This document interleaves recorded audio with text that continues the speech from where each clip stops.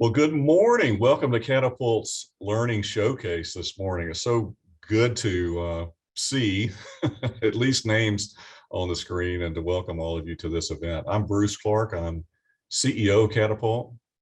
We're so proud to show you portions of our most popular programs, some of our most interesting programs, and expose you to some new delivery methods that we've developed during this season of COVID. COVID has certainly changed a lot of things, has it not, for you and for us? And a poster child for change is management development training. We went from a full and vibrant, in-person catalog of training events in early 2020 in all three offices to more or less crickets. Live online was a popular alternative and option, of course, but many waited for that in-person experience and decided to wait and are deciding what their proper mix is. And today ought to help you think through that as well.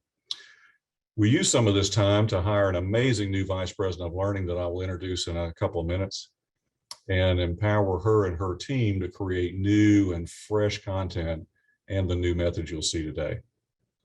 I was CEO of CAI for 20 years before we formed Catapult in early 20 from the merger of CAI in Raleigh and Greensboro and TEA in Charlotte. Together we do many things for employers, and I'm sure many of you are aware of those things, from compliance help to HR projects to products like background checking and benefits administration and affirmative action. But for me personally, seeing transformational change in an individual, supervisor, or manager, seeing their career become something they wasn't sure it could become, is the most rewarding thing to me. I've seen the impact of soft skills training all these 20 years and the impact of good role modeling for managers.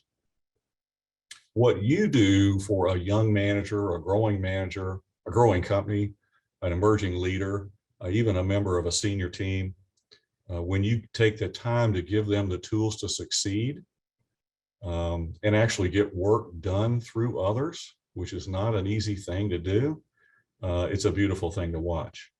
Conversely, and I know not anybody on this Zoom call would do this, I'm sure no one would, casting a manager out into the new and churning waters of people management with only their own technical skills tied to their back is malpractice at best. It's actually probably a word that's worse than malpractice. We give people a laptop, we give them health insurance, we give them a salary, we give them a truck or a toolbox or an office or an expense account. We give them all these things, these expensive things, but too often we don't give them the chance to develop the workplace skills to truly succeed. They say, and it's one of my favorite sayings that they say, is that people are hired for what they know, but they succeed or fail based on who they are and how they behave with others, especially when managing others. We appreciate the fact that you trust us with your soft skills and people development, training, and learning. We're focused on meeting you where you are, meeting your people where they are. Work is different today, to state the obvious, and you need our flexibility. We continue to rebuild and create learning programs to meet these changing needs, whether in person, virtual, or through new delivery methods for our type content like podcasts. We're a partner here to help you achieve your business goals and always keep focused on the fact that the reason to train someone is to advance business goals. It's my genuine pleasure to introduce you to Kirsten Laura, our VP of Learning. Kirsten succeeded CAI's long-term and now retired VP, Colleen Cunningham, that many of you knew. Kirsten brings experiences from large global training organizations, professional skills associations, and in-house roles. She was one of the best decisions we made during COVID, and she and her team are doing an excellent job for us and for you, and I appreciate her personally very much. And Kirsten, I'm going to turn it over to you. Well, thank you, Bruce. And, thank you so much for the kind words. And thank you, everybody, for joining us here today. We are so excited to still get to do the Learning Showcase, even if it's in a slightly different way than we might have done it in years past. I think that's sort of the theme of today, right? We are all adapting, we are all changing, we're all figuring out how we're going to handle things now in the new normal. And that means that some of it will feel the same and some of it is quite different than what it was before. A little bit of background on myself, just to expand that. I joined in December of 2020. I was very lucky to actually join during that quiet time after Christmas, before the new year really gets started, because I was able to get some dedicated time to look at our content, to meet everybody, to spend really quality time with Colleen and understand the programs and the foundation that she has built. By the time we started ramping, it allowed me to kind of immediately say, like, okay, how are we going to change and build and grow? And it was the moment that TEA and CAI came together.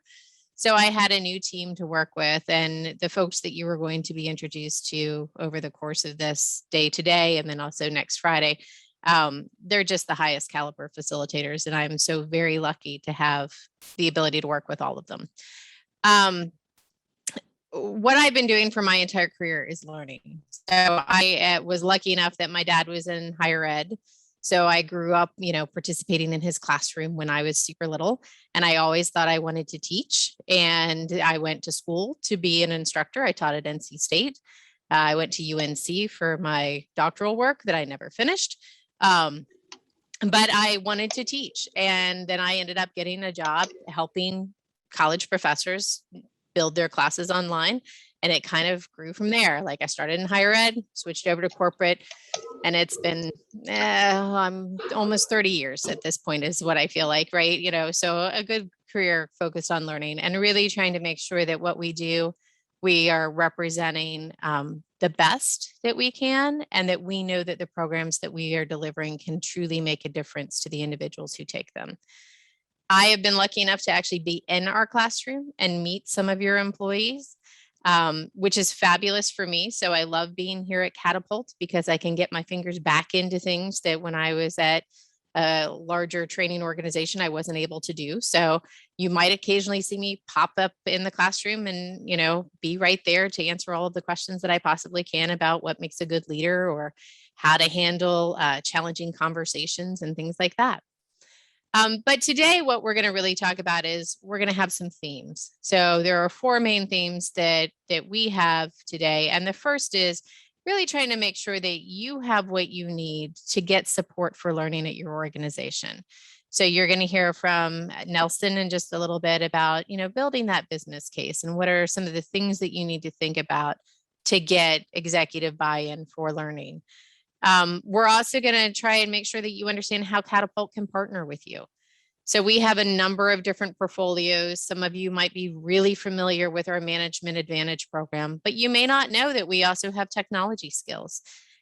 We all know, like, cybersecurity is such a hot topic. Well, we have courses in that, right? So there are things that, because of the merger between CAI and TEA, we have now as a portfolio that I'm not sure people really are all aware of. The other thing that you're going to learn is how you can handle the challenges of today. I don't think there's any of us that don't feel stressed and exhausted and burned out and tired and ready to be done with the entire COVID thing. And we want to go back to normal, whatever normal is. And if we feel that way as individuals, our employees and our staff and our team, they are feeling the exact same way. So there's a theme that you will hear about how to take care of your team. And also next week, you'll hear about how to take care of yourself a little bit. So that's what you can expect for this event. I'll give you a preview about what we've been up to this past year. So this year has really been focused on updating, adjusting, adding, and adapting. And I think that, most of us probably have the oh yeah, that's a common theme. Like, we've done that same thing because we all have been forced to do this. So updating, we have really worked to make sure that our content is fresh and current. There's a lot of new challenges for managers today. Most of us probably did not work in a remote and or hybrid environment quite in the way that we have been. Most of us probably have not had to manage employees who are also homeschooling their kids at the same time and figure out how we can still set performance expectations and everything like that. So we've really had to learn some new management skills. And in a lot of ways, the pressure on our leaders today has been even higher. And we've recognized that there are new things that they need. So we've updated the content to do that. We've also been adjusting. So you may have seen some changing platforms for delivery online. You may now, when you get a confirmation letter, you're going to have a link to go access your course content instead of a PDF being attached. So we're really trying to adjust how we deliver things to streamline it and to make sure that it is as seamless as possible for you and your employees, and that it's easy to do business with us. We're also adding new programs, new exercises. We have some new formats. Some of my favorite things that we've done this past year have been actually member driven. So because of the changing times, people have asked for podcasts like, hey, we don't have time to actually take people off the floor. Can you just take your diversity program and could you create a series of podcasts for us? The answer is yes, right? We want to do something for our leaders that we can reinforce the learning that they have in a formal classroom. Can you do like a best tips afterwards or something like that?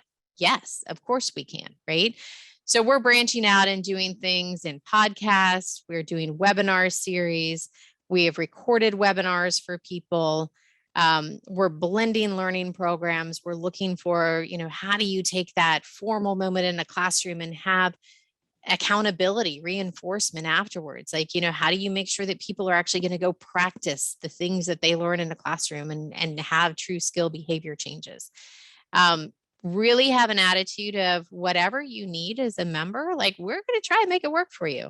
And one of the coolest things that I think we've introduced that Don will touch on a little bit next Friday is we've actually started combining classrooms. So our in-person classes are now also combined with some virtual students in our technology skills. And we also can do that for private groups. So if we come to your site and you have 8 people in person and you need 3 people to log in at the same time and feel like they're part of the class and participate, we have the technology and we have built out the capability to do that. So this is the way that we're just trying to really be as flexible as possible and look to the future, because we know that the new normal looks different for all of us, right? For a lot of our members, they're manufacturing, they're construction, they've been working in office the entire time. For some of our members who are maybe software development, they've been remote the entire time. 2 very different groups that need still the same education. We just need to be able to adapt and flex and deliver it in different ways. So I am actually going to really quickly touch as well on our growing areas. So one of the things that we have really seen this year that people are asking for is private group. And I think for me personally, and I don't have evidence of this, this is just my opinion. I think it's easier to bring one person into your location to do a private session, and it's comfortable to do that because it feels controlled. Your employees are already there together. There's lower risk of bringing one person in. So we're seeing more people say oh, could a facilitator come in and deliver that class for us? And when they come in, is it possible that we tweak this content a little bit? We don't quite want all of the 3-day course. We really like these 3 modules, but we like the modules in this other program as well.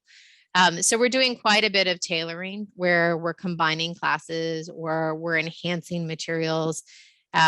We had a call center not too long ago that was returning to the office. So customers were going to start walking back in the building. And they said, after a year being remote, we're a little rusty. Could we maybe do a class on improving communication and customer service and also business writing? And so, we were able to pull that together to kind of give that refresher. So when we're back, it's not the same casualness that we might have had when we're working out of our bedrooms or our studies or our back porches. We're back to that same level of, okay, we're in the office and we get the cue of being in a professional building.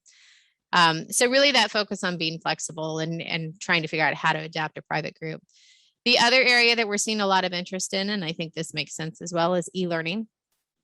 Trying to figure out how I can do something on demand. We all are struggling with the war on talent, right? Everybody, we are challenged to keep great employees. We are challenged to go and find great employees. That means that sometimes the people who need skills can't take 3 days because we're short staffed, but they still need education. They still need to be able to access information. So looking at e-learning as a solution for that on-demand instantaneous moments, that's something that we're hearing quite a bit from our members as well.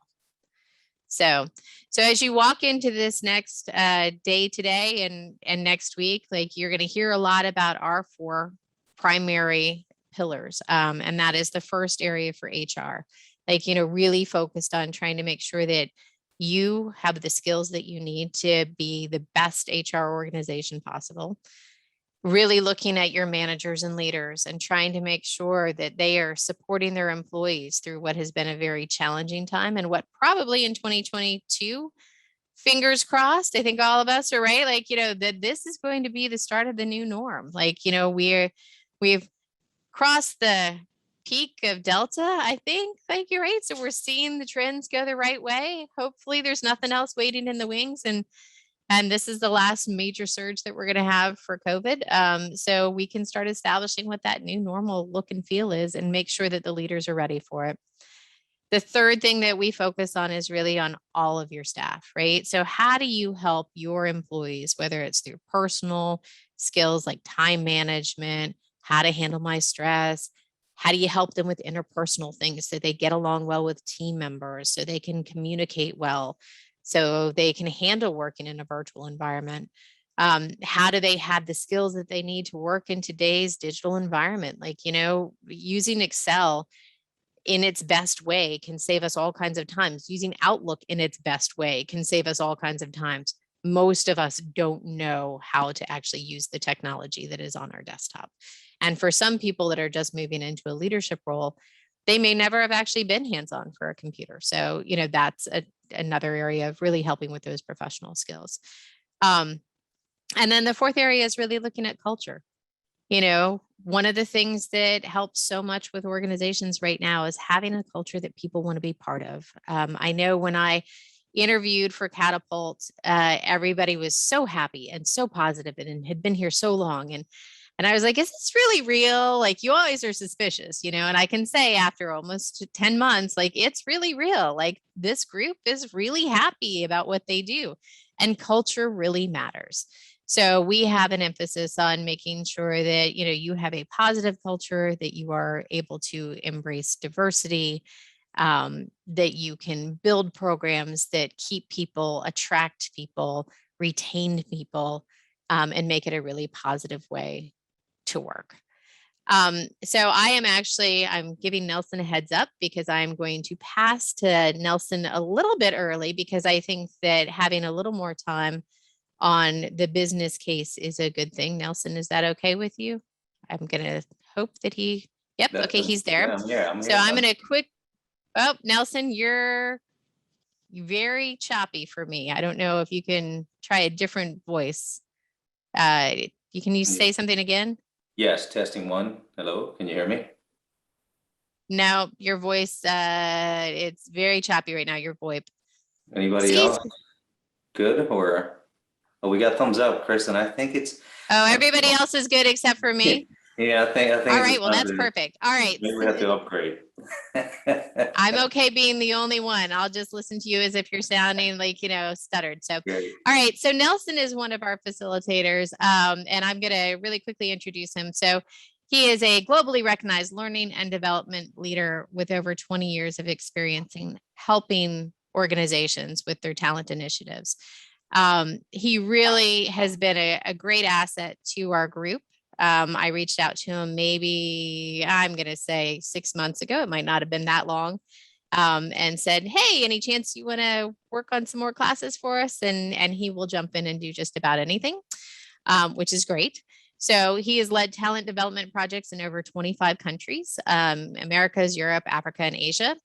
He is a master trainer with the ATD. So that's the Association for Talent Development, which is the organization for everything learning related. A DDI facilitator, a Gallup certified strengths coach. He's an associate with the ROI Institute and a learning and development partner with us. He holds a bachelor's in organizational psychology, and he served our country for 13 years in the U.S. Coast Guard, and we thank you for that service. And right now, he is the Global Director of Talent Development and Diversity at BioAgilytics Labs in Durham. And luckily, they allow him to sometimes facilitate for us as well. So you may see him in an upcoming class that you attend. So Nelson, I will turn it over to you. Well, thank you so much, Kirsten. People are going to think that I have you on the payroll or something after that introduction. So I appreciate that. Thank you so much. Team, I'm so glad to be with all of you today. I hope you have your coffees ready. I'm telling you, I at least by this time I've had 3 cups and this is number 1. So hopefully, you bear with me. So I hope everybody has their brew, anything, tea, your Diet Coke. Some people do it out there. My kids do it all the time, the Diet Coke in the morning, the adult kids. So thank you. So the more time we have, the merrier. I love talking about this. Please, I want to encourage everybody to use that chat function. So at any given point in time, you have a question. Although I'm planning, right, depending how the chat goes, I'm planning to have a Q&A session, probably around 15 minutes. Now that we got more time, that looks like we are definitely going to have a Q&A at the end.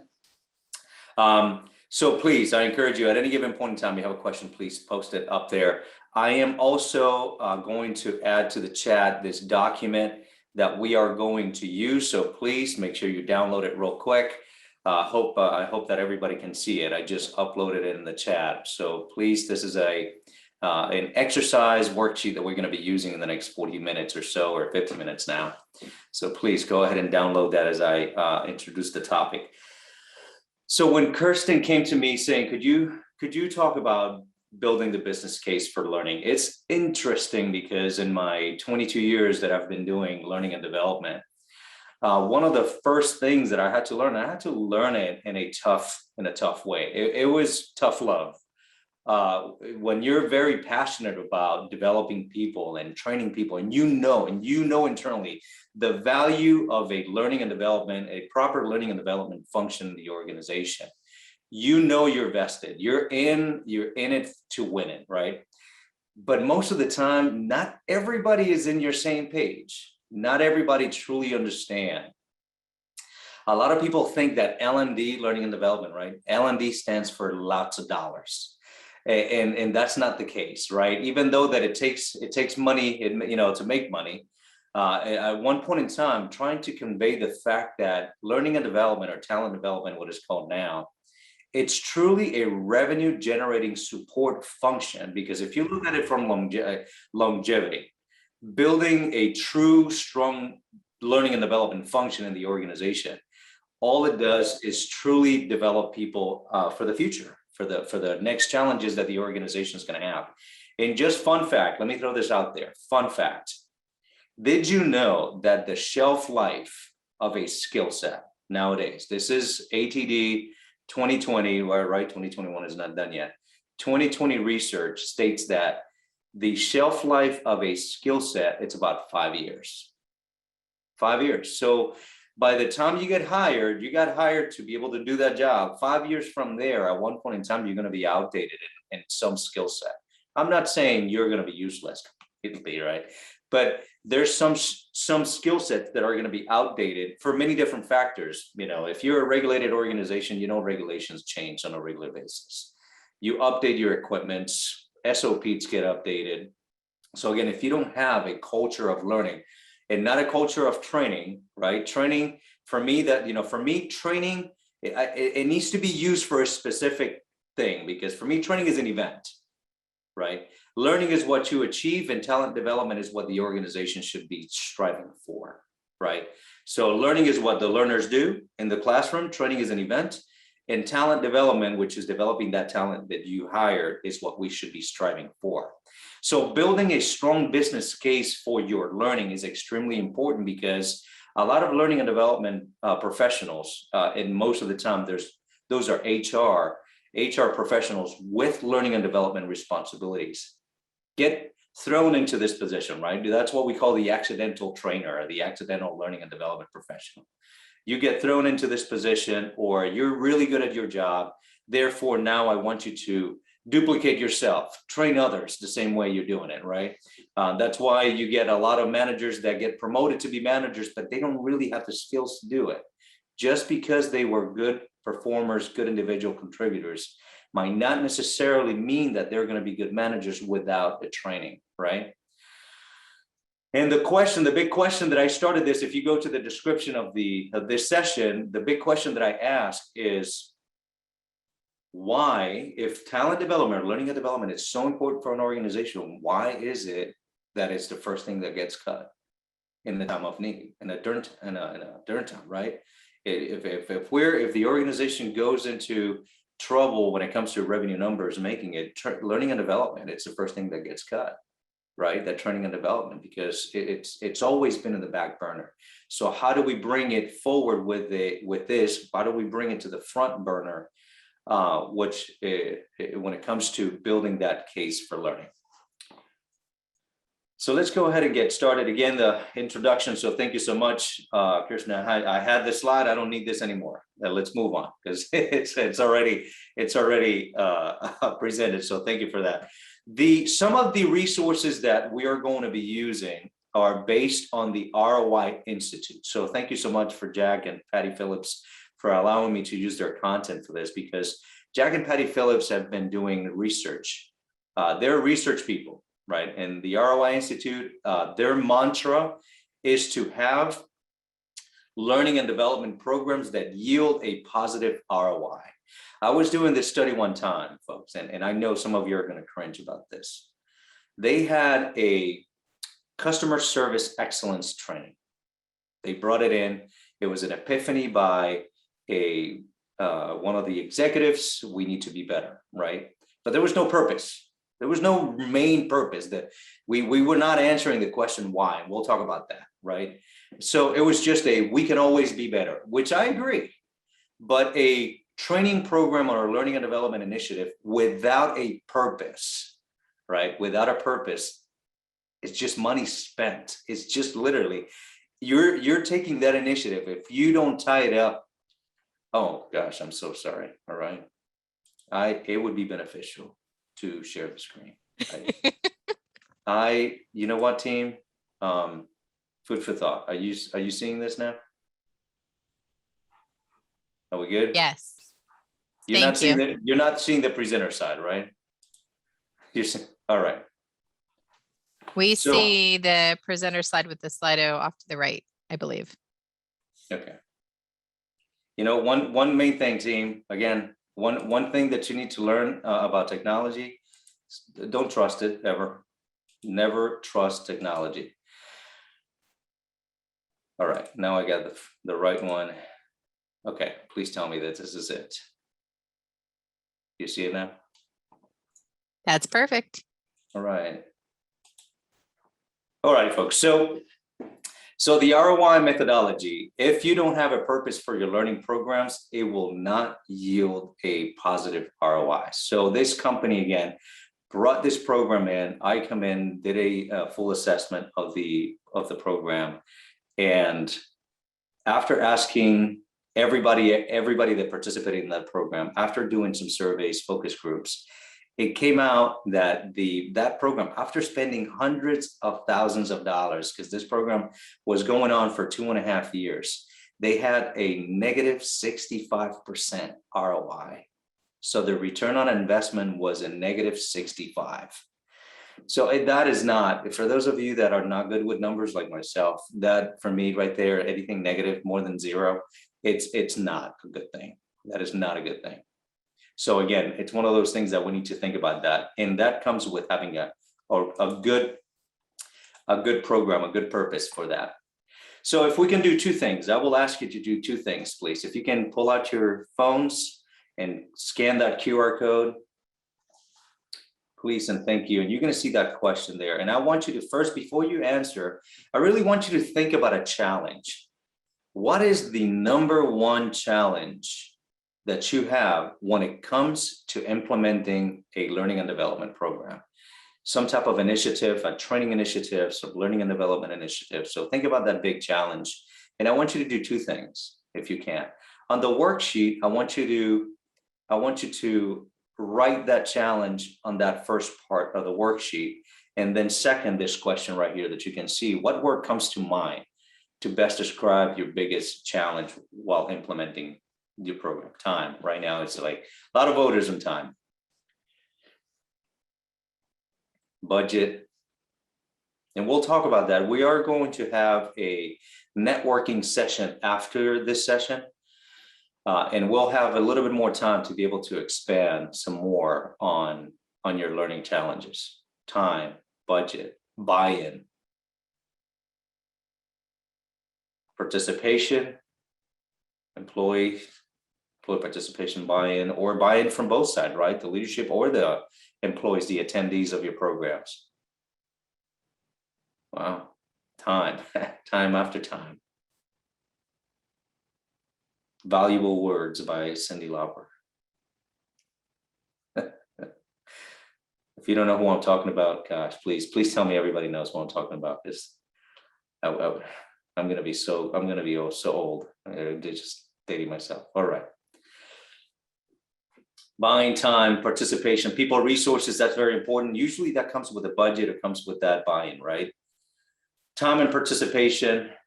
Okay.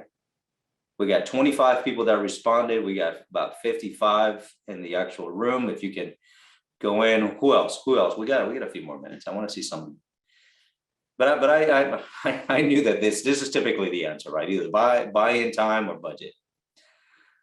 But usually budget and time are the biggest ones. Engagement, that's a good one.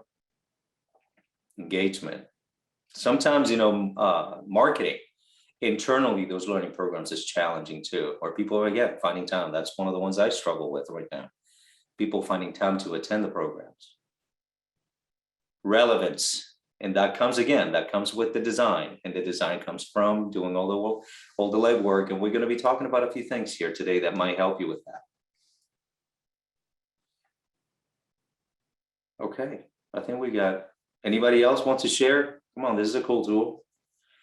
Anything that you have to scan a QR code and answer questions and play on your phone, that has to be good. That has to be fun, right?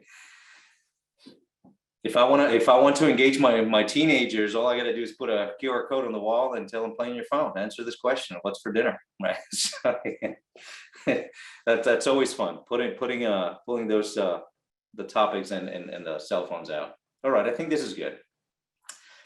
Basically, we can agree that most of the time is all this, right? But let me share with you what are the serious performance challenges that are out there, that companies that have been interviewed, CEOs that have been interviewed, learning and development professionals, CLOs, or the chief learning officers, they came out with the top 5 serious performance challenges. As you can see, it's like most learning and development is wasted. It's not used. They call that, just fluff training. Things that just we come up because 1 or 2 managers here just put a training request. Have any of you felt at any given point in time like a waiter or waitress that, people just send you an email or give you a call saying, hey, we want training on communication skills. Can we have that by next week? And you're just taking the order, right? You feel like, okay, yeah, do you want fries with that? Do you want a Coke? What do you want to drink with that order? Right? So you feel like you're just taking orders instead of truly putting 2 and 2 together, instead of saying, okay, when I got into my organization, it was a very strong wake-up call for both the leaders in the organizations dealing with me and myself dealing with the organization, because they were used to putting the order in, right? They were used to, welcome to McDonald's, what's the order? And then they put the order in, and then the other side was like, okay, yes, very transactional, right? You want training? Here it is. But Nelson comes in with a very consultative approach, which now they say we want training. I was like, okay, you want training, I understand that, but let me ask a few more questions to make sure that that's what you need, not what you just want, right? Let me go ahead and ask you, and me asking the first question was, what business outcome is this going to improve, right? And they're like, oh, well, I don't know. Well, I knew that, right? But again, it's one of those things that when you're trying to change paradigm, and that's what we're doing, team, with this business case for learning. We're changing the paradigm, which is not easy, right? Sometimes paradigms get affected by organizational culture, and sometimes changing that culture, it's pretty tough. The other one is that learning and development outcomes desires by executives and client organizations are rarely measured. So what does that mean? They don't measure. What is measuring learning? What is measuring the learning?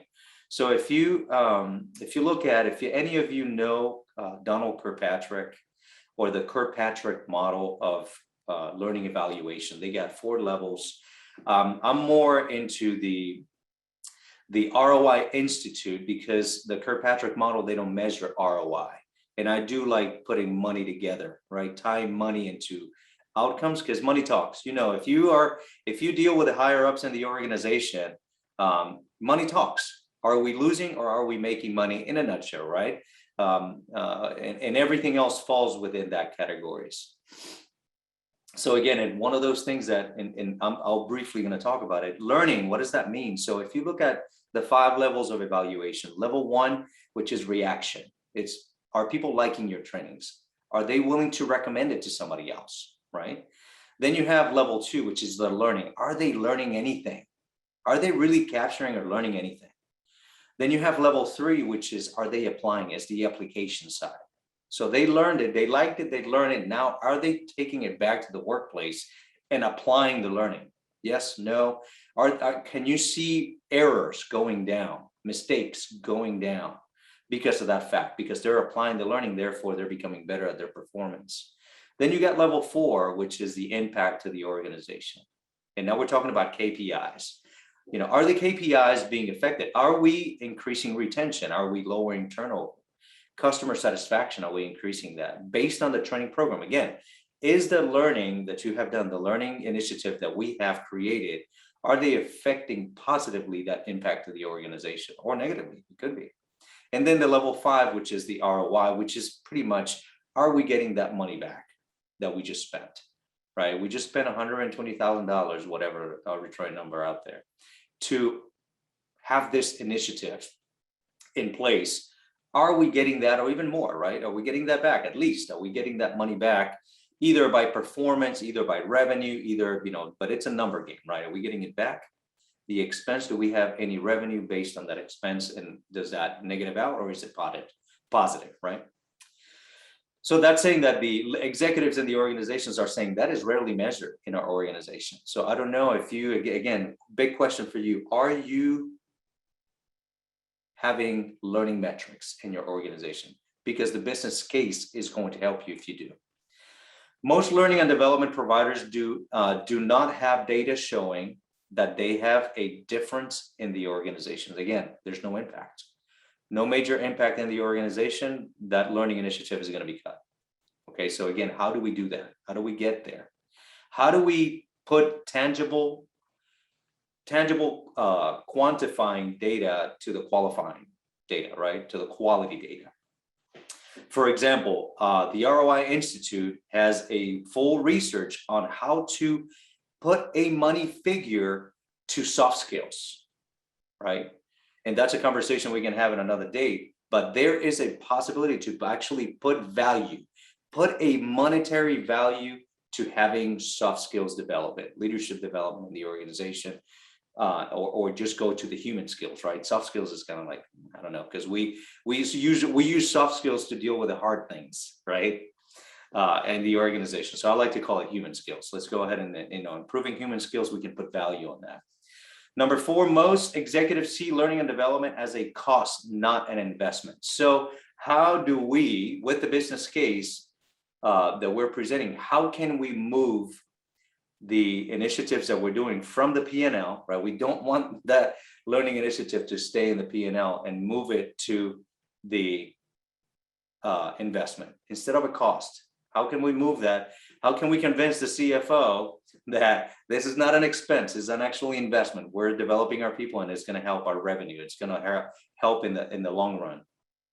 And then again, most executives view hard skills more valuable than soft skills. Why? Because they're immediately attached to revenue, right? So those hard skills, you can see tangible results immediately. The soft skills or the human skills might take a little bit longer because there's more coaching, there's more development. It's something that you have to, you know, nurture and create, right? But again, how can we tie it up to the business? And I think that if we tie all this up to the actual business outcomes, the KPIs, we are going to be successful at having that business case and getting those challenges that you just mentioned try to not necessarily obliterate it, but at least minimize the amount of time that you don't get the buy-in, or you get your budget cut, or you get the time to be able to do it. Okay. A couple of fun facts here again. Did you know that research right now indicates that 60 to 90% of training initiatives result in no performance improvement whatsoever? So if you look at 60 to 90%, that's a lot. If there's no performance improvement, what are we doing training for? We're not an entertaining company. This is not a show. It's not a comedy show. It's not just to entertain people. We need to see that performance improvement. So therefore, that means that the learning is not transferred back to the job. Therefore, if we don't transfer it back to the job, if the learner is not applying, immediately applying the learning into that back to the workplace, there's no impact. So that level 3 that I just mentioned, the impact, the application is not there. Therefore, if level 3 doesn't happen, level 4 is definitely not going to happen, which is the impact to the organization. And if those two don't happen, therefore ROI is not going to be a good number. That's definitely not going to be a good number. So we don't want that. So 60 to 90%, folks, that's not a good number. So think about it. Where is your organization at when it comes to this? And then that data also revealed that the lack of business alignment is the number one reason why programs fail. And that is the number one thing that we should do. And I'll show you that. Those are one of the first things that we have to do to be able to be successful, right? And executives say that they want that, but they don't always get it. So are we giving that? That's a number 3 question that I have for you is, are you providing that to your executives? Are you able to explain the business impact of your learning programs or even your learning function itself? Okay. I was working with the ROI Institute with the Metro Police in London. And this came out in a newspaper article, The Metro Police, and we were not part of this part. We were part of the evaluation after the fact, after this came out, right? They spent 10 million pounds on leadership training programs for all their officers. But then the crime didn't stop. So what do you think the citizens are going to do? So they complained to the parliament, they complained to the city officials, they complained to everybody because they said, you're spending all this money. Why don't you throw that money back in the streets, back into getting more officers or patrolling more areas? So again, they did not tie, and again, we don't have enough time to be able to go through the entire study, but we keep reading this same story over and over again. Organizations, did you know, again, 2020 data, companies spent about $70 million, and this is an average, from the huge, you got the Walmarts, the Amazons, to the smaller companies worldwide. About $70 million is the average from everybody a year in training. That's a lot of money still.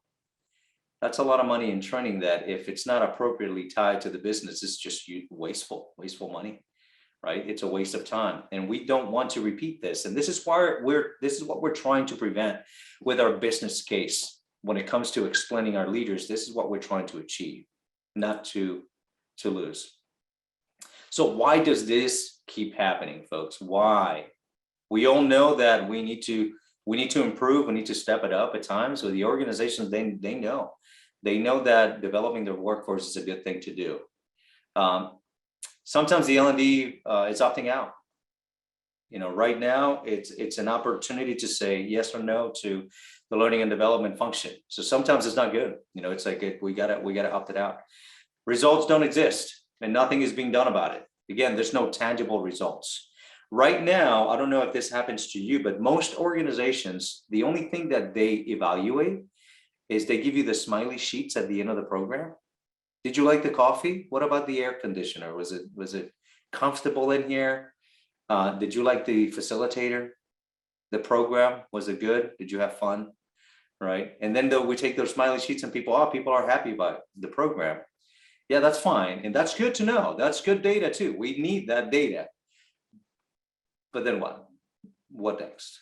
Did they like it? Okay, so now what? Is that going to improve business? No. In most organizations, sometimes they do tests. I don't know if any of you do any quizzes or any tests at the end of each program. That's level 2, which is fine. You test, okay, fair enough. They got it. They know how to describe the 5 levels of evaluation. Great, but now what? Right? Are we moving to the next one? The methodology being applied lacks credibility. People are just doing things on a whim, something that, they looked in, because of the fact that we don't get the buy-in we desire as learning and development professionals, even for our own development. I don't know, when was the last time you as an HR professional or as a learning and development professional went to training to develop yourself, went to a conference to learn or mingle or network with other like-minded people to, again, grow. And sometimes it's not there. So that methodology, sometimes, I don't know you, but in my early stages in my career, YouTube was one of my best friends to try and find training, because I think the first training that I got to be a trainer, I was 7 years into my jobs doing training already, and doing it on the best thing I could, watching a couple of videos or talking to people about it until I went to my first training again. That credibility sometimes it's challenging. And then programs are not designed to deliver results. Again, it's the order taking. We don't ask more questions. We don't ask what gaps in performance, what gaps in knowledge that we're encountering. And it's a challenge. It is a constant challenge. All righty, folks. At this point in time, I'd like to ask you, give me a thumbs up. How are we doing? Are we doing good? You go to that emoji there. Emoticons, I like emoticons. Put the thumbs up there. Give me a thumbs up. Why? How are we doing? Good timing? Are we slow it down? We need to. All right. For now, I can only see like 7 or 6. Some people, but we're okay. All right. I vote with you guys. So this is what I would like for you to do now. On your worksheet, please. In your worksheet, you got these 5 serious performance challenges. I want you to look at your challenge, the one you wrote, and I want you to link it to one of these. If you look at the time, the budget, the engagement, what could you, out of these here, what could you attribute it to? And be honest, you don't have to share. I'm not going to ask you to share. This is an internal, this is for you and you only. If you can attach that, tie it up, link it with one of these, and then on the right side of that form, ask yourself, why do you think this is happening? Why do you think this is happening? Why are you not getting your buy-in? And tying it up with this one here. And again, this is me pointing at my monitor because I'm looking at this one here. So why is this happening? So you got your challenge. You thought about it, number 1. You link it to one of these 5, right? And then once you link it to one of these 5, ask yourself why. So if, like, for example, if I say number 4, my executives are seeing that this learning and development is just a cost, not an investment. If they're seeing it like that, ask yourself, why do you think this is happening? And I'll give you a minute or so you can do that.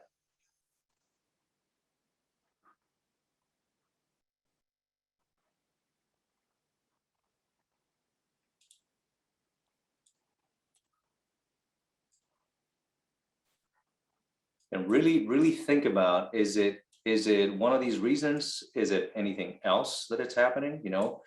And there's, again, tons of factors: mergers and acquisitions, changing in staff, budget constraints. And why are the budget constraints, right? Again, why is it yours that is getting cut, nobody else's, right? So think about that. And maybe you won't have the answer right now, and it's okay. It's okay. This is not a typical question that people go around asking, right? So again, it's one of those that you might want to talk to somebody in your team as well to be able to answer this. Why do you think this is happening?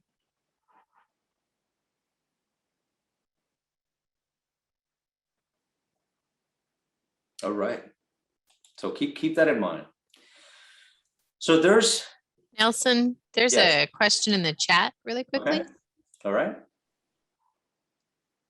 Do you have examples of questions we can ask to assess outcomes and results? Is that the question that we're talking about? Yep. Yep. So, and let me ask Janine, I hope that I'm pronouncing that right. Janine, if I can ask a follow-on question on this, to assess which specific outcomes or results. So you're asking like the KPIs of the organization, or are you asking this question directly to a customer, like for example, a manager that is coming you asking for training? Or so if you don't mind answering that, do you have examples of questions we can ask to assess outcomes or results? Is this to the executives, like you're asking them?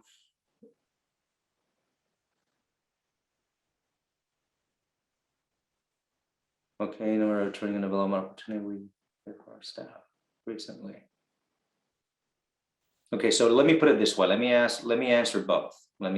So if you get somebody, if you get a request from a manager or even an executive that comes to you and say, we need this type of training, right? And that usually what, a lot of the times comes top down, right? They come to you, say, we need this. People are not talking to people accordingly, or we're having some complaints about the customers, so we need to improve our communication skills, our leadership, whatever it is, right? So sometimes,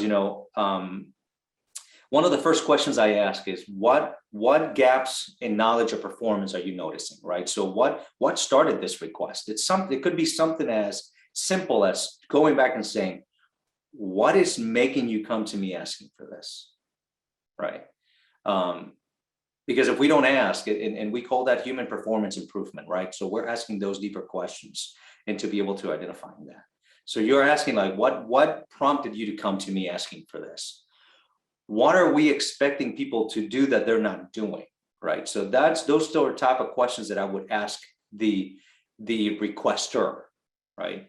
What business outcome are we trying to improve with this? Is this a revenue? Is this a profitability issue? Is this a productivity issue, right? You do want to ask those questions because you want to tie it immediately, right, to something that you're going to benefit the organization, right? For example, having team, like my recent one, team building, all right? We need a team building. All right, fair enough. Why is that? Is that just because people don't stand each other or they don't perform together? Those are two different things, right? Is it because they don't stand each other, or is it because they're not performing, collaborating together? Because we measure, in learning and development, we also have the KSAs, right? But instead of abilities, in learning and development, call it attitudes. So those are the three things: knowledge, skills, and attitudes. So which one are we trying to tackle? Are we trying to increase performance? Are we trying to increase knowledge? Or are we trying to, influence attitudes? Because attitudes do affect the way people learn, right? If they don't want to learn, that's an attitude issue. It's not a capability, right? Or an ability. They don't want to. So we're trying to, influence those attitudes in the workplace. So asking those questions are very important. Even if I get a manager coming to me asking for training or request, I always try to go back to the executive team or somebody higher up in the food chain to be able to say, we got this request. How do you see this tying it up? So if it's an operations manager, I would go to the operations, the COO or a vice president of operations, and say, I just got this request for training.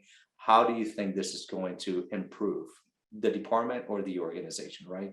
So don't always just get the order and just say, okay, fair enough. Let me see what I have in the shelf, to be able to throw your way. Ask more questions, deeper questions, and let's go ahead and enhance. Let me show you a few things here that might answer that question. And then at the end, when we have the Q&A, we'll be able to expand a little bit more on this. But that's a really good question. So out of the 8 principles that we have here to truly build a strong case for learning, again, we can't save the world in 40 minutes, right? So we're going to go with 1. We're going to focus and start with why, because I think that's the most important of them. And everything else just flows based on that, which is how do we align our programs to the business? Okay. So starting with why. And those are the questions that we're asking the stakeholder when they come to us. Even a lot of the times we do not perform a needs analysis. A lot of organizations just, if you have heard of the ADDIE model, the ADDIE, which stands for A is analysis, D is for design, the second D is for development, the I is for implementation, and E is for evaluation. Usually that is a model. It's the most fundamental model in instructional design. So a lot of organizations jump straight into the implementation if they already have something from the shelf, or they should go straight to development and they jump over analysis. And the analysis, of course, a lot of people see analysis with a bad rap, because analysis, most people say, well, if you do this and you focus too much on analysis, you can fall under analysis paralysis, and you spend the entire time just analyzing stuff and nothing ever gets done. But you can take an agile approach to analysis and do something quick, iterations, and then try to, but at least you have to find out, why are they coming? Why are you coming to me with this? If you haven't read the book, Start With Why by Simon Sinek, it's an amazing book. So I would highly recommend that too. Starting with why, knowing the purpose. Why are you coming to me, right? We learned this question when we were 2 years old, right? And we've never stopped asking it. Why? Why are we doing things? Why this? Why that? Right? So again, asking or answering the question, why are we doing this program? Why are you coming to me with this? Right? What are you seeing that you're not, that they're not doing? What are they supposed to do that they're not doing? Because again, the learning needs to be tied to performance, and the performance needs to be tied into business outcomes, right? So that's what we're trying to do. If this is a problem-solving approach to be able to handle those problems in a systems level, in a systems thinking, right? When you look at systems thinking, when you look at creative design thinking, you're looking at into the future more than just the now, right? So starting with why is extremely important. Like I mentioned before, these are the 4 or 5 levels of evaluation, even though it has a level 0, but the level 0 is just the input, right? Indicators, why the project is being affected. But I wanted to add this real quick so you can take some notes. I was able to get permission to share this with you, so we could potentially share the slides as well if you're interested. But I wanted to have this because I already told you what the levels are, some of the measurements that we do, but the typical measures.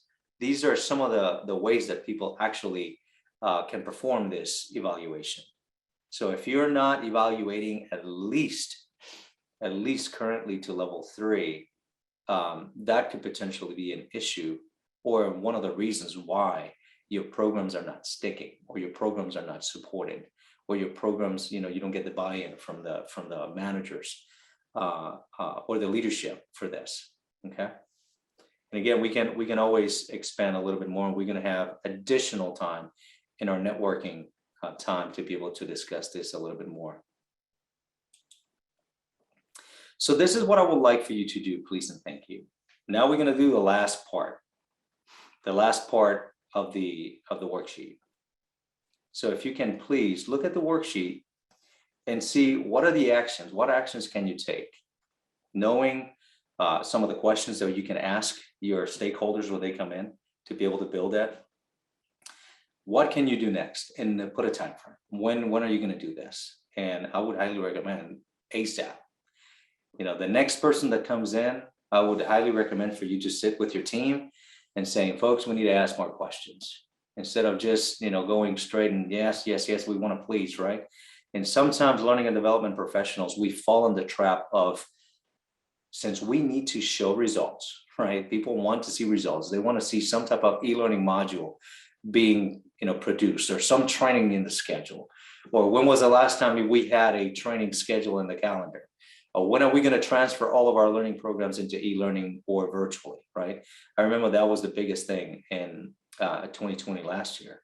People moving from classroom to virtual, but then they did not adapt the design to be in a virtual environment, right? So they were just using virtual, but still teaching it like it was a face-to-face or live instructor-led training, and that was a big mistake. A lot of programs fail because of that. People just turn off I don't know if this is happening to you in your learning programs, but if I could ask, like with a quick show of hands, emoticon there. But show of hands real quick. Show me, like, who here, most of your learners, when you do a virtual class, who has, let me see, like, let's do 50 or more % of people with their cameras off. Show me with the emoticon there, and pick the one you want. They most 50% or more of your training participants are just non-participatory, cameras are off. You feel like you're just like, talking to a screen, which is basically what you're doing, right? Yeah, the sad emoticon, yeah, the little tear. I know it hurts right here. It hurts right in here. When you don't have that connection, when you don't have that human connection, and you got people that just probably are still sending emails, and they just got you in the background like a podcast. Sometimes it hurts the ego, and sometimes, again, when they're not engaged, when they're not actively engaged, I know it hurts the ego, and it hurts the results, right? It hurts the results. So again, it's important for us to do that. So team, thank you so much. I think this is the last slide, and then we can jump into some questions for you. But I wanted to show you this as a reminder. Out of 400 organizations that were at the ROI Institute interview last year, these are some of the numbers. 74% of the CEOs, they want an ROI, and not just ROI, they want a positive one, right? They want a positive ROI, and only 4% of those CEOs are actually getting it from us. So I got to say, like, no wonder our programs are being cut off and shut down. And every time we say we need more people, they're going like, they laugh internally, and then they say no, right? And I got to ask you this, like, what impacts has HR made on the business, especially when it comes to learning programs, right? What is it? What actual impact can we quantify? If we can quantify monetary value, that's even better, right? And my stance with my organization is that I am here every time we get a staff meeting, and I come up with a crazy idea, because Nelson has them by the truckload. When I was told be bold, hey, you told me that. So when Nelson comes up with an idea, and they're like, Nelson, why are you recommending that? I was like, I'm just trying to save us some money or make money. That's what I'm here for, right? I'm just trying to make money by developing our people, though. We're trying to make people more like, I'm just trying to make rock stars here, so we can make money or save money. So again, keep that in mind. What impact are you creating? And are you part of the 4%, or are you part of the 74? Right. So again, let's bring those numbers up, and I can guarantee you, with the business impact that we create and the case that we build, that's going to be extremely powerful for us to be able to do so. We cannot go with a whim. We cannot wing it. There's no winging in this industry, because when you wing it, you're just like playing lotto. There's a 50 chance that you're going to win, or or even less that you're going to win, and mostly that you're going to lose, right? So we got to plan things. We got to be prepared. So I have a last poll for you, and this one's going to be on the actual form. So I'm going to share this poll for you, because we want to know your interest. Right now, we would like to know, would you be interested in a full day if we create this program for you, full day of building your case for learning? And we would have the entire day to be able to build that strong case for you. A half day, would you be interested in a 2-hour workshop that we can bring to you? So let me put this real quick into the poll, and that should be popping up pretty soon there for you. And if you can just tell us what would be available, what would you be interested?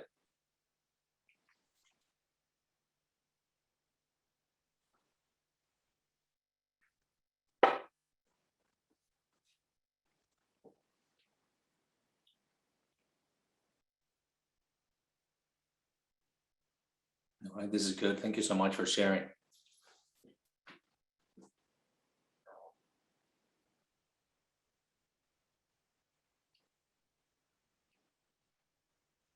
This is a good perspective, because as we move forward, you saw that there are eight principles to be able to build this, starting with why and creating that evaluation strategy, how to conduct this, how to present this to your leadership.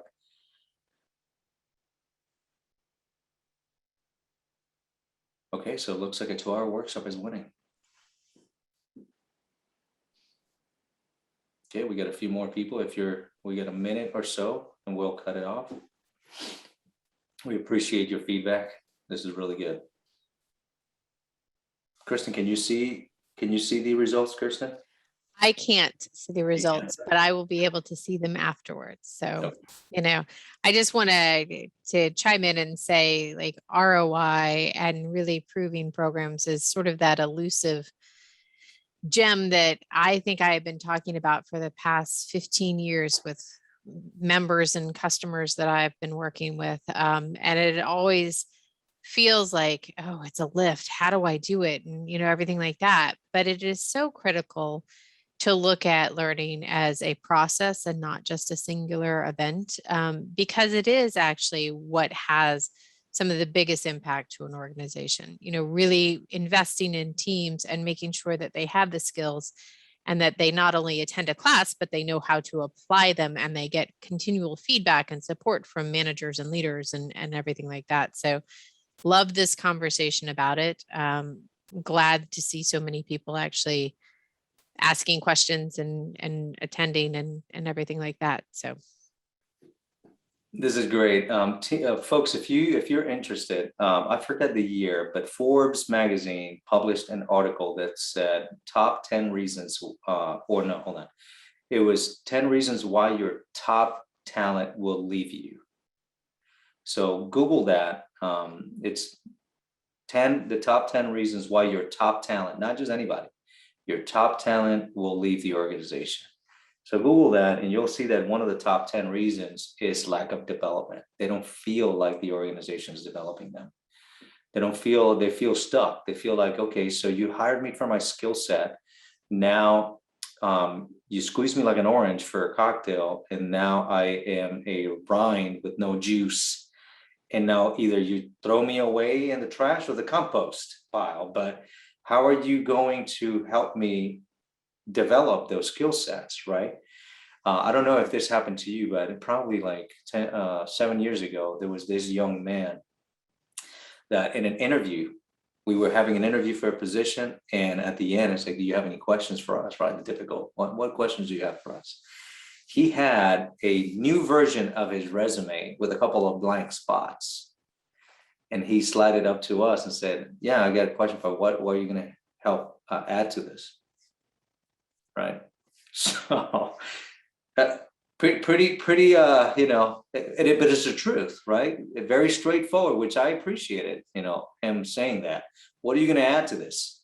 Right. So again, it's very important. And even though that we all mean it, right? We all have it in our heads. We don't necessarily, all of us, communicate this to that interview panel, but we have it in our heads. What is it going to be increased? Am I going to leave the organization either by retirement or because we have to go? Are we going to leave better than when we came in, or are we just going to be outdated and now I got to find a job somewhere else that hopefully will help us out? Okay. So just to finish, folks, and go into our question session, we typically, an organization does really well at in-skilling, right? So when I've worked with organizations that they came to me and say, well, Nelson, we have been in a very, very successful organization with no learning and development program, right?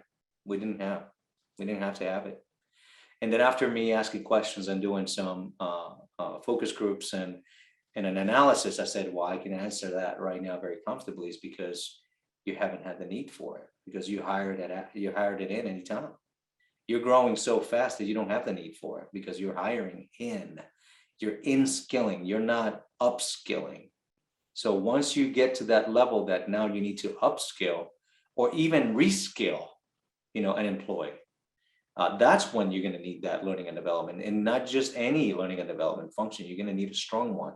And just to let you know, I don't know if you know this, but Netflix is even outskilling.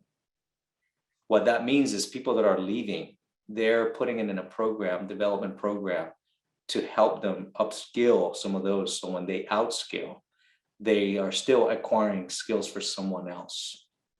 So hats off to them. Not every organization can do that, but that term of outskilling, a lot of organizations, of course, very progressive organizations are doing it. Okay. All righty, with that said, any questions, folks? We got the sad emoji here. I'd love to ask anybody who's participating if they have worked on a program with ROI, or if they have worked on a program where they have tried to prove the value beyond the smiley sheets and what they did. Hmm. I don't know if anybody's willing to raise their hand and share, but that would be great. Please.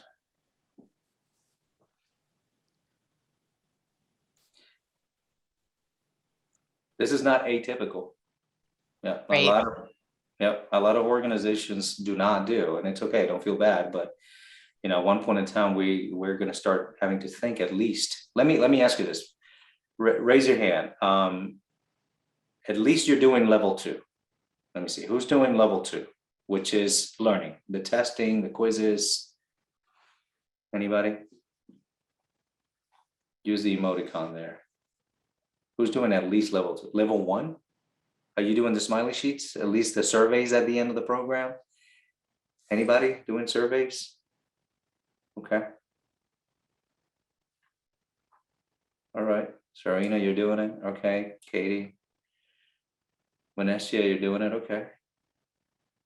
So the rest of you, how did you, let me ask you this real quick. How do you measure success? So what would success look like?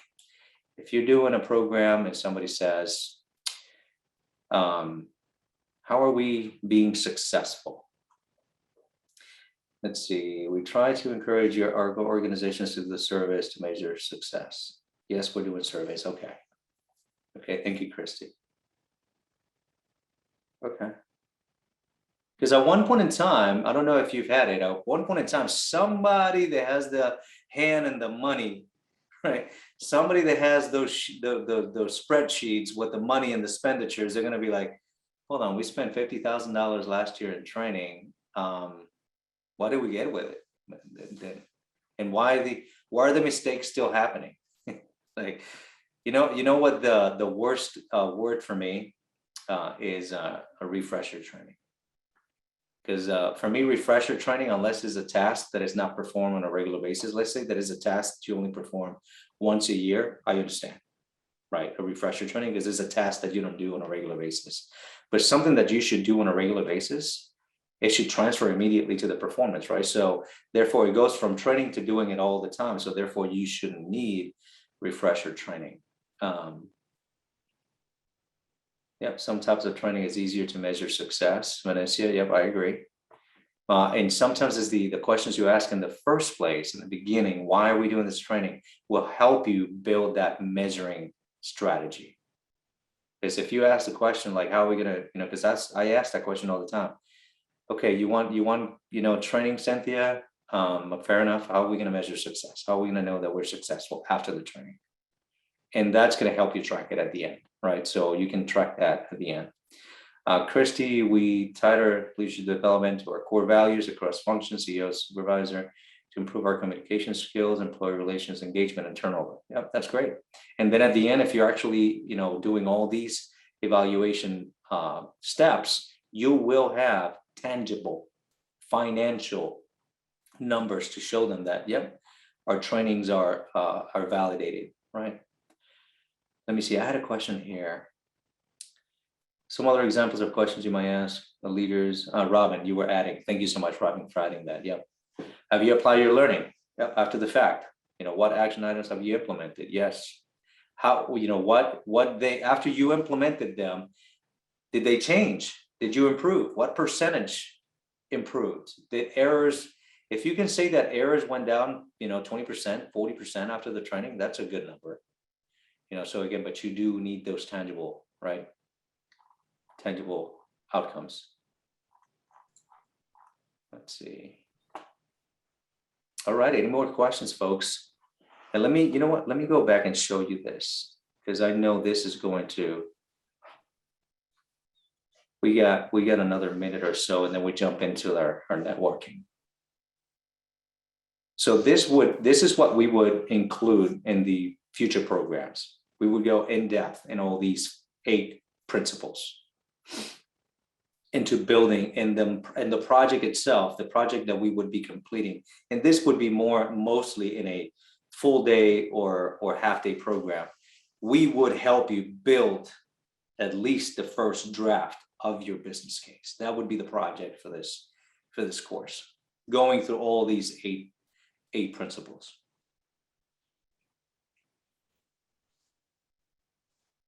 All right, Kirsten. I think it's 10:15. Time's up. Perfect. So we are actually going to move into a breakout session. So as you were experiencing this day, you will see parts of how we handle our live online classes right now, all of our virtual courses. So with the chats and the polls and the breakout rooms and things like that, rather than say like, oh, here's how we do it, we thought it would be better for you actually to experience it and to be able to connect with each other.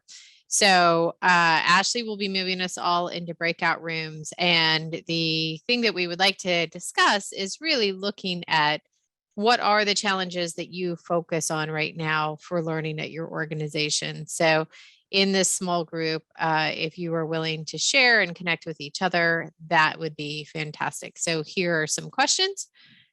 Specific implementation challenges that you want addressed in training, any classes you might want, or any specific questions that you might have about who should attend any of these programs. So with that, I'm going to let Ashley take it away and move us out. So thank you, Nelson, again.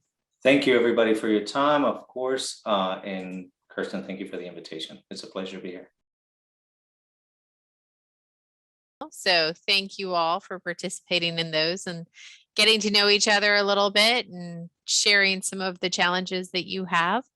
Nelson says not enough time. Nelson, there is never enough time to talk about, right? Like, I mean, that is the best part of being in person and having networking moments and everything like that. So I look forward to the moment where we can all start meeting, whether it's in High Point or Charlotte or Raleigh, and open the doors and have roundtable conversations with peers and everything. So that is coming soon. I would expect that we'll have some of that in 2022 for sure. We're starting with the classes, but we'll continue to expand all of the in-person options that we have for those who want to. So our next presentation is a portfolio spotlight. So we are going to talk a little bit about management, leadership, and also professional skills. And in this session, you guys are going to get to spend some time with both Robin Wilson and Marisol Rodriguez. They are two of our facilitators. They are just, again, I cannot say enough about my team. Like, I worked with trainers when I was with Global Knowledge for years in all kinds of different areas. And when I came to Catapult and had the privilege of working with this team, I was thrilled to discover that I had some of the highest caliber people working with me. And not only that, but they're a heck of a lot of fun, which makes work that much better. So Robin has a master's in ed and an MSA. She's got more than 20 years of learning experience. She is our lead right now. So she helps me with a ton of content updates. You will probably see her on virtual classes all the time. She also helps us with tailoring content and all kinds of different things. She worked last year as part of the core team to transition everything over to the virtual environment. And then this year I made her change it all up again because I wanted to match up the lengths of content for virtual classes and also for in-person. So that way, if we have students that at the last minute decide, you know what, not comfortable going in person, we can just slide them right over to the exact same content and have it be no disruption.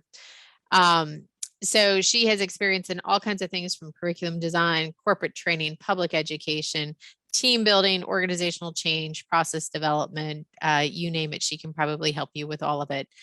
Marisol also, firecracker of the classroom, super high energy facilitator, which is always great to have. She specializes in the leadership and professional development training. She was with the Employers Association. So here you're getting, one from CAI Legacy, one from TEA Legacy. So that's nice. Again, over 20 years of business and leadership experience in healthcare professional service organizations. She has her Bachelor's of Science in Health Service Administration with a minor in Business Administration from Central Florida. which I love because I'm a Florida girl born and raised. So like anytime I see somebody else from Florida, I'm like, woohoo. Although I don't think she's a Gator fan, so I'll excuse that. But let me turn it over to Robin and Marisol. Hello, everyone, and welcome. I'm so excited today to talk to you about our Management Advantage programs. And then Marisol, as we said, is going to take over the professional skills programs piece. So hopefully you can see my screen. I'm sharing it. If you can't, let us know in the chat and we will be happy to help you out behind the scenes. So again, welcome. My name is Robin Wilson and I am the lead learning facilitator here, and I specialize in the Management Advantage, as does my colleague Marisol. So we are happy to help you today. The way we want to start our time together is in the chat. If you would go ahead and pull up your chat if you haven't activated it already. We just want you to take a chance and network and take this opportunity to just share your company name, your job title, as well as one thing you would like to learn from this session that we're doing this morning. Now, knowing that we're not going to call on people to do this, but we are placing it in the chat. So as we move along, feel free to read everyone's information and see who's on the call so you can network with one another and really reach out if you have questions or need assistance. It's a great opportunity for you to really express. We'll also have people monitoring that chat to see what is it you want to learn, or if you have specific questions and would like to reach out to us for more. With that being said, we're going to start our time together. As you are taking time to do those introductions, do that at your own leisure. We want to start with a poll. So I do have a poll question for you. My colleague's going to pull it up for me here in just a minute, but before she does, I want to read it to you and give you a moment to think about it. What are your team's most common management challenges? So we talked about challenges overall a moment ago, but now we want to talk about management specifically. What is it that your leaders are having difficulty with? And we gave you some answer choices here, pulled from our content and curriculum. Answer A is conflict resolution. B is just that communication, that communicating effectively. C is bridging those generational differences. That seems to be a recurring theme in all of our classes lately. And then the last one is leading virtual teams. Now, if your managers are experiencing issues with all of those, then feel free to check all of the above. And I'm going to give you just a moment to answer in our poll, and then I will tell you what the survey says today is the most common challenge that you're experiencing. I'll take just a minute and answer that.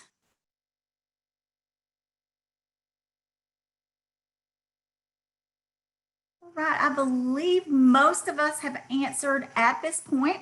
So I will let you know that the big winner today is communication. Organizations are struggling with communication. That's not a surprise to us. It's probably one of our top sellers here at Catapult. So coming in second place was bridging generational differences. Again, another theme that we see in class and that we know is out there. So we try our best to address it. We do have classes that we'll speak about in just a moment. Now, with that being said, you may be wondering, well, how do your classes work? What makes them different than any other organization? When participants walk away from our classes, they have had a very interactive and engaging experience. We are all about engagement and conversation.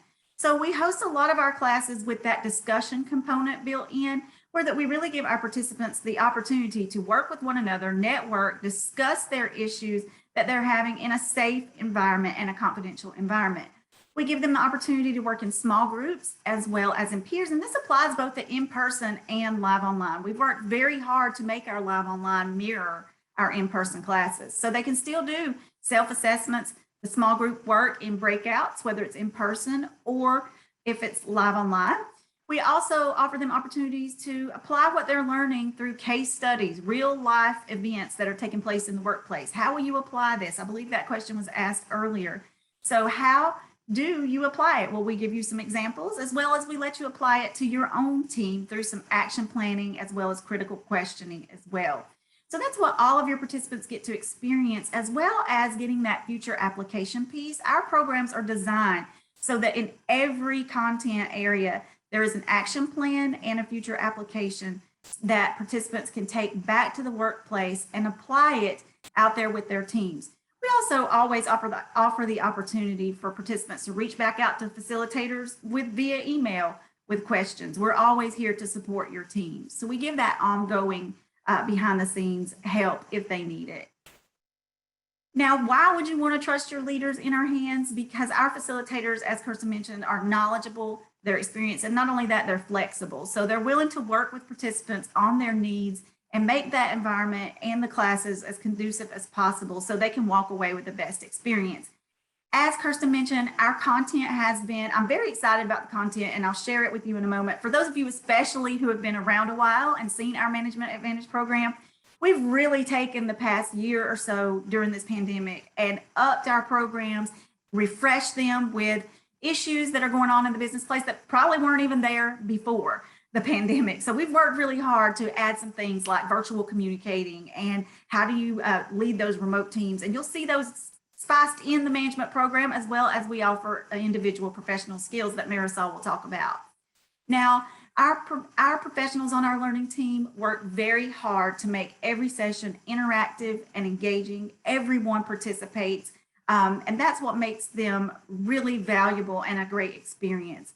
And as I said, participants can receive that post-class ongoing support from us as a team, as well as we offer those private group sessions that Kirsten mentioned earlier. And in my breakout group, I happen to be in a great breakout group where we also hit on that too, that our content can be customized to meet the needs of any organization, even if it's timing. If you need a 3-hour module broke down to a 1 hour, we're here to help you.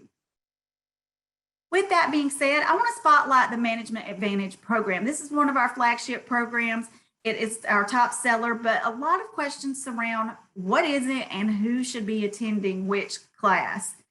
But before we get started, I do want to let you know that the underlying theme in all of our leadership programs is that leadership is relationship. It starts with building those relationships with your team through those things that we saw on the poll.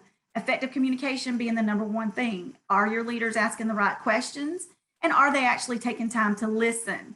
As well as, are we recognizing the generational differences? Are we building relationships with everyone based on their communication style, their work style, their generational? There's so much we have to consider as leaders in the workplace today that we really feel as though leadership is a relationship, and that's where it starts.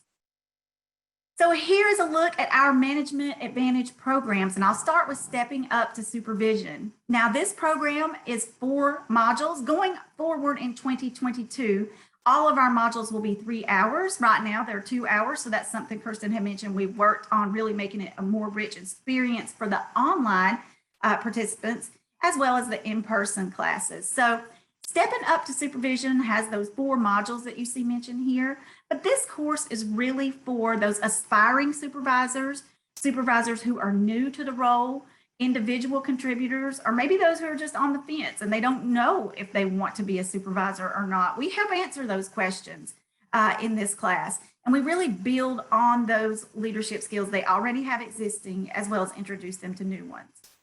The next level, and these are progressive courses. So if you send a leader to Stepping Up to Supervision, the next step would be the Team Leader Certificate Program. Now, in the Team Leader Certificate Program, this is tailored for a different audience. It's tailored for those existing leaders, those existing team leaders, new leaders, those who are leading projects or groups. So in this program, these again are 4 modules that we present here. And we talk about how do they achieve that maximum performance as team leaders?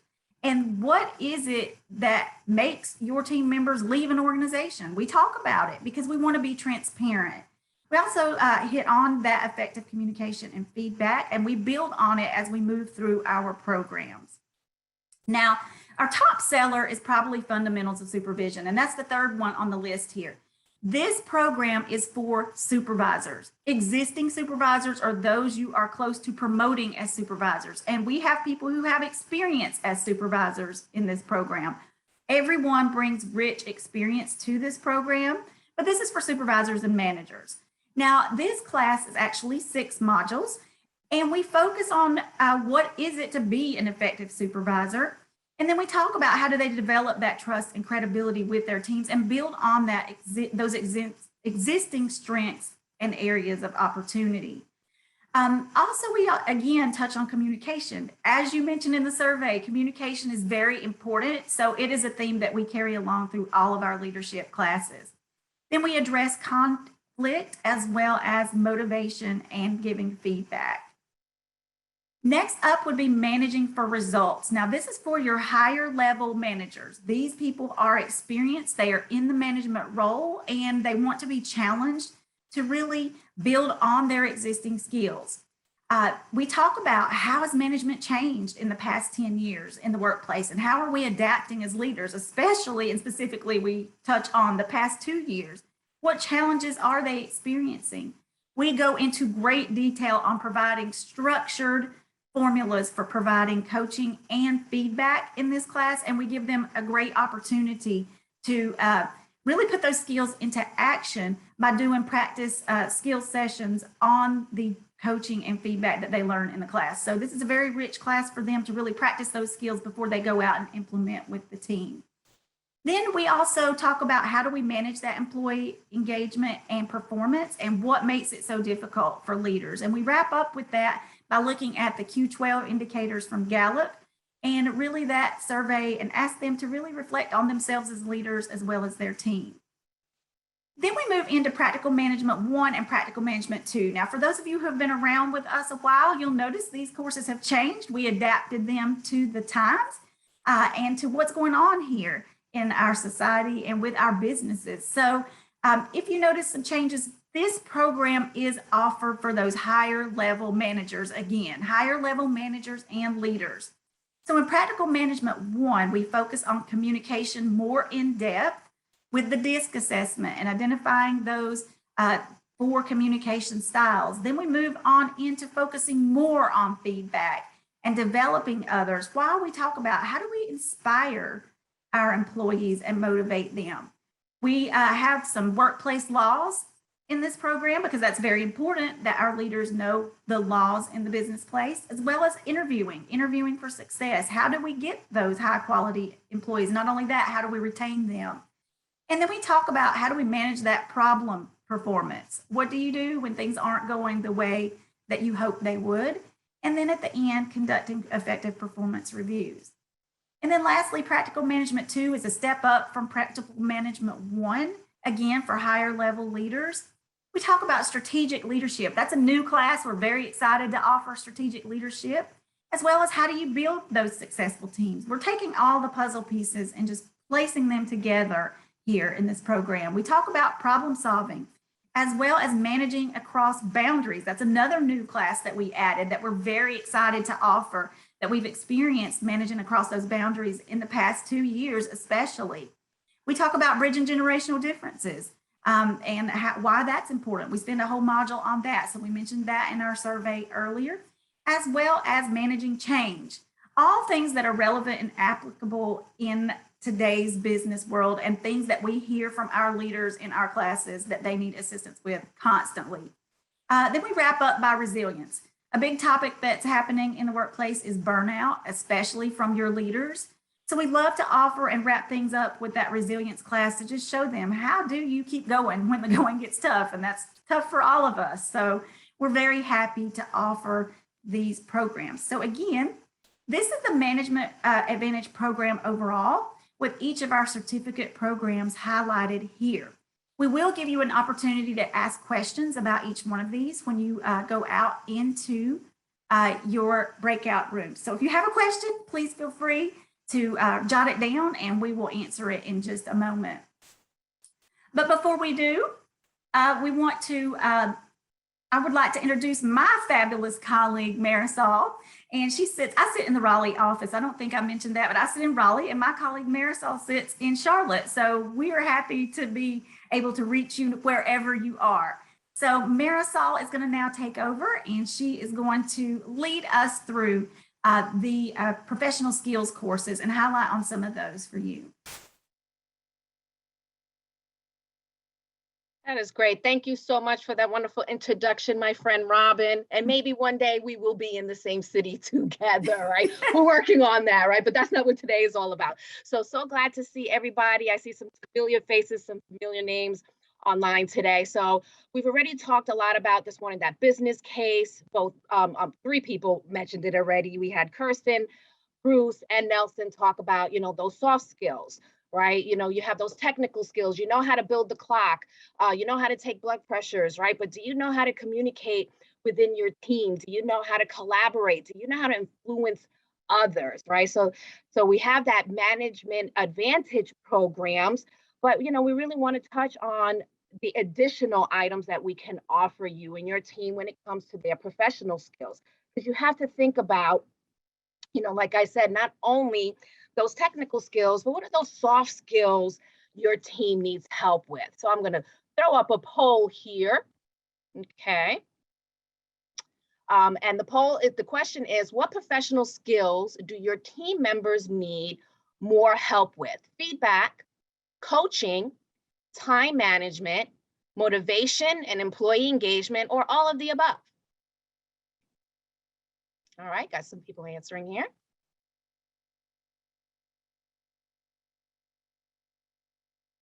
Give you a few more seconds. And just to keep in mind, this is just a limited amount of professional skills, but these tend to be, I guess, our top 4 or 5 requests when it comes to your team. So here we go, 3, 2, 1. Okay, oh wait, we got some throw. Guys are chiming in at the last minute. I'm gonna end the poll right now and let's see what our final answers are. Wait, no, I'm sorry. People are still trying to chime in here. I don't want to cut you off. All right, 3, 2, 1. I'm going to end that poll and then here share those results. Let's see what we have here. So our number 1 choice is all of the above, right? Everybody's like, just give us an all to us, right? And then the second one, you know, a lot of motivation and employee engagement. I get that. And a lot of my leadership classes, especially the ones like the team leads and fundamentals of supervision when they're first entering that workplace, you know, sometimes it's not just about the work and the productivity. It's about, you know, how can I connect with my team? How can I engage them to want to engage in others? How can I engage them to want to expand outside their own world? You know, right? They get used to it. They become complacent. How do I get them out of that particular shell? So we have a number of classes, you know, that can help you with that. So let me show you what I have here. Apologize. There we go. So some of it, and as I list these courses, they're not actual names of the courses, it's the topic itself.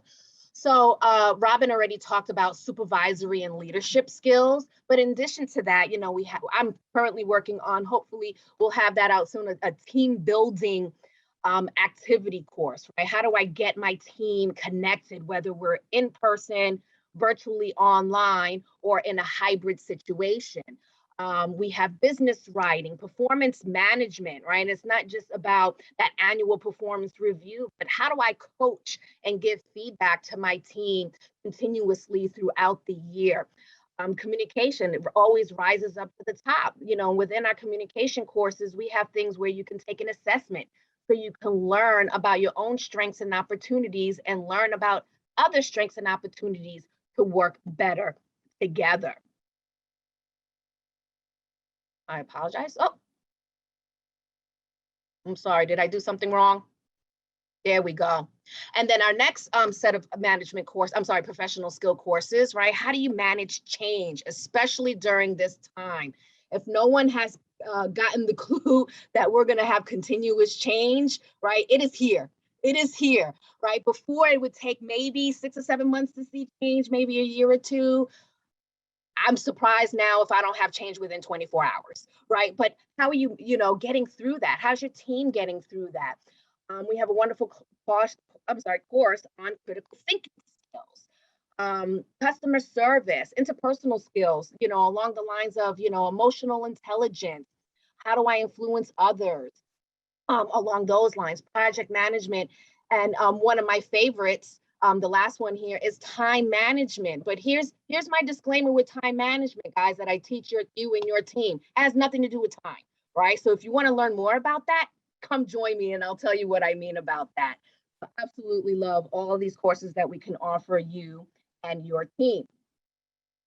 So now we're going to go into a breakout session. So to kind of hear more from you, right? What would you like to see within your team, right? So what specific leadership skills would you like to see addressed in your training? But I'm going to add something to that.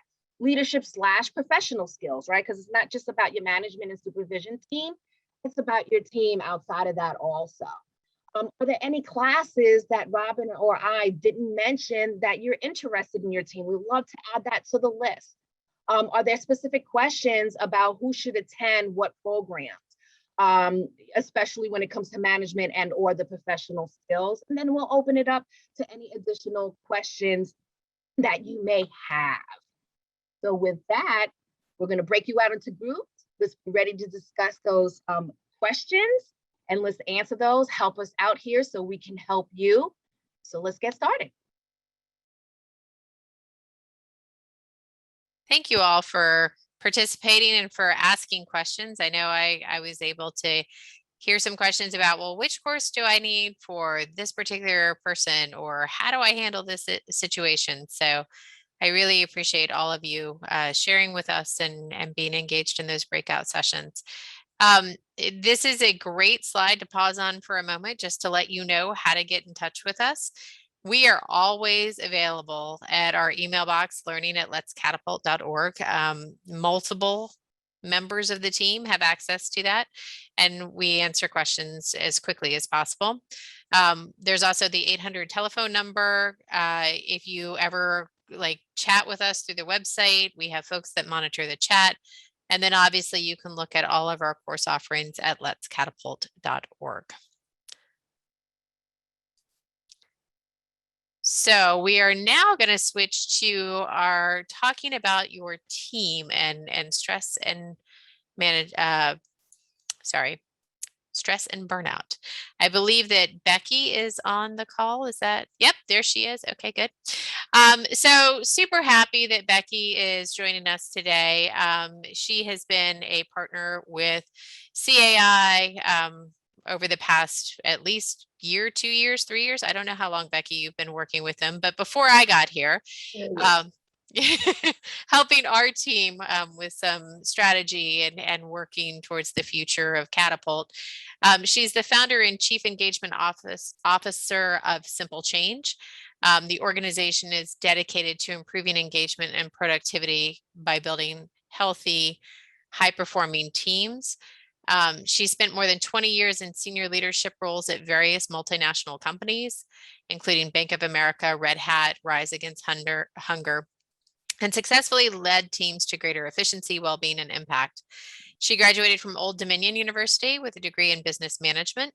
She did her MBA at UNC Chapel Hill, and she was recognized by the Triangle Business Journal as 40 Under 40 winner in 2015 and received her Certified Diversity Executive designation in 2021. She's on the board of the Alexander YMCA, where she's chair of the We Build People campaign.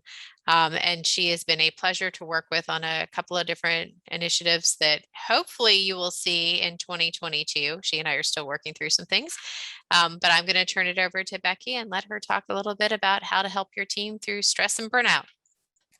Fantastic. Well, thank you and good morning, everyone. I hope you're having a fantastic end of the week. I imagine it's been a very, very long week. I think the most common thing that I've heard from folks that I've talked with over the past few months is just total and complete exhaustion. It's that sense of continuously driving and pushing and striving and one foot in front of the other. And frankly, a lot of people right now are reaching that point of just done. I'm numb, I'm tired, I'm frustrated, I'm just done. So we're going to talk about some strategies today. Today, we're going to focus on what we can do for your team. And then next week, we're going to focus on what we can do for you. So I hope you'll join both parts of the showcase.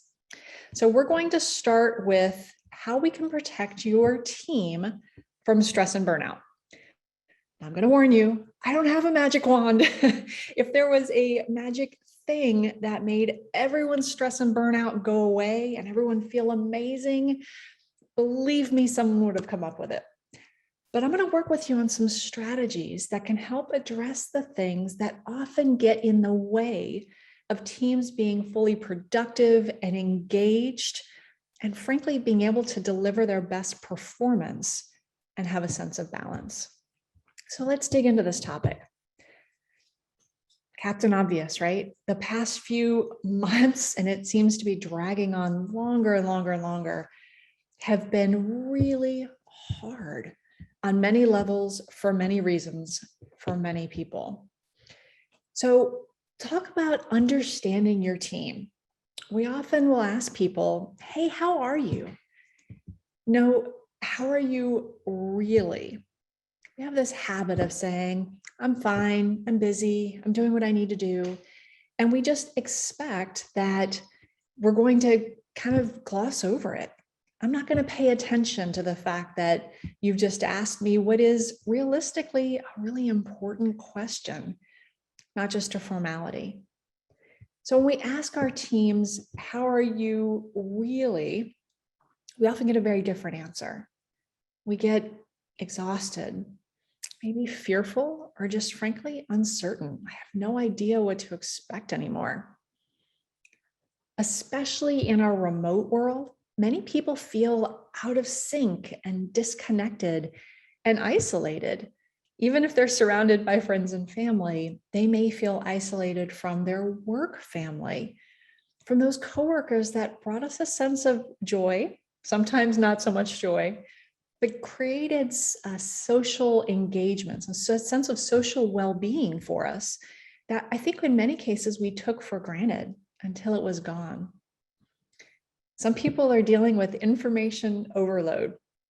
I noticed that in 2020, right around the summer, we started with, let's do lots of things. Let's send lots of resources and mental health resources and videos, and we'll do training and happy hours and coffee chats. And then after a few weeks, everything went silent because people just said, oh my gosh, enough emails, enough meetings, enough Zoom. I'm overloaded. When we dig beyond that initial question, when we dig beyond the expectation of, I'm fine, thanks for asking. I assume you really don't actually want to know the answer, and really understand how our team is feeling, it gives us a very different view of the risks that are posed. We talk about the great, as people are leaving jobs, the great recession of jobs, the great turnover. And frankly, it's very frustrating as business leaders trying to make sure that we can retain that talent that moves our business forward. But if we're not understanding how our team is really feeling and addressing those issues to the extent that we can, we're going to risk losing that talent. Our leaders provide the ripple effect. The behaviors of the leader that's setting example trickles down to the team. That collection of teams trickle down to the culture that you create and ultimately to the business results. When we focus on leader behaviors, how you demonstrate empathy, how you set expectations, how you actively listen to your team to truly understand how they're feeling.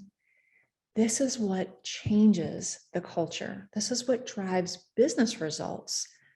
We often forget how much of an impact we have based on how we show up each day. The direct manager, based on studies by Gallup, shows that we have a significant impact on your sense of well-being and your sense of being valued. 70% of the variance in team engagement is determined solely by the manager. By investing in those leaders, by paying attention to the skills that are often labeled as soft skills, we can make a huge difference, not only in retention, but also in engagement and performance within our teams, recognizing that those leaders have the power to drive that culture. It's important that we give them the skills though, because some of these things frankly aren't intuitive, and many of our leaders are dealing with the same sense of overwhelm and exhaustion, in some cases even harder than the teams that they lead. What does it mean? We've heard this term, right? I'm burned out. But what does this actually look like? Because there's a difference between it's been a busy week, month, fill in the blank. I'm tired, I'm overwhelmed. And then it reaches that point of true burnout. And that's a very dangerous area because that's where we start losing people from our teams. That's where the health risks come in and the real danger shows up. So what are some of the symptoms of burnout? How do we recognize when this is becoming a danger point for our teams? In some cases, the health habits go out the window. They're either poor or deteriorating, those habits of maintaining our well-being. You may see stress behaviors. Maybe someone is very reactive, short fuse, depressed even. The chronic low energy, day after day after day. Can you remember the last time you felt a sense of joy and energy? Has it been dragging on for months? You may even be detached from your energy sources and your healthy habits. One of the questions I like to ask in training is, what gives you energy? What's that thing, that person, that activity that just lights you up and makes you feel like you again? And when's the last time that was present in your day? You may even be detached from those healthy habits that give you that spark of joy and energy. It's amazing what a difference exercise can make. But when we're feeling closer and closer to burnout, we may neglect those activities and just really sink into a dark place. You may have the inability to focus, and you're probably looking at this thinking, uh-oh, this also comes with stress. This comes with remote. This comes with nonstop Zoom all day and text messages and chat. But when you're getting close to burnout, you just have this sense of, I can't seem to get my brain to stop. I'm going nonstop 24/7 and I can't focus on any one thing. You may be antisocial or isolated or closed off. Often we disconnect from those that can provide that connection we need to feel like us again. Maybe impatient or very irritable, very pessimistic. Everything is a worst case scenario, or even feeling stuck, apathetic. Ever get that sense? Just, I can't even adult right now. You may feel inadequate. I can't handle this, or I'm not up to the challenge. There are risk factors. Those are some of the signs and symptoms, but there are risk factors that drive us in that direction. These are some red flags that we need to look out for in our companies and in our culture so that we can prevent that burnout. We can prevent that source of overwhelm and exhaustion. What are some risk factors? Anyone experienced any big shifts lately in the culture, in your leadership team? It may be personal or even health responsibilities and status, but something major pivots and we get thrown off our balance, our foundation. We may have inadequate resources. Now, I'm going to point out that I haven't met a team yet that said we are perfectly staffed, we have everything we need, plenty of budget, we are great. But there is also a sense of never having enough. We're doing the jobs of 2 or 3 people. We don't have the tools. We don't have the technology. We don't have the process. Those inadequate resources can very quickly drive you to a sense of burnout. You may even have a sense of diminished control over what's happening. I'm just here turning the crank and everyone else decides. I have no ability to guide my path forward. I have no autonomy to decide how to get this job done. I'm just sitting here waiting for direction, waiting to figure out what's next. Or even increased responsibility, caveat, without skills and training and support.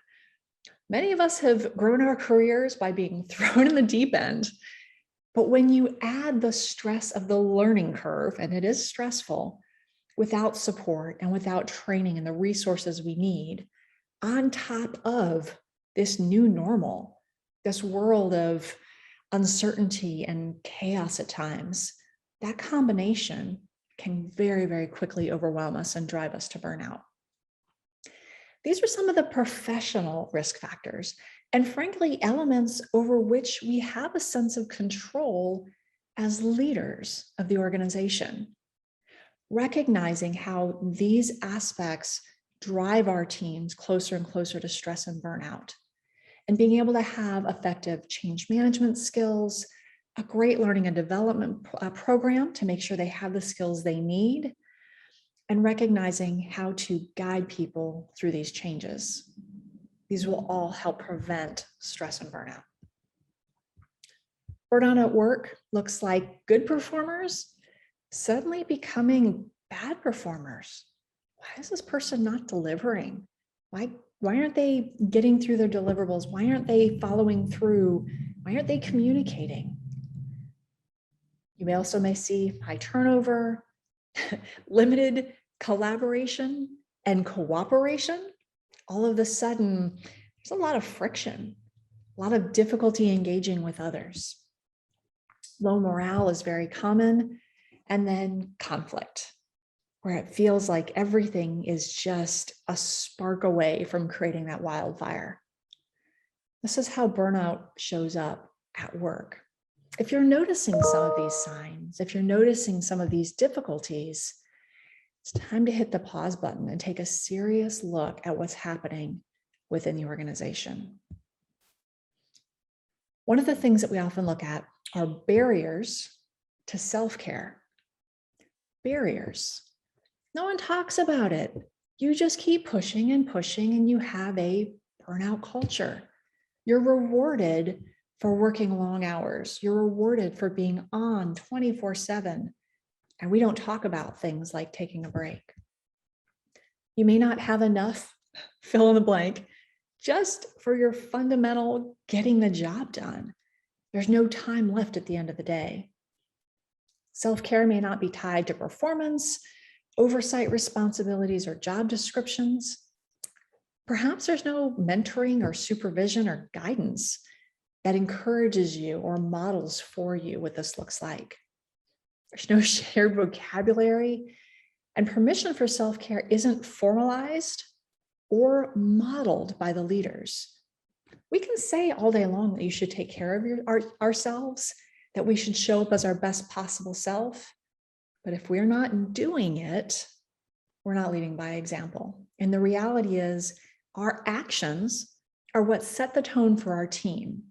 Our behaviors show what success looks like and how you get to that level. We show what's expected of others in the way we show up every day.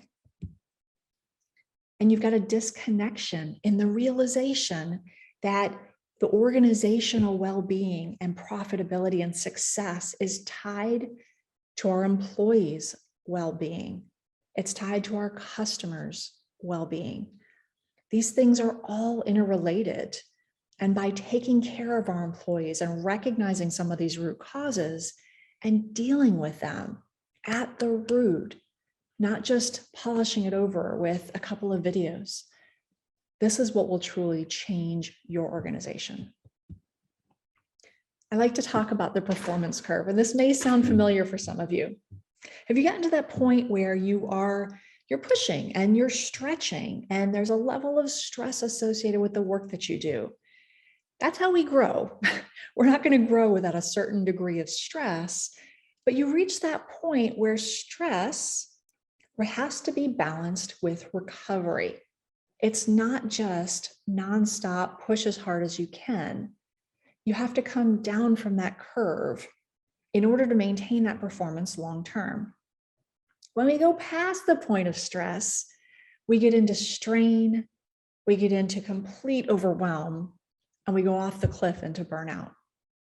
Our optimal performance is right in that stress zone, balanced with recovery. Often I call this the zone of delusion. If I just keep pushing harder, I'll keep performing more and more. I'll have more output, I'll have more productivity if I just keep going. And I call it the zone of delusion because the reality is our performance deteriorates over time when we push past that point and don't recover. When we get into strain and overwhelm, that's where fatigue and poor judgment and poor decision-making overwhelm us.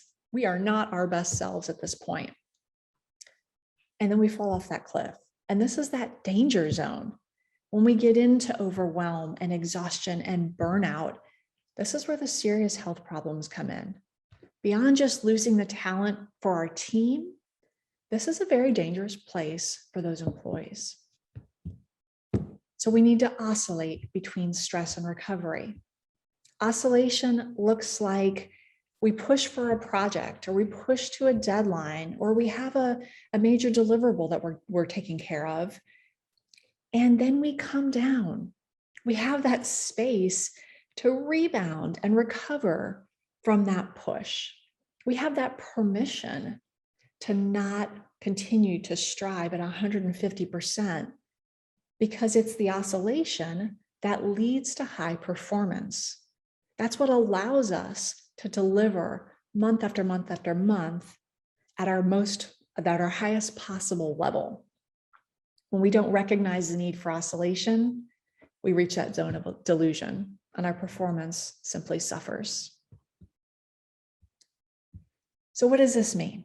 How do we actually take care of our employees? How do we set these standards? We're going to start with balancing productivity and compassion.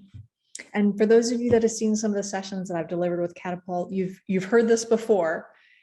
This is setting high standards with clear expectations.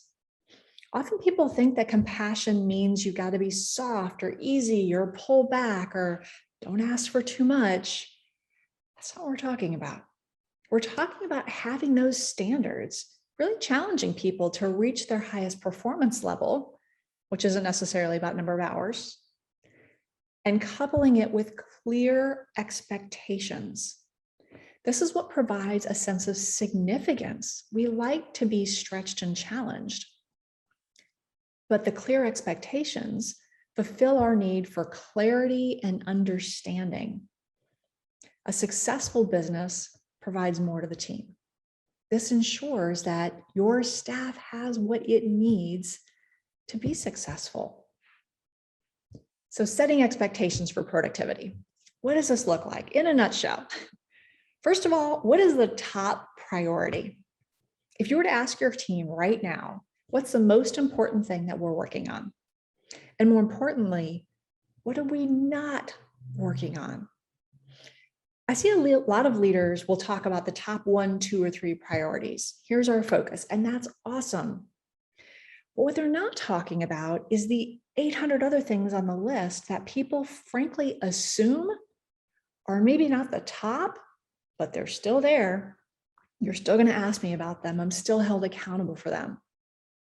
When's the last time you had a conversation with your team about what they should not be working on?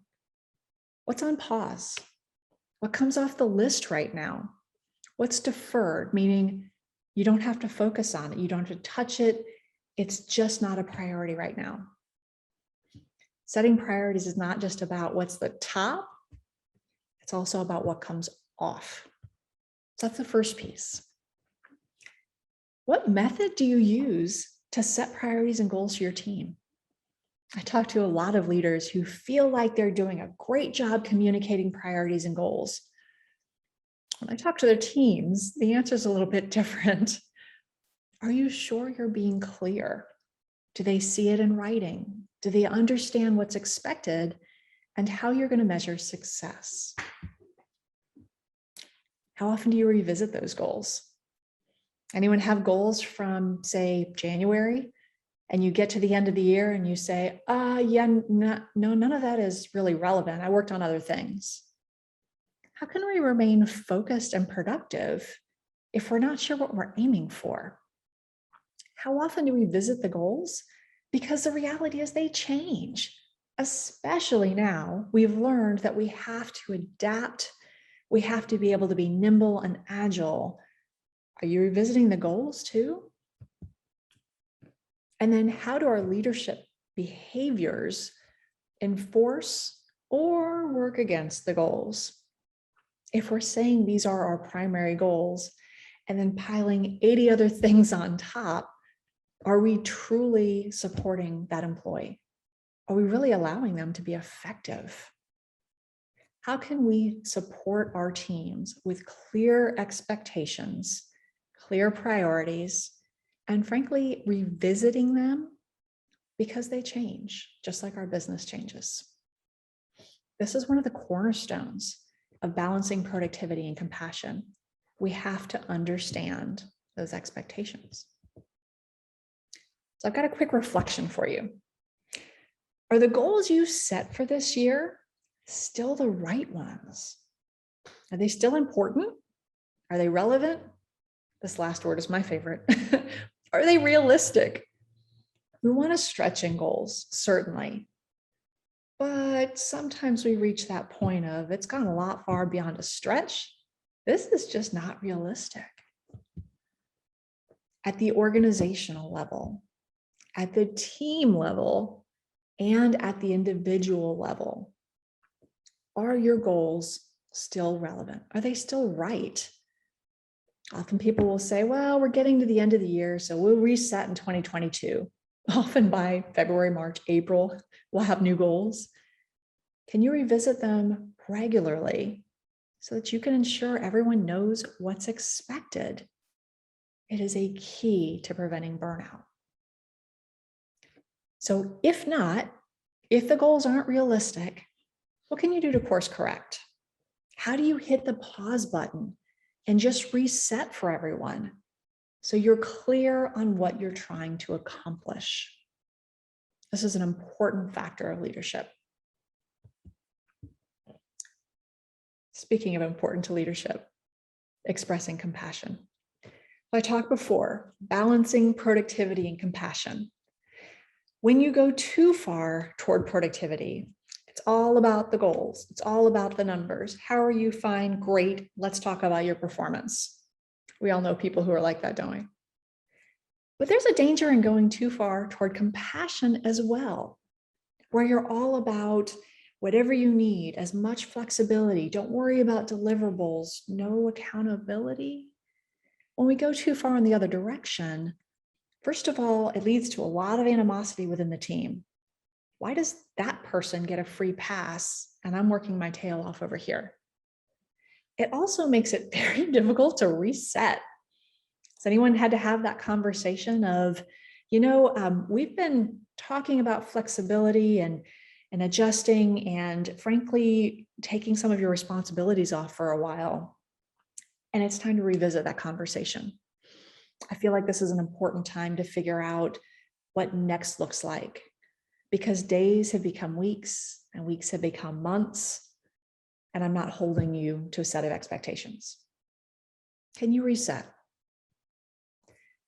When we talk about compassion, especially in response to sensitive issues, sensitive based on the person's perspective that you're talking with. You may not see it as sensitive, but they do. We are not counselors. That's almost the biggest fear that leaders have is, I don't want to open Pandora's box. I don't know what to say. I'm not trained in this. I'm not a counselor. I'm not a mental health professional.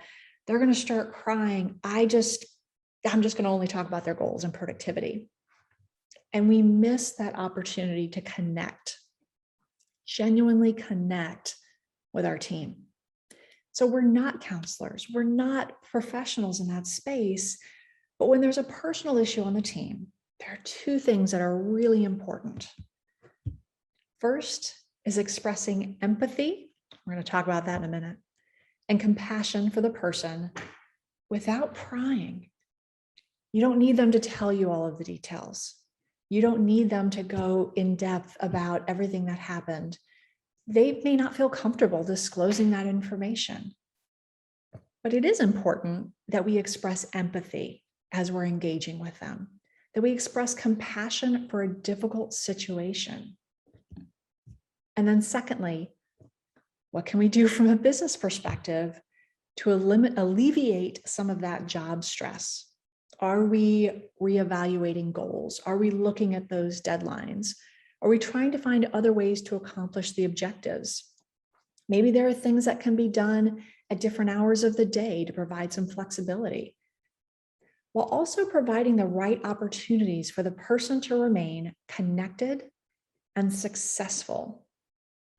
Most people don't want to completely opt out. I need some flexibility right now. I need a different way of handling this, but I'm not trying to back off the team. I don't want to be alienated. I still want to remain connected, and I want to contribute in a way that's impactful. I just need to do it a little bit differently. These conversations are powerful and hard. This is where supporting our leaders and developing these skills really matters. One of the most important skills to actually get there is active listening. What does active listening mean, really? Because I would venture to guess that almost all of us would say, I am a great listener.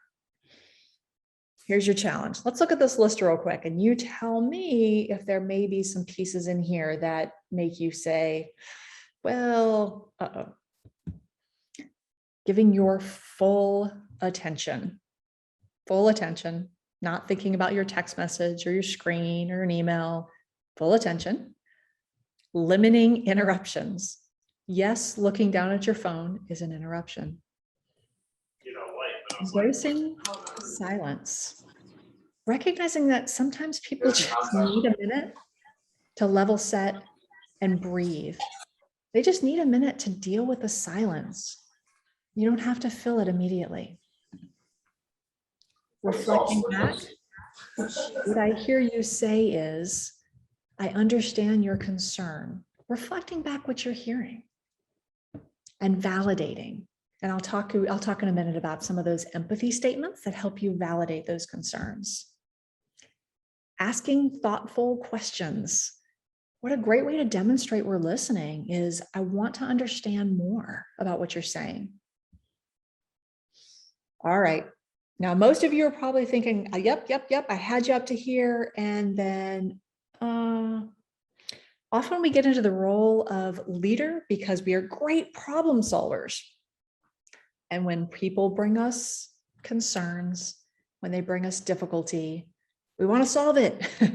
You're uncomfortable, you're upset, you're having a very difficult situation. I have an answer for you.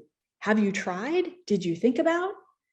We're trying to solve it, both because that's kind of how it's ingrained in us. I solve problems, but also because their discomfort is hard. It's hard to sit with that. It's hard to just be there and reflect back when you see someone struggling. And our instinct is, make it better. It's okay to recognize that someone is struggling and not solve it for them. It's not our job. So what does this actually mean? How do we do that? How do we say the things? What are some sentences or phrases? And when we say empathy versus sympathy, I think I'm doing that. I'm going to share with you a quick video that I absolutely love. This is from Brené Brown. And if any of you know Brené Brown, she is one of my favorite humans. Amazing, just amazing. This is a great explanation of the difference between empathy and sympathy. So what is empathy, and why is it very different than sympathy? Empathy fuels connection. Sympathy drives disconnection. Empathy, it's very interesting. Teresa Wiseman is a nursing scholar who studied professions, very diverse professions where empathy is relevant, and came up with 4 qualities of empathy. Perspective taking, the ability to take the perspective of another person or recognize their perspective as their truth. Staying out of judgment, not easy when you enjoy it as much as most of us do. Recognizing emotion in other people and then communicating that. Empathy is feeling with people. And to me, I always think of empathy as this kind of sacred space when someone's kind of in a deep hole and they shout out from the bottom and they say, I'm stuck, it's dark, I'm overwhelmed. And then we look and we say, hey, I'm down. I know what it's like down here, and you're not alone. Sympathy is, ooh, It's bad, no. You want a sandwich? Empathy is a choice, and it's a vulnerable choice, because in order to connect with you, I have to connect with something in myself that knows that feeling. Rarely, if ever, does an empathic response begin with "at least." I had it, yeah. And we do it all the time, because you know what? Someone just shared something with us that's incredibly painful, and we're trying to silver lining it. I don't think that's a verb, but I'm using it as one.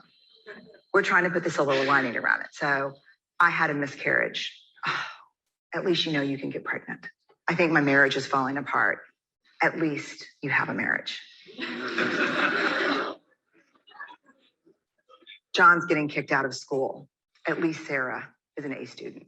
But one of the things we do sometimes in the face of very difficult conversations is we try to make things better. If I share something with you that's very difficult, I'd rather you say, I don't even know what to say right now. I'm just so glad you told me. Because the truth is, rarely can a response make something better. What makes something better is connection. So you can see why she's my favorite. That video is really just a very powerful reminder that it's not our job to solve the problem. It's not our job to fix things. We don't have to know exactly what to say. There are a couple of phrases, though, that can help make the difference. Brene talked about the attributes of empathy, being able to see the world as others see it, without judgment, without judgment, understanding another person's feelings and communicating your understanding of that person's feelings, being able to demonstrate that. How do we get there? I'm going to give you some tips and tricks here. Statements to avoid. And if you're embarrassed that you said some of these, let me just tell you, I've been there. I've made some of these mistakes. And as I look at this list, there are still times where I kind of go, oh man, it's not a big deal. Don't be so stressed. Why are you so anxious? Stop worrying. By the way, has anyone ever said, stop worrying or don't be so stressed? And had the person go, God, that didn't occur to me. Thank you. Never. Relax. Have you tried problem solving? I know how you feel. I've been, anyone have someone in their lives that's a conversation shifter? All of a sudden you say, oh, we're done talking about me now. It's all about you. Got it. At least you aren't. Brene's example. Just breathe. Okay. Yes, helpful. That doesn't necessarily solve it though. You're not the only one who's stressed. Well, thank goodness. Everything will take care of itself. Take it one day at a time, because taking it 3 at a time, not an option. This isn't worth getting worked up over. A lot of these statements, frankly, just invalidate what the person is feeling. It's almost like saying you have no right to feel this way. You're wrong. These things are just, they're fine. You're overblowing it. Relax. These are not statements that build empathy or connection or compassion. As we hear these, you kind of think, all right, I feel kind of shut down right now. I don't feel like I'm being heard. What can we say instead? Sounds like you did everything you could. This is so hard. I can hear the concern in your voice. I hear what you're saying. This whole thing sounds really discouraging, validating. You must have felt so. I can see why you'd be upset. I can see how difficult this has been for you. If that happened to me, I'd be upset too. I know you've put so much time and effort into this, and it must be frustrating to see this happening. These are some very simple examples of statements that demonstrate empathy. I see you. I hear you. No judgment. I'm not trying to fix it. I'm not trying to change the conversation to be about me. I'm just recognizing that you're in a dark place. This is what builds connection.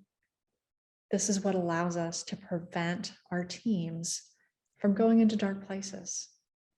This is what allows them to see that we care about them as humans. We're not counselors, we're not therapists, we're not trying to solve it, but it's so critical that we show up with empathy. So now what? How do we get from where we are? If you're thinking through these examples of stress and burnout and what's driving it in your organization, and frankly, maybe looking around at some of your leaders and realizing that you may not have the best skill sets for this right now, it's time to learn. No one's born knowing how to do this well. They're just not. We learn. We learn it from others. We learn it by practicing. Sometimes we just learn it from stepping in a few things wrong and realizing that that didn't work. Let me try this again. And frankly, being vulnerable enough to admit, you know what, I really messed that up. That was definitely not very compassionate. I'm sorry. How do we prepare for next? First of all, I think we're done hearing back to normal. Everything is different. It just is. That means that our office space and the way we engage with others is different. The way we use technology, there are grandparents on Zoom. That's awesome. Our use of technology is completely different now.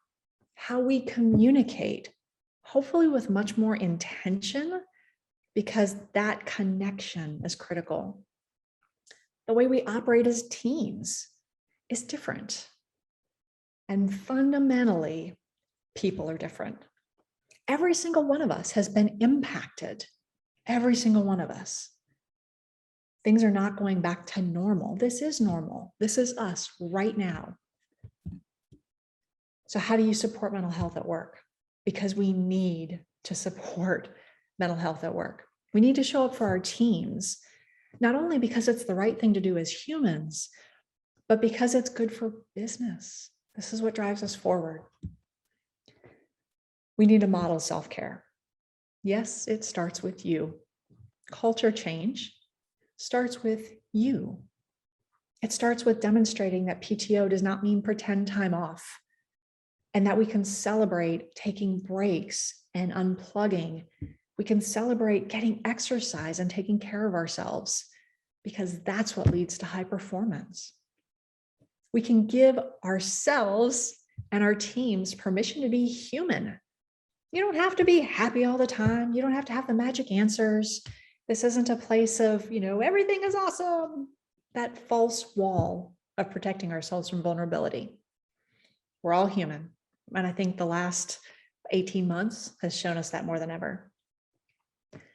Using empathy and active listening to connect. People want to feel seen and heard and respected and valued. They want to feel like you care. There are a lot of jobs out there. People often leave their leaders and their teams. They don't feel connected. They don't feel valued. They don't feel like they can be successful. And ultimately, it's that balance between productivity and compassion. Not a free pass, but it's also not failing to take pause and say, are the expectations clear and realistic? And do they make sense for where we are right now? Because this isn't January anymore. It's time to reset. This is what will help us to not only protect our teams from stress and burnout, this changes the conversation. How many of us would love to be part of an organization that cares about our mental well-being, that cares about us as individuals, to work for a leader who cares about your best interest and wants you to perform, but also wants you to be your best possible self, body, mind, and spirit. Those are the leaders that motivate us. I hope you've found some tidbits today that will help you deal with the stress and burnout and truly create a very different kind of culture that drives your team forward. Do we have any questions?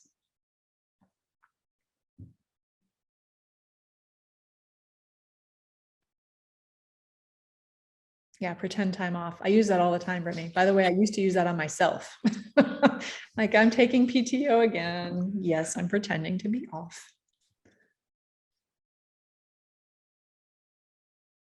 Thanks, everyone. I'm happy to stay on for just a couple of minutes, Kristen, if you want.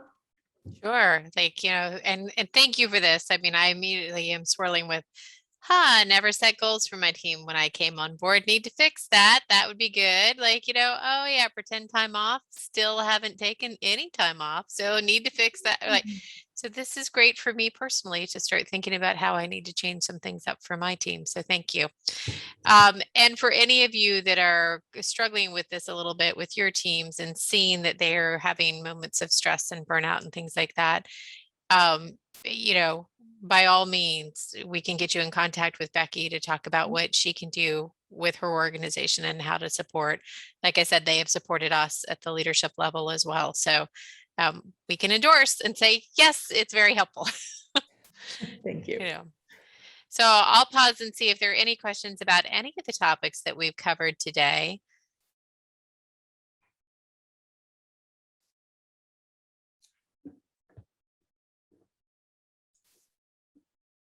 All right. Well, just so you guys can have a little preview of the next round. So next Friday, you will be getting to hear about the technology skills portfolio. You will get to hear about HR, which I think many of you probably want to know, like, what's in it for me? Are there classes that I can take? And also the diversity, equity, and inclusion program that we have. You will hear from one of Becky's teammates to talk about yourself and your own self-care and how we can focus maybe a little bit more even than what we normally do. And we are looking forward to continuing the conversation with you all. And I thank you so much for joining us. Ashley, were we able to put together a quick little poll at the end of this to get feedback to see what, if anything, we need to adapt for next time? So thank you, Becky.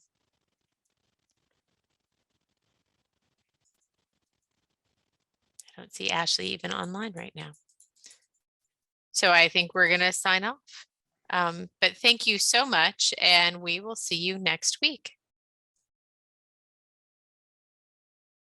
So one thing that I want to do really quickly, I believe Ashley just joined. I don't know. Ashley, can you share the slide? There we go. I want to remind everybody that right now we are running a promo for members. So if you haven't looked at the website lately and seen that there are some different price points out there, I just want to kind of spotlight for a second that we have 20% off of our virtual live and in-person public classes. So check those out if you're looking for any learning. For any of you that might be thinking, well, wait a minute, does that apply to private group? It doesn't. However, private group actually beats these prices for members anyway. So if you're interested in a private group session, just reach out to us at learning@letscatapult.org and we'll take care of you. So I'm going to start now and get Dawn going. So Dawn is from Legacy TEA. That's how we kind of identify ourselves still over here at Catapult. We still know our roots. So some of you who worked with her over in Charlotte will probably see a familiar face, but she has 20 years of computer related experience, including positions like the state training manager for one of the nation's leading financial institutions. She was a data processing manager from an international manufacturing company. And she's now our learning manager for technology skills. So she has moved into a product role. She also facilitates, but she really helps drive the future of our technology skills line. So you've seen over this past year, we've added a number of new courses to the portfolio, things like cybersecurity. She's got some very cool HR courses that are coming and things like that.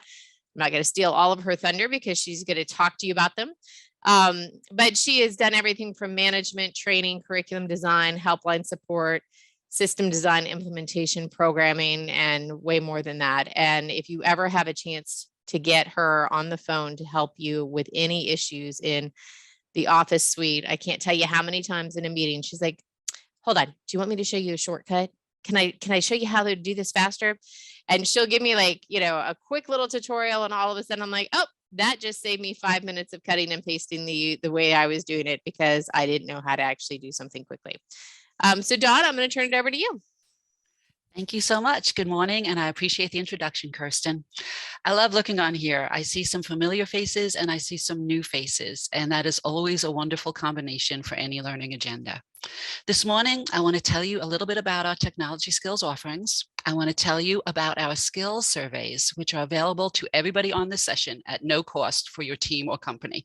So you'll get more information about that in the follow-up email that will go out after the session, but I hope you participate in that. So I'll give you a little show on what that can do for you. And then I want to provide an opportunity for you to participate in one of our most popular courses filled with tips and tricks called Outlook Time Savers. If you have any questions, please feel free to type them in the chat, as there are wonderful people in the background that'll be happy to answer them all as you go. With regards to our technology skill offerings, we get a lot of questions. We get, are you back in the classroom yet? Now that you've merged, are you holding classes live in other locations? Will you still hold virtual classes? Is there a difference between a virtual class and an e-learning class? Do you have all day or abbreviated length classes? Do you have weekend and weeknight classes? What about private training? Can you customize the training? Can you customize the times? Can you help in determining which classes would best fit our associates? And the list goes on and on. Well, the short answer to all of those questions is yes. Going through them a little bit more detail. We are back live in the classroom. We are now holding classes in both Charlotte and Raleigh. We will continue to hold virtual classes, but we've also added a new class format called blended learning. This is where the instructor will be in the classroom with those who prefer the live format using a technology called an OWL, O-W-L, OWL. This will allow those who prefer the virtual format to join in and actually participate in the live class. They'll be able to answer questions and get assistance right along with those participants in the class. Regarding the difference between one of our virtual classes and an e-learning course, there is a huge difference. Our virtual classes have a live instructor walking through the class with you. They can stop when you have questions or issues, and they are able to update the content and speed based on questions and comments that they receive. As for the duration of our classes, we have lunch and learns, 2 hours, half days, all days, multiple days to meet your needs. We also are now offering some of our abbreviated courses during the weekends and weeknights. For private or dedicated classes, we can come to your location with a portable classroom. We actually can just give us we can go into any kind of a room, set up the classes within about a half hour and deliver it right there to your facility. If you'd prefer to come to one of our locations, we have the ability to do it in Charlotte, High Point, or Raleigh. If easier, or you want to bring everybody across the country in at one time, we can even do virtual training for your group. And we can customize those classes to fit the times and topics that best suit your associates. As for the question, can you help in determining which classes and topics would best suit the associates? We have a skills survey, and this is a no cost again for anybody on this session. It's good for your team or your company, and it could be used for this purpose as well as budgeting purpose. So I want to show you and tell you a little bit about our skills survey. The survey is basically, it's a link that's sent to the participants. I'm going to start sharing my screen, so bear with me as I do this.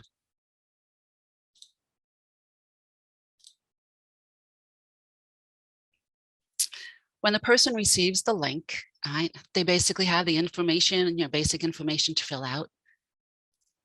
And then they have a self-scoring, about 5-minute survey that they fill out based on the products that you choose. We have Excel, Word, PowerPoint, and Outlook.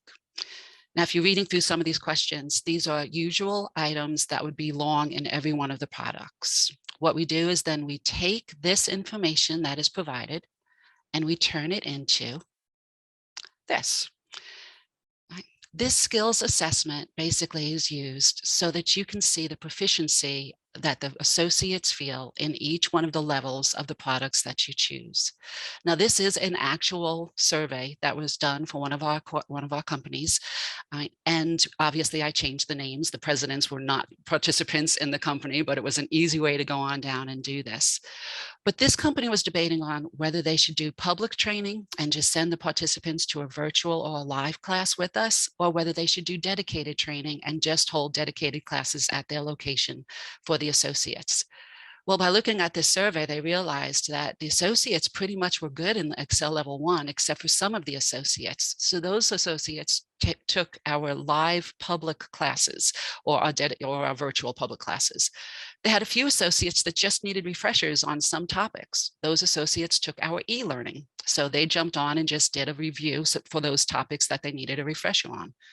But then looking upon Excel level 2 and Excel level 3, there was a lot of information that they didn't realize their associates weren't comfortable in. And that's one of the advantages of even doing this and seeing the comments is so many people assume that, oh, everybody knows those applications. They know Word, they know Excel, they know, all of those, but they really don't. And they would, based on our comments and our feedback, they would much rather have somebody walk alongside of them learning the product so they can ask questions and be able to stop and practice it on their own.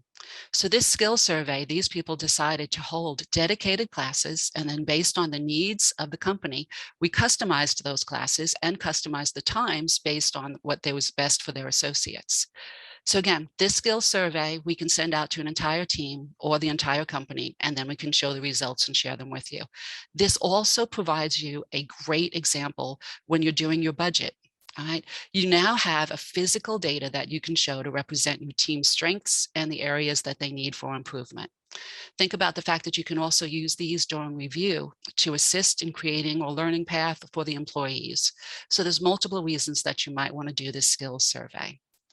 Now, when you determine which classes would best suit the needs, if you decide that a public class is your best bet, you're going to want to jump on over to our website. I'm just going to take you for a very brief tour on how to look for our classes on our website. Our website is the letscatapult.org. And on learning and events, there are basically 2 areas that you want to look at. If you go to our learning approach, all right, you're going to see the advantages of having that conversation starter for why hold it at Catapult and what does our portfolio look like. All right, it goes in and it explains all of the different portfolio from our 5 learning areas that you heard about last Friday and that you'll continue to hear about today. In each one of them, you can learn more about them. As you scroll on down, if people have questions with regards to what are the different formats for the class delivery, they have that right there as well. Well, since I'm talking about technology skills, I'm going to go ahead and click on learn more about technology skills. As you scroll on down, you'll see our product list. All right, this is basically the different applications that we can hold a class on. But please know that most of these applications have many variables and many levels that you can choose from. For example, Microsoft Excel has 8 different training classes. So by looking at it right here, you might just say, okay, there's Microsoft Excel, but there are a whole bunch of them. And we're going to constantly be adding to that. Starting next year, we're even going to have an Excel for HR course.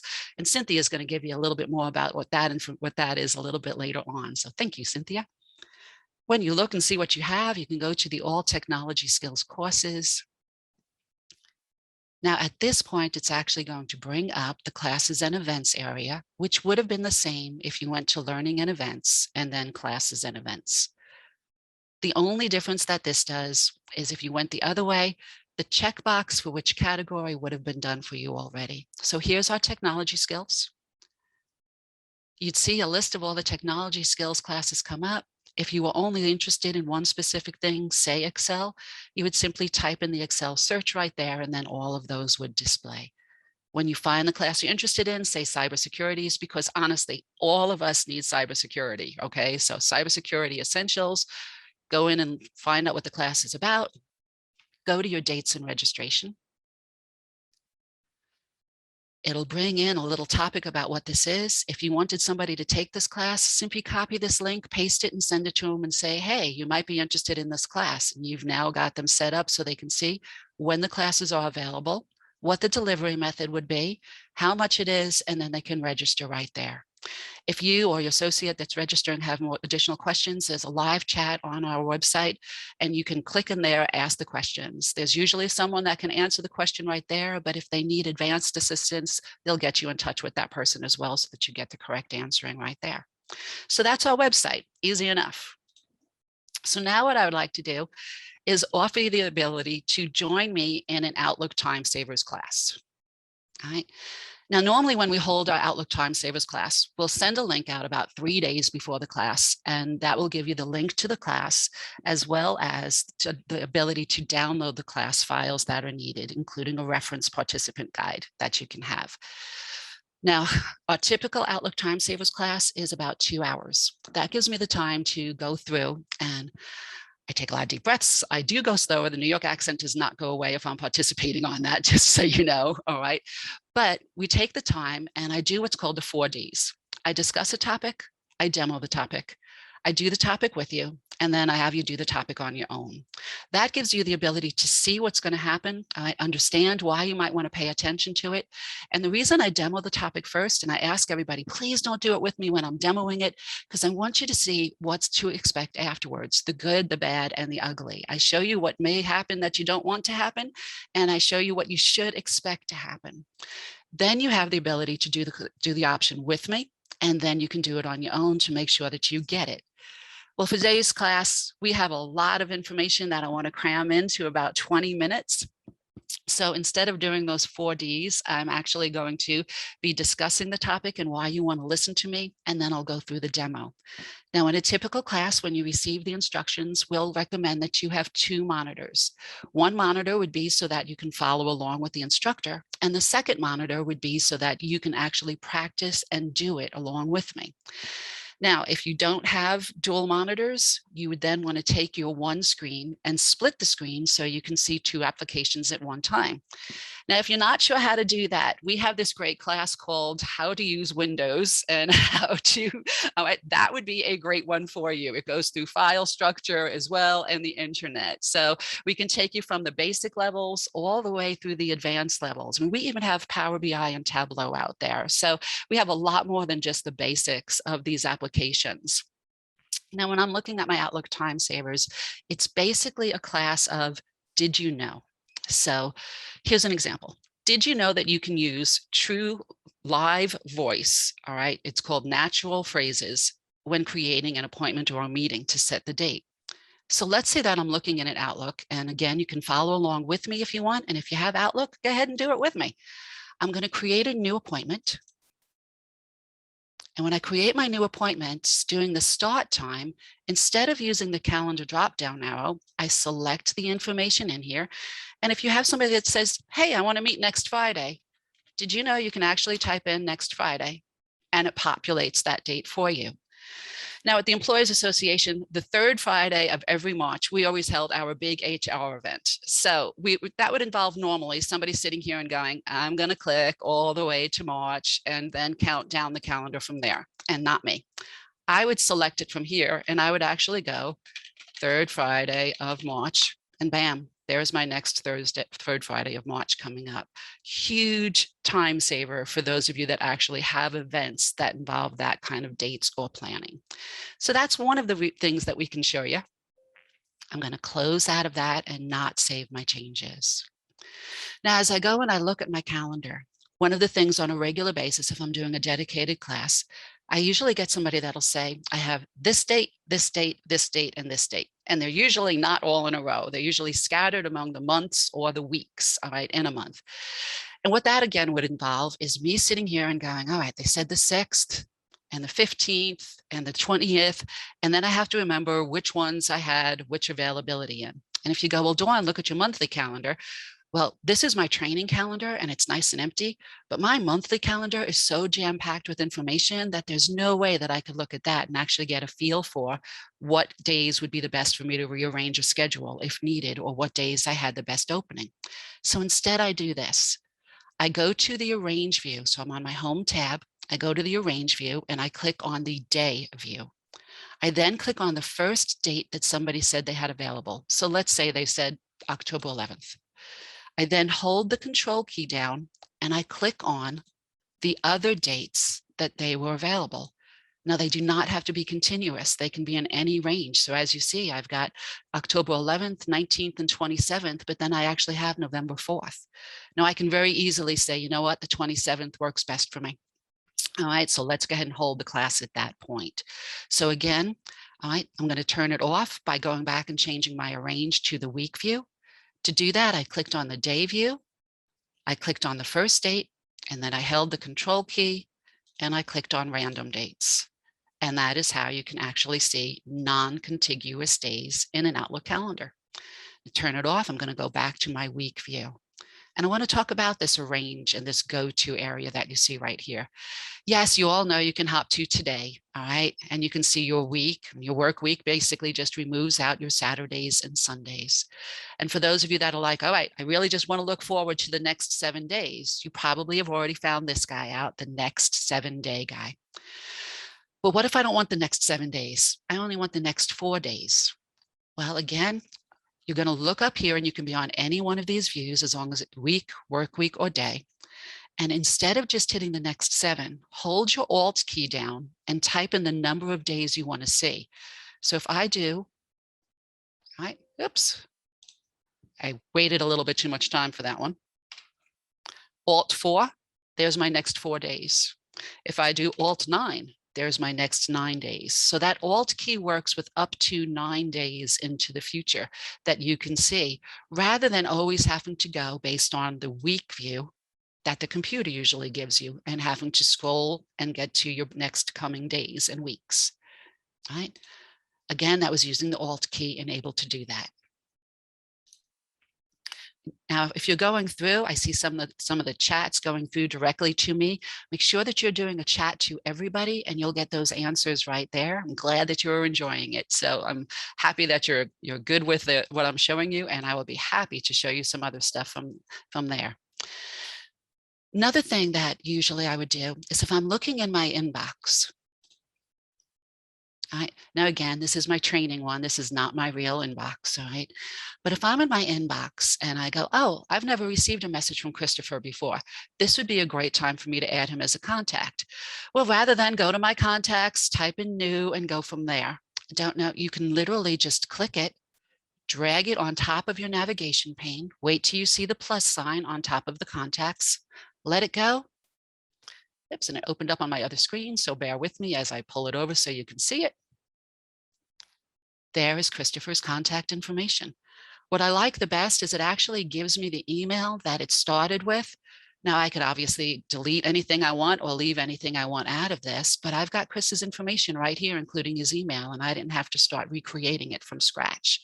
I close out of that, and I'm not going to save it this time. All right, and again, all I had to do that was click this and drag it on top of the contacts down below.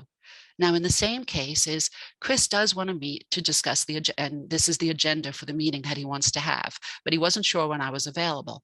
Well, what I can do actually is if I go, you know what, next Friday is my perfect time for this, instead of having to go to my calendar, click on next Friday, create the meeting, and then copy the information into this. If I simply click on the message, drag it on top of my calendar, as I drag it on top of my calendar, it actually opens up my calendar where I can now choose the date that works for me, choose the time that works for me, and the email itself is actually placed in here so I can see what the agenda is that he wanted to cover. So I did not have to go through all of those other steps just to get here. Now, if at this point I want to do a meeting, I can just invite the attendees and I'm ready to go. So Chris and I can have that meeting. Now, I do like how it does this. But there's another way that I can do this that I actually like a little bit better. So I'm going to close this and not save changes. And instead, what I'm going to use is something called a quick step. Now, a quick step allows you to create quick steps of things that you do often. An example of a quick step that you would do often is I receive a ton of messages from my supervisor, and what I want to do is I want to put those messages in a specific folder. So when I receive the message, I go through and I read the message, I have one that just literally says, all right, to manager. So I can now take a message and I can forward it right to my manager's folder so that I have all of them right in there. And I don't have to mark it as read. I don't have to find the folder. It goes automatically in there. A quick step can also be just a quick, if you always have to respond the same way to an email, you can set that up as well. So you have that as part of your quick step. The one that I was talking about here with being able to quickly set up an appointment on my calendar, I'm going to show you how to do it from scratch. So on my home tab in the quick steps group, when I click this little drop down arrow, it gives me the ability to see current ones that I have, as well as create new ones. So I'm going to click on the new button. And rather than go to, and you can see right here, I can literally click really quick, move to a folder. It'll then ask me which folder it wants, flag it as something I need to follow up, send a new email to somebody, forward it to, all right, or do a custom one. And I'm going to go ahead and do a custom. I'm going to name my quick step, and this is going to be create an appointment on my calendar. When you choose your drop-down arrow for an action, look at some of the things you can do. I could quickly move it to a folder, copy it to a folder, just delete the message, mark it as read, all right? Set some categories up automatically, forward the message, and here's my appointment. And the one I like is create the appointment with an attachment. So when I do create an appointment with the attachment, that's all I need to do in this point, and then I finish. And I'm going to choose OK. So now if I look at Chris's message, and let me pull it onto this screen, and I go, oh, cool. All right. You know what? I actually, before I respond to when I want to do this, I need to set aside some time on my calendar to look at this before I attend the meeting. So what I'm going to do is looking at my quick steps. All right. I have the create an appointment one on my calendar that I just created. And what it is doing is it literally opens up my calendar, allows me to choose my date and time, but the email that Chris sent me is now attached. So rather than it being placed in here, all right, it's much neater as it's attached right here for me to look through. So that was what a quick step does. I love quick steps. They are the best things in the world because they just save so much time. Again, I'm going to just answer no to saving that. Now, when it comes to saving time, if you find yourself repeating the same information over and over again, all right, you have to always type in the same paragraph. You have to always respond the same way. And you find yourself maybe copying and pasting, or you maybe created a draft just so that you can get the information from that. You might want to consider using what's called auto text. So I'm just going to create a new email and give you an idea of what auto text does. I'm going to address this to, all right, Chris. Just because I like bothering Chris and he can clean up his email at the end. Yes, he is the guy answering the chats in case you're wondering, so I can pick on him. All right. My subject is going to be, you can delete this. All right. So he gets an idea of what I'm doing. But on a regular basis, people will ask me, hey, Dawn, can you go over how to do that quick parts auto text again? And I now have it down so that I'm like, I do not want to have to just copy paste that. So I can go, hi, Chris. Here are the steps you asked. Oops, he even started following. And I start typing in my quick steps. Now, if it doesn't automatically populate, I want to just kind of show you. If I go to Insert, Quick Parts, and Auto Text, right here is the one that I want. I simply click it and the whole thing populates. I didn't even need to worry about typing the whole thing again.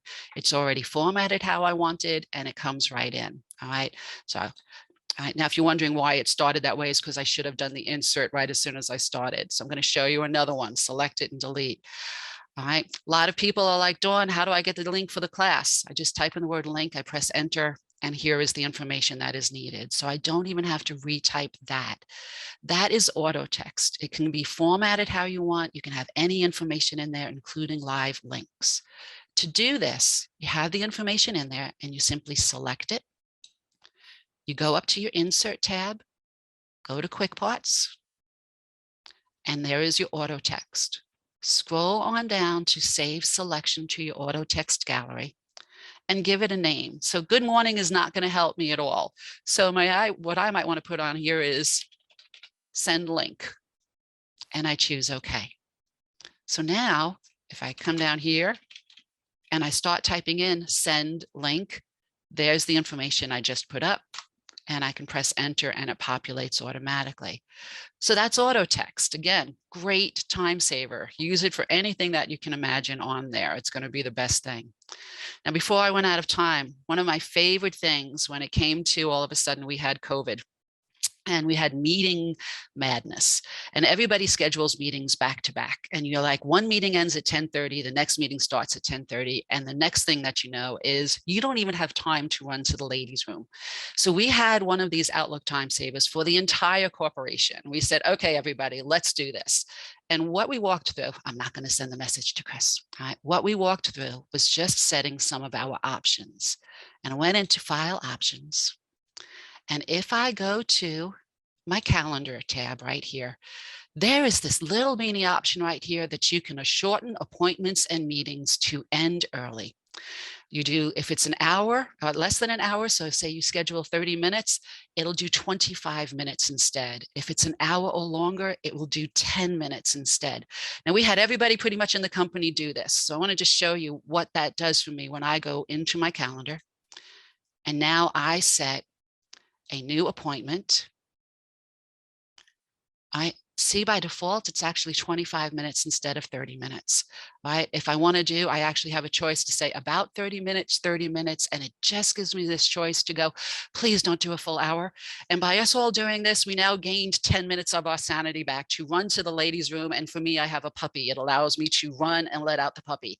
All right. So I would recommend everybody in your company take the Outlook Time Savers class and go right ahead and just do some of these tips. All right. That's going to be the key on some of that. So I love changing some of those options. There are so many that you can change.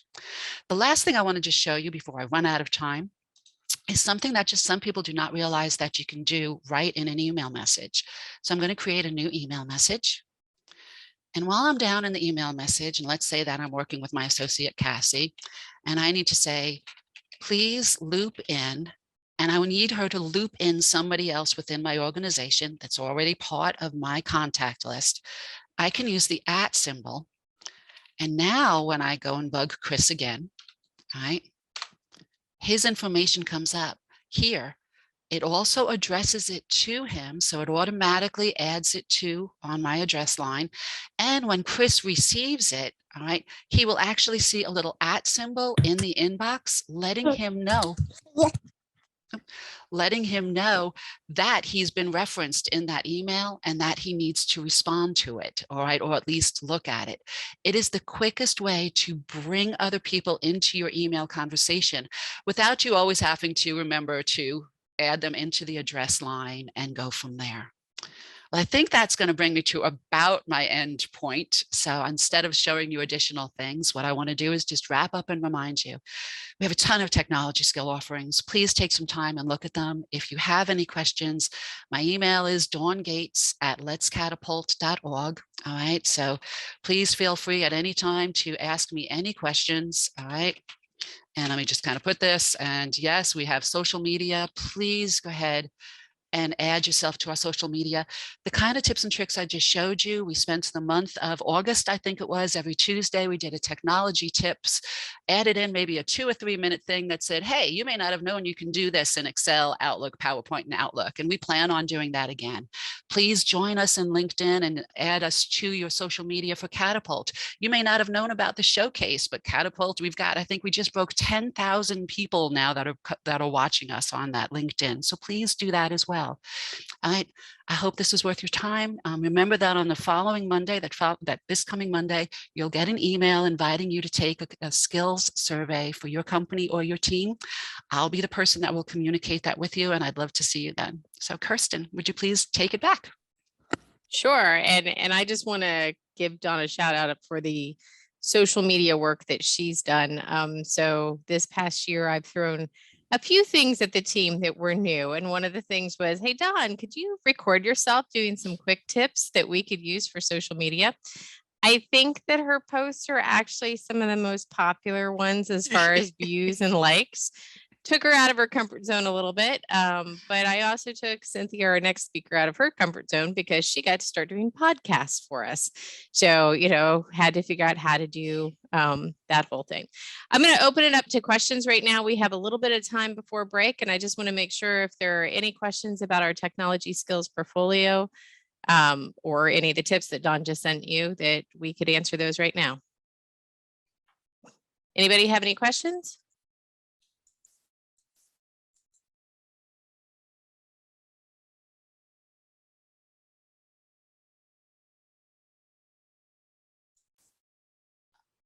All right. Well, we are going to stay on the line. And if everybody, oh, how do we get the ribbon? Is a question, Dawn. I seen the toolbar ribbon is what you mean, Grace. Is that correct? How do you get a toolbar ribbon, Dawn? Can you share that? I'm not sure I'm understanding the question. I'm sorry. What do you mean, Grace, by a toolbar ribbon? The ribbons are the quick steps to show in the ribbon. All right. So what I would do at that point is go to your insert command up at the top. Are you still then sharing screen? I am not sharing screen. Let me go back. Sorry, I'm a you visual did person. Good. No, I love that you did that. You did good. All right. In order to get that to the ribbon, it is actually there for you. You have to be in the midst of a message. So right now, if you're looking for it, you're not going to find it. So if I go and I create a new message, that's when you'll see the insert command. And from insert, you will see quick pots. Oops, I've got to be down here in my message. Insert, there is your quick pots. There's your order text. Is that what you wanted to ask? If you want the quick pots, you can actually add it up here to your quick toolbar by right clicking, and that would actually add it to your quick access toolbar. Did that answer that question? Perfect. Glad I could. I'll stop sharing again. So if you need me to do it again, let me know, okay? Thank you, Dawn. Any other questions?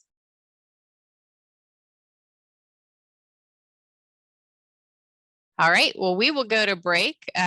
We will be on the whole time. So if anybody has any questions over break, let us know. We will be back at 9:50 with Cynthia, who will talk to us about our HR program and also our diversity, equity, inclusion, and belonging program. Thank you, guys.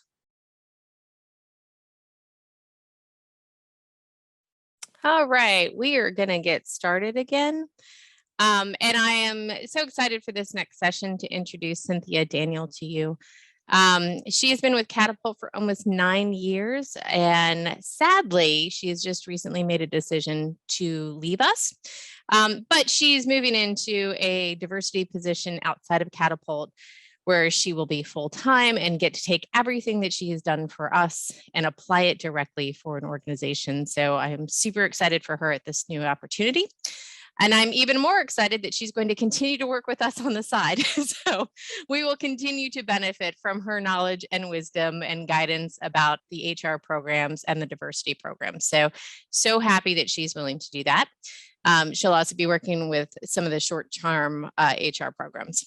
So while in her team lead here and senior HR consultant role for Catapult and formerly for CAI, she developed a lot of our HR curriculum. She also has really been the leader for our diversity courses. She has facilitated our HR compliance DEI courses. She's worked in our HR service department, partnering with members. Some of you may have had her work on a project with you, and she's worked on both HR and DEI related projects for our members. So I'm very excited for her to come on here today and share with you what we have been up to in this area.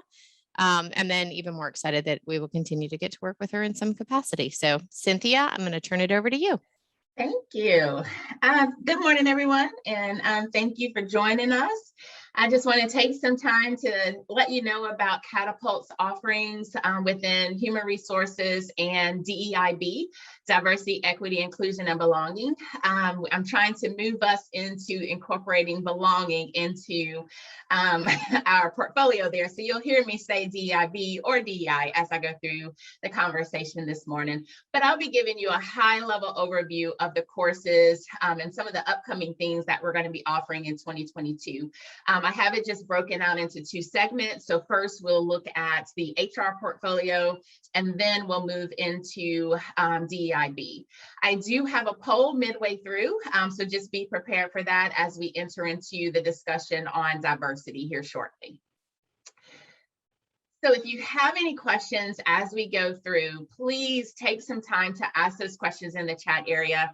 I'll make sure that I capture those. Either Kirsten will be looking out for them, or I'll do it as I go through the session or towards the end. But please ask any questions that you have about any of the content that I'm going to discuss today.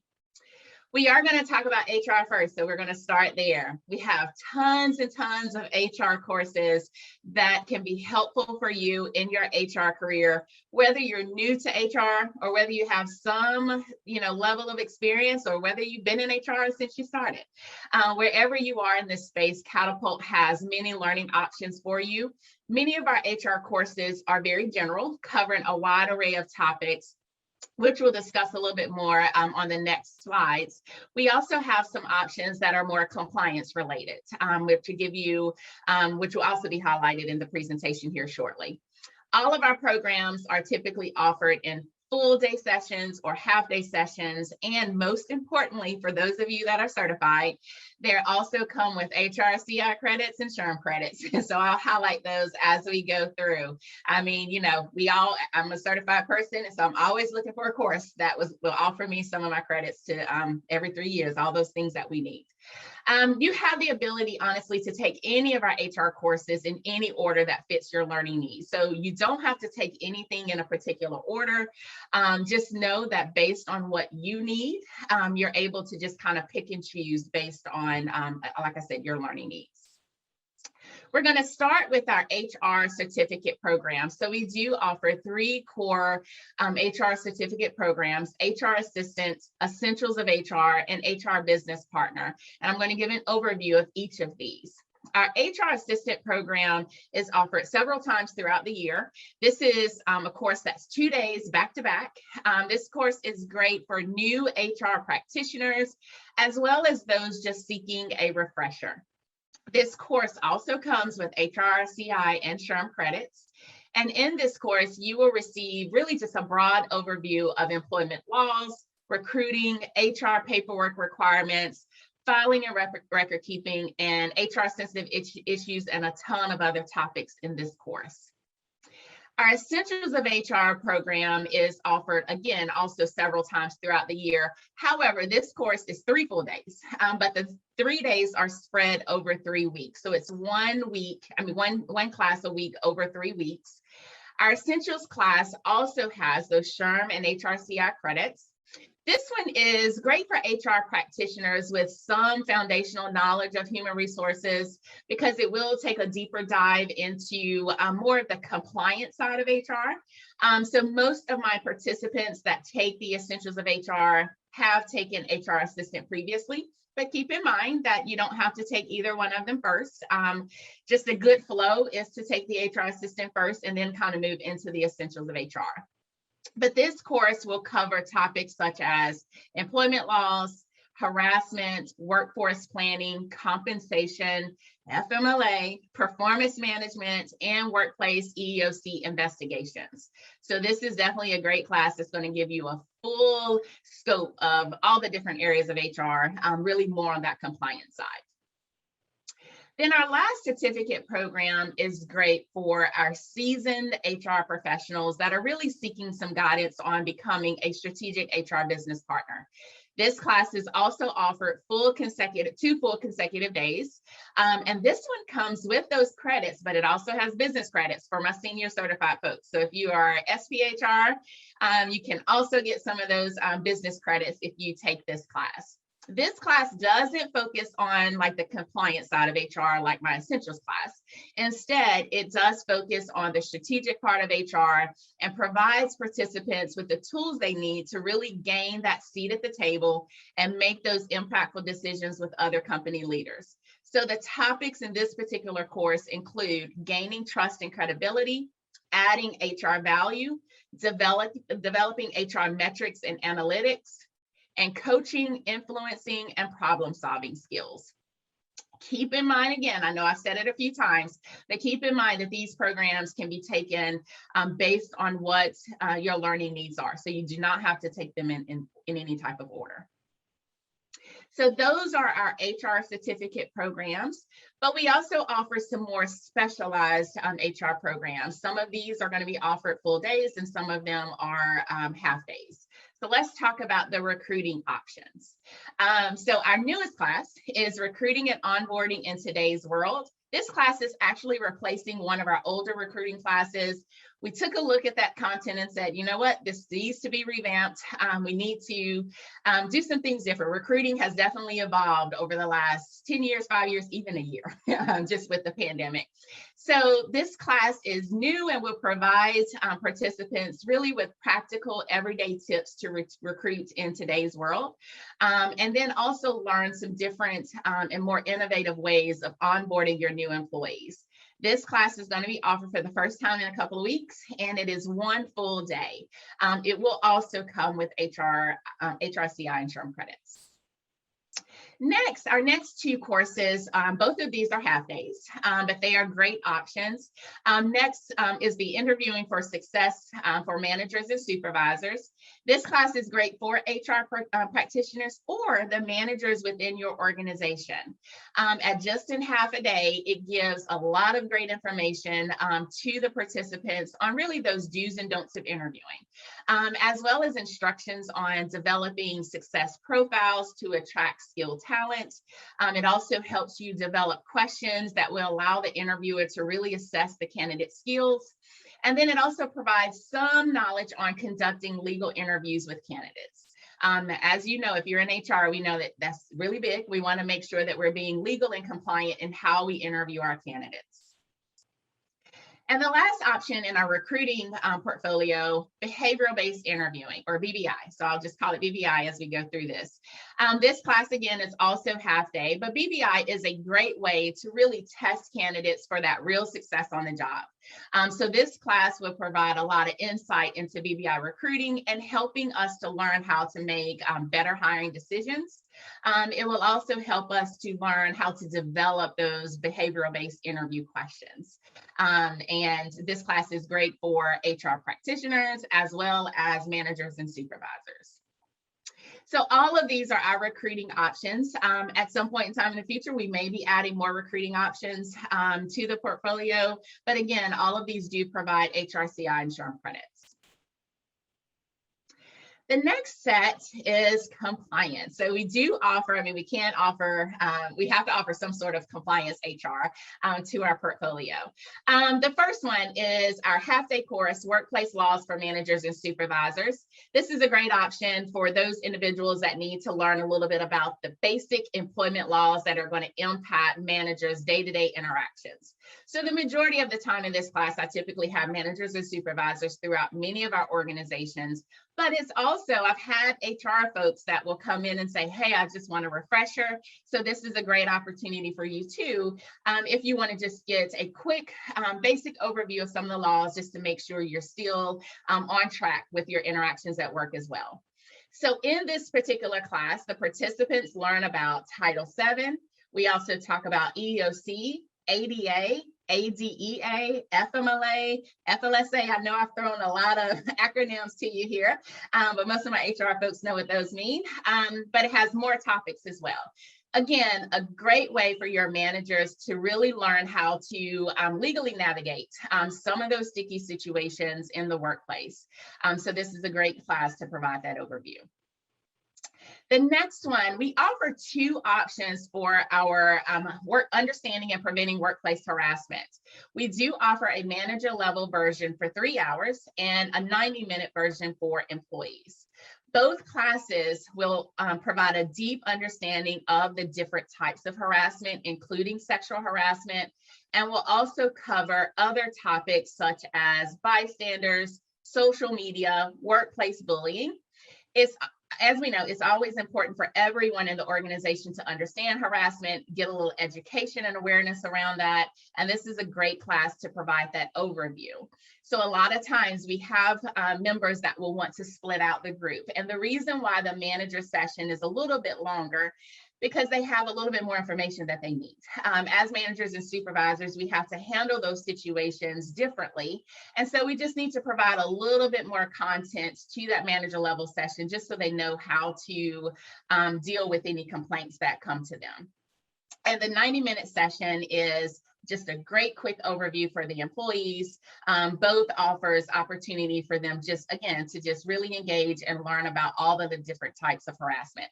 We can also provide this class as a combination class. So sometimes we've had members that'll say, hey, we're really small and we just want to have a combination class and just let everyone come to that one class. We can also do that. But at a certain point throughout that class, we'll dismiss the employees and then let the manager stay on a little bit extra for that additional content that they need.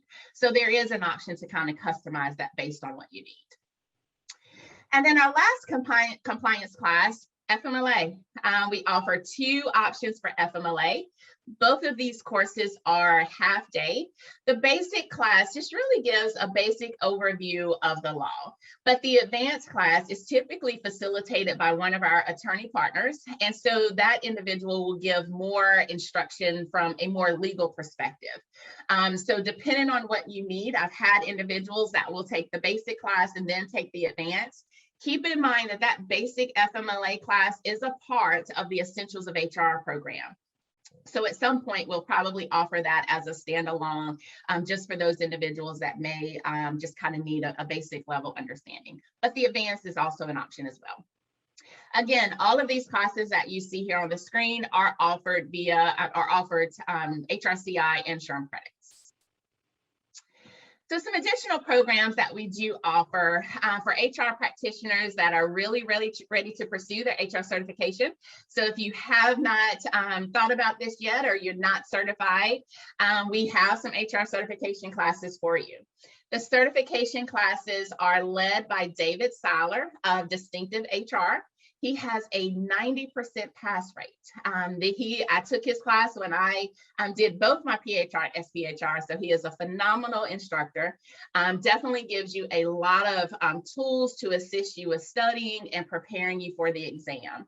A new class, I believe, is starting virtually in just a few weeks, so now is a good time for you to start up if you're interested in your HRCI for APHR, PHR, SPHR, or your SHRM, CP, or SCP, okay?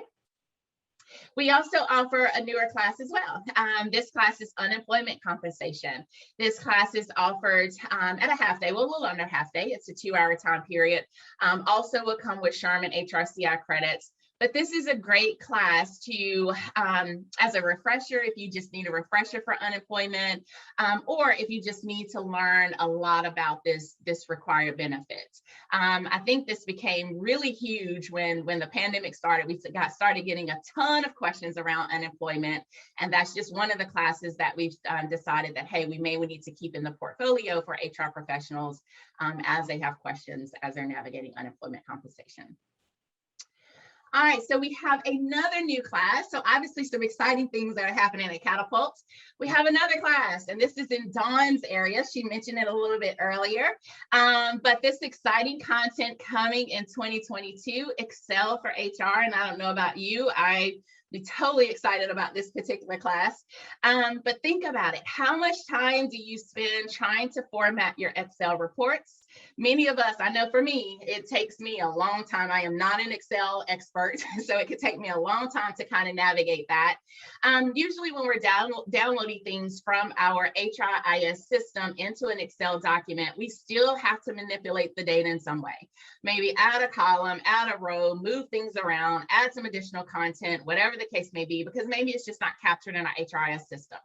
Well, this full day class is going to provide you with some practical tips to just help make your HR life a little simpler and allow you to just not spend a lot of time on some of those reports. So in this class, you'll discover really just some easy ways to format your Excel spreadsheets and receive some additional tips for any beginner to Excel. So look for this class for some more information for this one. And again, it's going to be offered in 2022. So I have given a huge overview of all of the things that we offer in our HR portfolio, even for your managers and supervisors. So remember that some of these classes can be for your managers, supervisors, and some of them, even the recruiting classes, are great for hiring managers too. So anyone that has a responsibility to hire, recruiters or talent acquisition folks. So keep in mind that, many of our classes can be tailored for anyone within your organization. But now I want to take some time to hear from you. So in the chat area, list some HR and or compliance topics or recruiting topics or anything else that you can think of that you feel that you may need a little assistance with in 2022. Keep in mind, we are able to customize any of our content based on your content. So if you just let us know what are some of those areas that you may need help with, we can help you provide those solutions.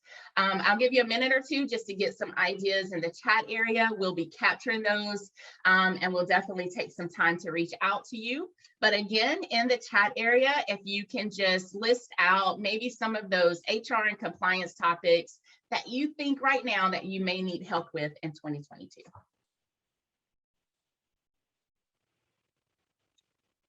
All right, good deal. So I see HIPAA compliance. Okay, good deal.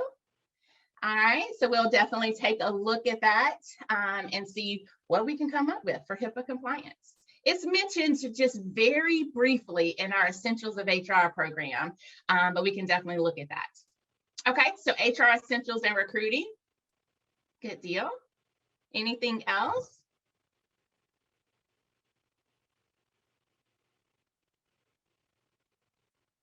Just give it about 15 more seconds. Make sure I don't have anyone typing. All right, so harassment, unemployment, FMLA, parental leave, and technical recruiting pointers. Okay, good deal. So the talent recruiting and onboarding, the new class, that's a great one, Sarah, for you to be able to sign up for and take. And like I said, it's going to be offered in just a couple of weeks. All right, morale boosting. Okay, we definitely need something like that, I'm sure. All right, good deal. So anything COVID work related. Wow, we are just still dealing with COVID, and I don't know when we're going to stop dealing with COVID. All right. Anything else? So we are going to obviously capture all of these, work behind the scenes and see what we can come up with. Some of these obviously are things that we already offer. So just be on the lookout for when they're available. Also keep in mind, these can be offered as private groups. So if you want to bring it to your organization for a private group, let's just say you want to do harassment for your entire organization, please reach out to us, we can do that. I've even done our Essentials of HR, our 3-day program as a private group. So all of these, again, can be customizable and we can do it on site at your location. And they are offered, just as Dawn said earlier, a lot of our classes are still offered virtually, but we are moving back into that classroom setting. All right, good deal. Thank you. And if you just think of things as I am talking about this next segment, please feel free to just continue to chat your ideas. All right, so just a reminder, or just to make sure that there are no outstanding questions for HR, but just a reminder as we go into our next topic to chat any questions.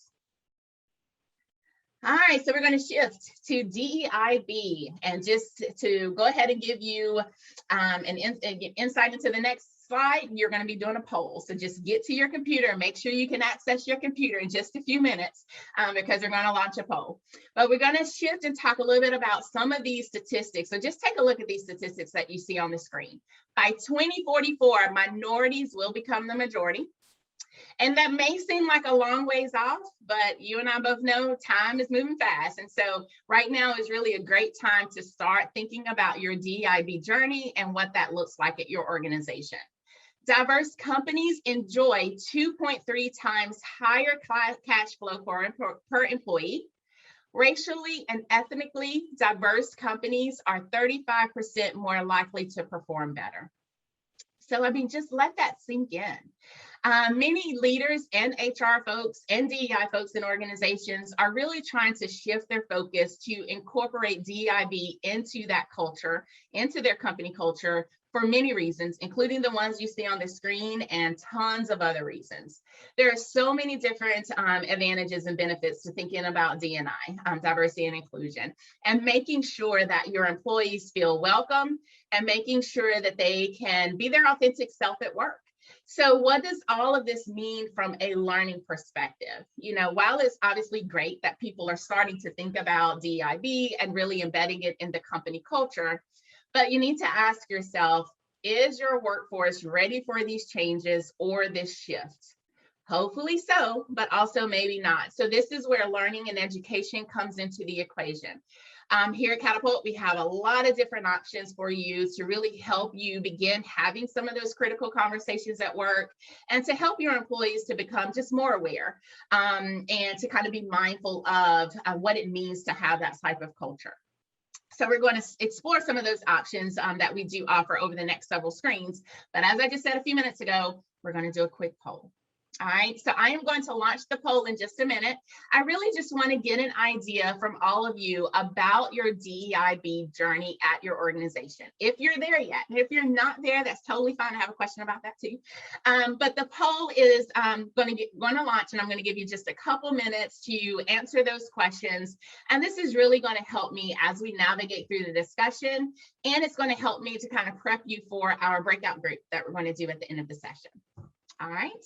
So we are going to launch the poll now, and you should be able to see it.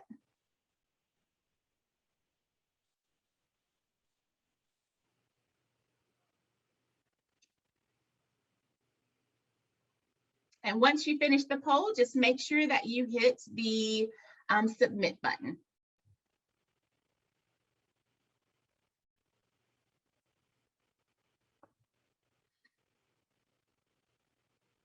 Good deal. I'm starting to see some responses come through.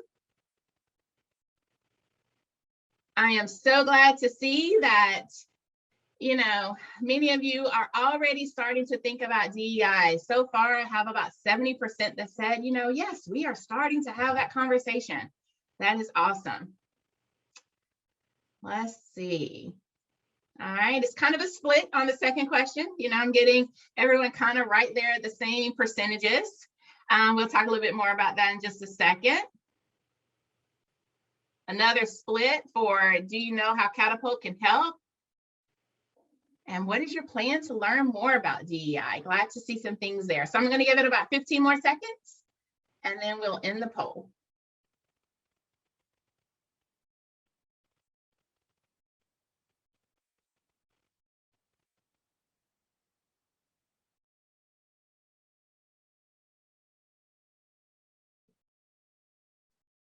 All right, good deal. So I'm going to end the poll, and glad to see some of these numbers. Specifically for, has your company started to think about DEI? 81% have said, yes, we are starting to think about that. So that is awesome. So just the other 19%, hey, we just need to work on you a little bit. What is your current phase for DEI at work? Honestly, I have pretty much a good split. Some of you said, hey, we're not there yet. And some said we're full speed ahead. So, and then obviously all that in between. So that just gives me an idea of kind of where some of you are within your organization. It is a complete split for, do you know how Catapult can help in your journey? 50-50. So I'm going to talk a little bit more about that towards the end of the session too. And glad to see that so many of you are planning to learn more about DEI. And 69% said, I want to take more training. So this is the right place to be. So you can learn a little bit about what we offer in that portfolio. All right, good deal. All right, so let's get back to the presentation, and let's just go ahead and start talking about all things DEIB. I'll be, like I said, I'll be kind of reviewing the poll questions after the session today, but it's definitely going to help me as I navigate through our conversation today. So the first course that we offer Diversity, Equity, and Inclusion, a closer look. This course can really provide participants with some foundational content on each component of diversity, equity, inclusion, and belonging. This course also touches on race relations at work. It also touches on microaggressions, unconscious bias, and creating a DEIB culture. This class is just in half a day, and trust me, it goes by real quickly. It's just a half a day that's offered several times throughout the year. Next, we do offer a DEI webinar series. If you paid any attention to all of our social media posts at the beginning of the year, we launched part 1 in early 2021. I think the first one was maybe around that April timeframe. And we're currently working on content for our next part, DEI webinar series, extending the conversation. So it's just kind of an extension of some of those topics that we talked about. The entire series covers 12 different relevant topics for anyone that just wants to learn about DEI. Some of the topics that are covered: microaggressions and unconscious bias, LGBTQIA+ inclusion, empowering women in the workplace, religious inclusion mindset, and creating an inclusive and belonging culture, and so much more. So if you want to learn a little bit more about those webinar offerings, please visit our site. We have some information up there, and we'll be posting when the next series is coming up. All of these webinars are 90 minutes in length, and they're kind of spread out over a few weeks just to allow you to have a breather in between. Keep in mind, you do not have to have taken part 1 first. It is nothing that's really consecutive. Each of the topics are independent. So honestly, you can take the entire series, or you can take a class, one class that you need, or one that just kind of fits your culture a little bit better. But keep in mind, even if you miss part 1, whenever our Extending the Conversation is launched, you can still take that and then go back and take the other one. So just keep in mind that you don't have to do that in order. We also offer unconscious bias in hiring. This is another class. I developed this class simply because I had a project where the HR team said, you know what, I really want our managers to have some sort of training in unconscious bias. And after I developed the class and delivered it, I said, Kirsten, this may be something good that we can offer our members. So this is now available. It's a half-day course as well. It is a great class for HR folks, recruiters, DEI practitioners, and yes, even your hiring managers. This program provides participants with just information on conducting successful interviews and making better hiring decisions without letting our unconscious bias play a part in that decision. As you all know, or hopefully you know, that we do need to find ways to reduce our bias when we're hiring. And this class is a great start. Now, is it going to give you everything that you need to know? No, because a lot of unconscious bias work is done on your own, but it definitely provides you with a good basis for starting to have that conversation and really doing some self-reflection. So next, we obviously know that, some of these traditional learning options are not always feasible for you. Therefore, we can offer customized DEI podcasts. So Kirsten mentioned that earlier. These can be shorter learning bites of as little as 15 minutes. So if you're struggling in your organization with getting your employees to take these longer training sessions, podcasts can definitely be a great option. The podcast, again, because they can be customized, we can cover any topics that really meet your organizational needs. They can, like I said, be offered at 15 minutes, 30 minutes, just depending on, what's going to work for your organization. So if you think that you may be a little interested in some DEI podcasts, please definitely reach out to us. And last, this is also a new class that we're going to be offering in 2022. So Diversity and Inclusion Professional Certificate Program. This program is currently in the development phases, but we're excited to give you a firsthand look. This class is also going to be 2 full days back to back, and we'll cover the topics that you see on the screen: building a case for DEIB, building and retaining diverse workplace, committing to an inclusive culture, resisting unconscious bias, moving beyond lip service to creating a DEI program, and measuring success for a sustainable DEI plan. So this class is going to be great for anyone in your organization that has a responsibility of doing your DEI work. So it doesn't necessarily have to be an HR person. It doesn't have to be a DEI person, but anyone that's going to be a part of that entire process within your organization. We're excited to be able to offer this one. It's going to be coming up in first quarter 2022. So look out for more information. I know I didn't say this on every single slide, but all of our DEI classes also will come with HRCI and SHRM credits as well. Okay, another plus for those of you that are certified. All right, so I do want to shift gears a little bit and move away from training just a few minutes so we can talk about our DEI consulting services. So some of you mentioned in there that, hey, I'm not sure what Catapult offers in regards to their DEI consulting. And then some said, hey, I'm going to reach out to Catapult to help me in this journey. So thank you for completing that in the poll, because that gives us an idea of where we are and you know who we need to reach out to have some additional discussions. So in addition to all of that training that we do provide, we also have these consulting services. A lot of you are obviously in varying stages, and that is absolutely fine. But this quick overview is really just going to give you an overview of how we can potentially partner with you. So our full service DEI consultant is offered in 6 parts. And keep in mind, this is the full service package. We do offer more, you know, some additional services that don't have to be a part of the full package. And I'll talk about those on the next screen. But I'm going to quickly just kind of go through each of the 6 phases. Phase 1 is foundational work. That's where our consultants will work with the leaders and managers of your organization to really understand the vision of DEI and help preparing of a DEI statement.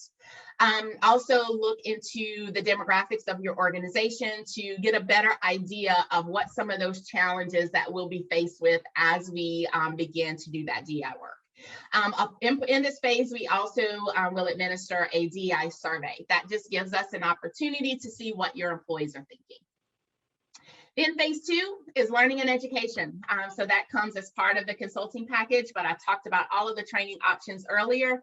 And so all of those are the same that we will offer in the consulting services as well. Phase 3 is roundtable meetings or listening sessions or focus groups, however you want to call it. I love to call them listening sessions. But this is the phase where we take really just a deeper dive into the culture. Obviously, with the survey, we're not getting just, you know, a lot of good information. I mean, they're just marking an answer. So the listening sessions offer us an opportunity to really dive a little deeper and ask more meaningful questions and just get a little bit more from the employees about the culture of the organization. Then next, Diversity Council or ERG programs. This is a part of this process too, where the consultants will help you develop a Diversity Council or your ERG program, depending on what it is that you are wanting to focus on. Some organizations want to do both, some want to do either or. Diversity councils are more strategic, they are more impactful to the day-to-day DEI journey, whereas ERGs are employee resource groups, and they allow employees that are similar to get together and discuss challenges and discuss just things about the culture. They can also impact the DEI journey, but the council typically is more strategic in that area. And then phase 5 is just really that cultural analysis where we are working together to look at your compensation practices. We're looking at your talent acquisition process, your onboarding process. We're looking at how can we make sure that we are encouraging a more inclusive culture. And we're looking at social media sites, your websites. And so all of that is a part of that entire cultural analysis. And then last, obviously leaders want to know, how are we going to measure the success of this? So then we take a look at some of the metrics. How are we going to measure success? And it's just really important for your leaders and HR folks to be able to see if it's improving over time. And if not, we just have to go back to the drawing board and figure out where we need to make some changes. So in addition to the full package, these are some of the things that can just be offered kind of one-off. If you don't, some organizations will say, hey, I really don't feel that we need the full scope right now, but I have, you know, I want some other things that really just kind of more better align with what we're doing at the moment. And so that is totally fine. So we do offer specialized one-on-one DEI coaching that allows us to really try to help you figure out what it is you need. Or if you know that you need something in particular, then we can kind of tailor that coaching session. I mentioned the survey and analysis before, but this can be offered as just a one-off, so you don't have to necessarily sign up for the entire plan. Same for training. If you don't want the full package, but you do want training, many of our members have just reached out, and within learning, we schedule private groups. So that is also an option. Lunch and Learn programs, this is newer, will probably start being offered in 2022, but it's a 60 to 90 minute option to really educate participants on a customized topic. So if you have a topic that you want us to come in, do a short Lunch and Learn program on, we can definitely do that. We can offer it virtually or in person. And then development of diversity councils and ERGs. I talked about that on the previous slide, but this also is one that can be offered if a company is just saying, hey, we really need some help with getting that group started. And then the same for DEI roundtables. So one thing that is coming in 2022 is our DEI cohort program.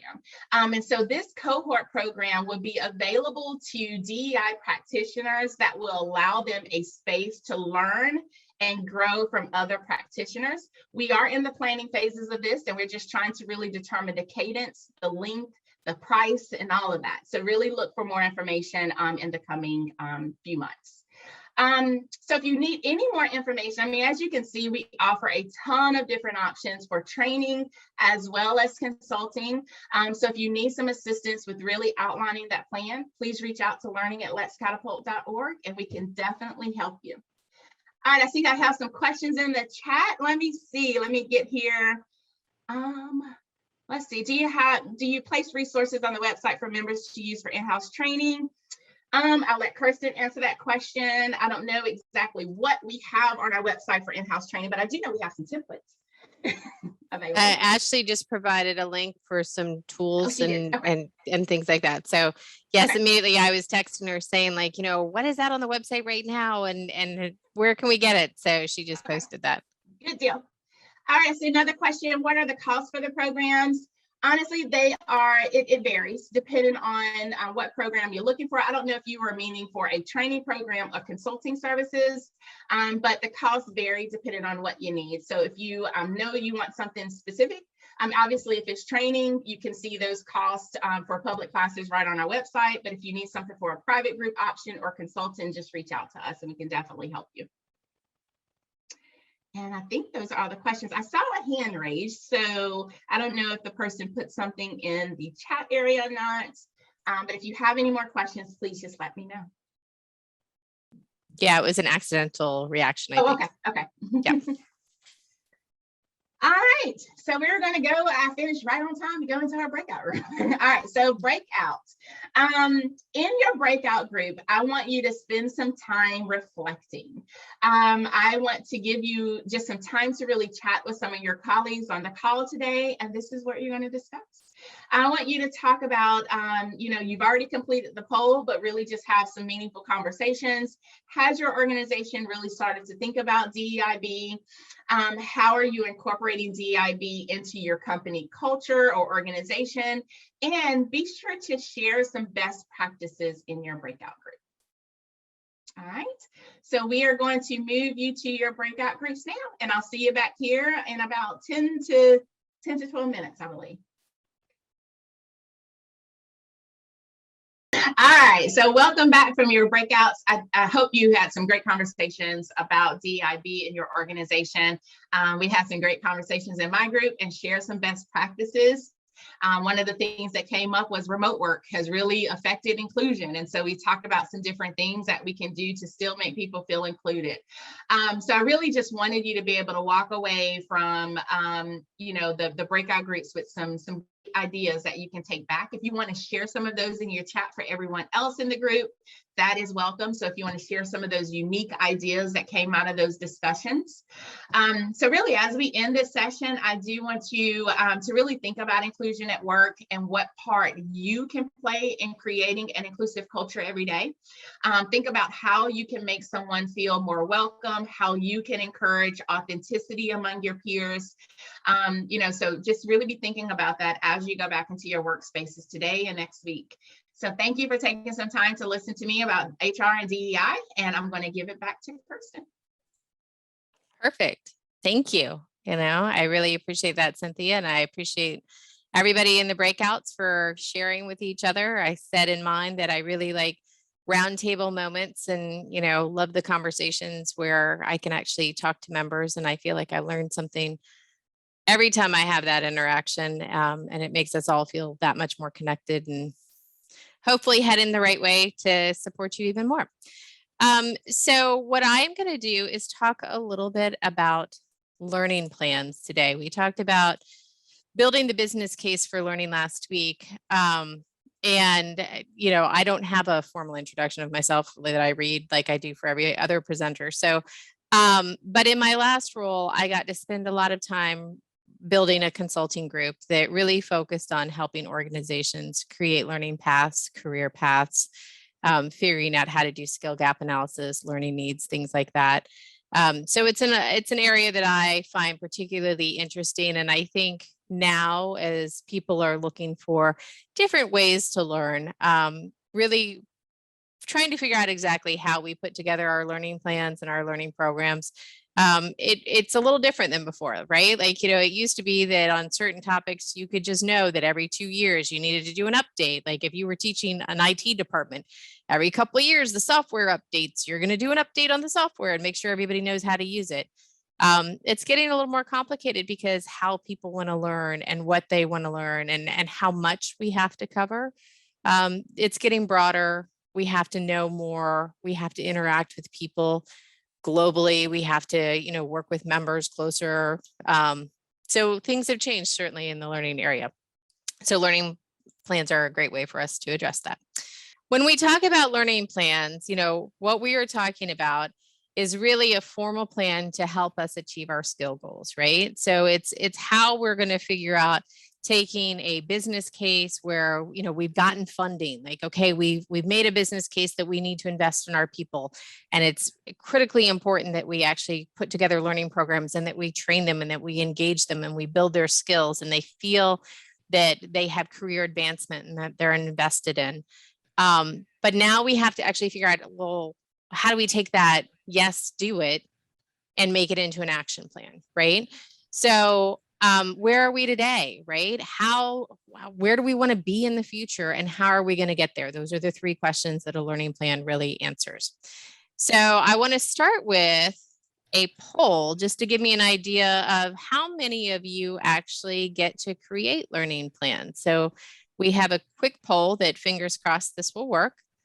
And if you could answer the poll really quickly about whether or not L&D creates them, managers create them, maybe employees are doing their own as part of their performance goals, or maybe you actually don't create formal learning plans, which is okay. Lots of companies don't.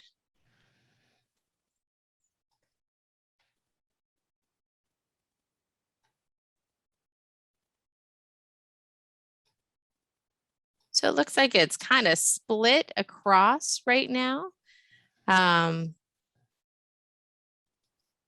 Looks like managers create them more than anybody else, and then employees and L&D right behind there. And then also companies doesn't create them. So that is not surprising. Like I think a lot of the times what we end up doing is we answer immediate needs versus looking at planning for outcomes, right? So somebody comes and says, I have a team that's got an issue. I just need to solve this immediate problem. Let's go and find training. And it's a class and we get it in front of them. And then, you know, we move on to the next moment when somebody calls and says, I have an immediate need. How do I deal with that? What this really is talking about is how to have better insight, maybe a little bit into what a team might need overall. So you can grow people across the organization, right? So, you know, it's something that we might apply it to an individual, but I'm going to go ahead and close that poll, Ashley, if that's okay.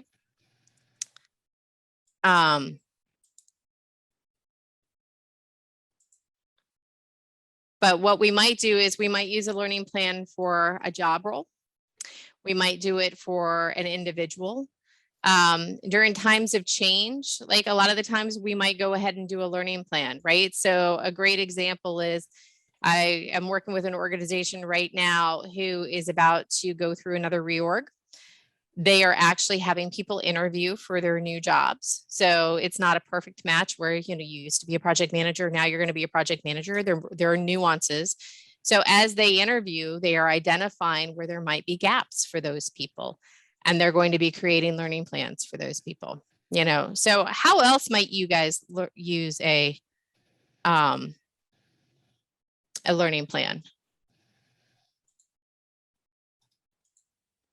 In the chat, can you guys tell me where else you might use a learning plan?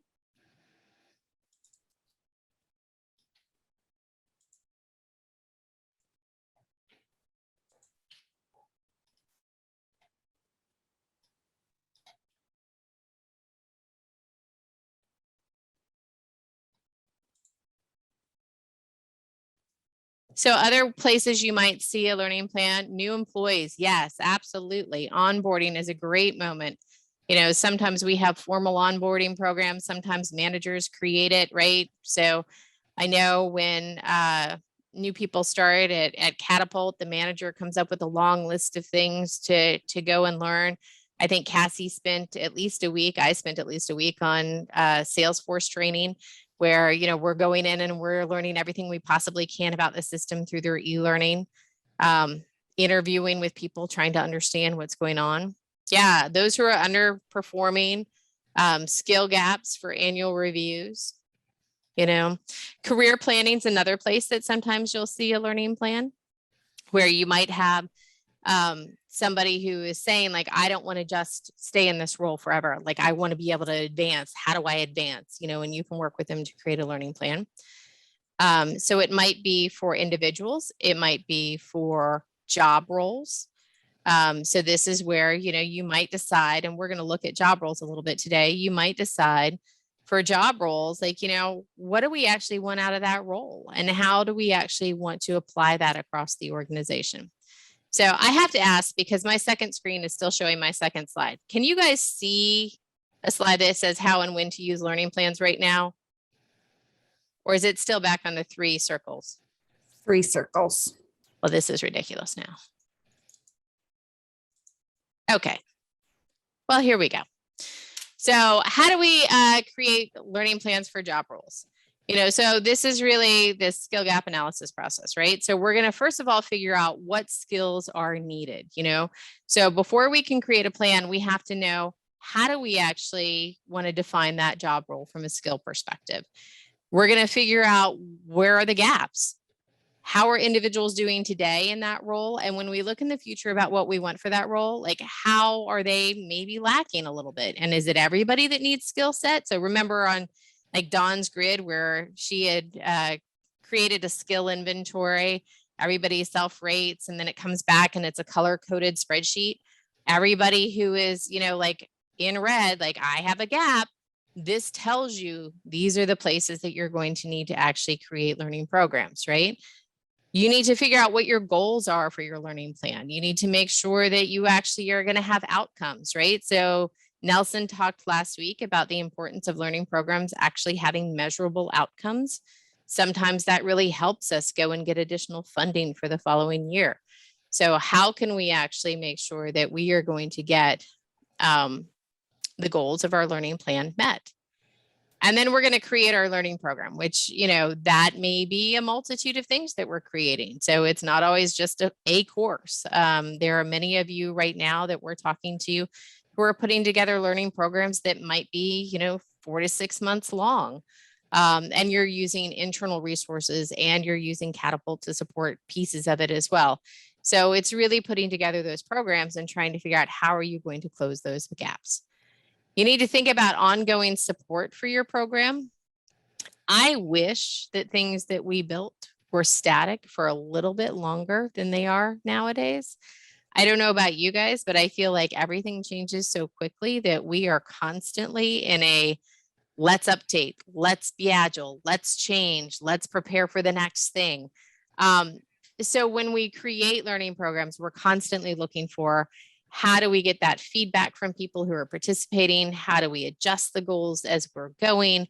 How do we add new content, tweak things, and move forward from that perspective?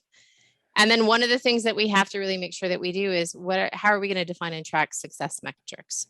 We all want to make sure that the people who participate in our learning plans are successful, but what does success actually look like? So we're going to dive in a little bit on each of these. So in the chat, can you guys tell me, like, if you were going to actually work on identifying what skills are needed for a job, how would you go about identifying that skill set? So let's say you were creating a new job role title at your organization and it was a grand poobah of basket weaving level 2 or something like that. What would you do to actually define what skills are needed for that job? Job description? What else?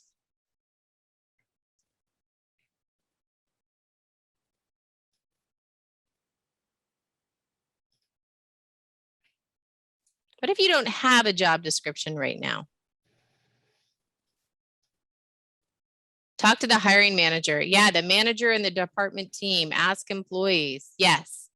Yeah, so it's, you know, clinical licensure. Sure. I mean, if there are outside requirements, view the website to get an idea of what the team is like. Yeah, and I would also say, you know, you can also look at other competition, right? State requirements. Collaborative team of stakeholders. Yes, love all of these. So it really is trying to figure out, you know, okay, job description, job breakdown. Like maybe you actually have somebody who is in the role, but you've never documented the job description before. So you can have them break down exactly what they do in that role. What are the tasks and activities? What are the tools and resources that people need to be able to leverage in order to be successful at that role?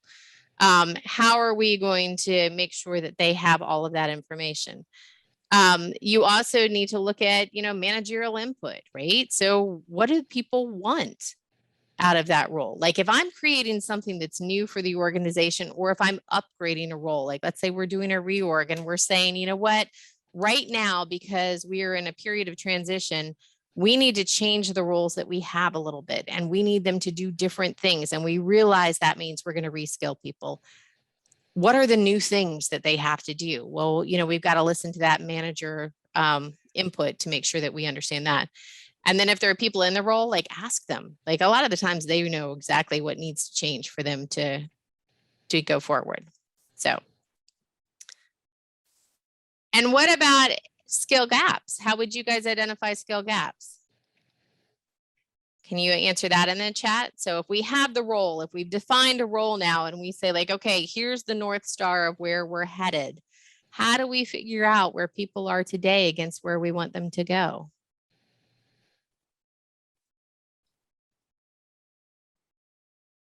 Yeah, interviews, observations, conversations, create surveys, assessments, informal polls and surveys. Yes, like all of these things.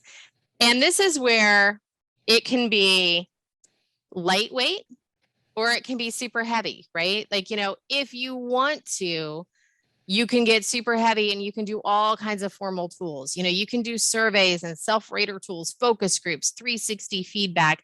For some areas, you can actually do skill testing, right? Like there's entire industry out there that does hardcore skill testing on technical skills. They tend to be more technical than soft skills.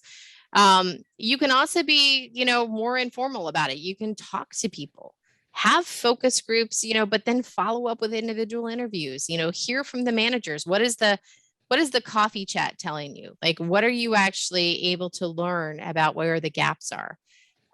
Customers. Yes, you can survey customers or you can just listen to customers, right? So maybe you have a way to listen in on customer phone calls when they call into your service center.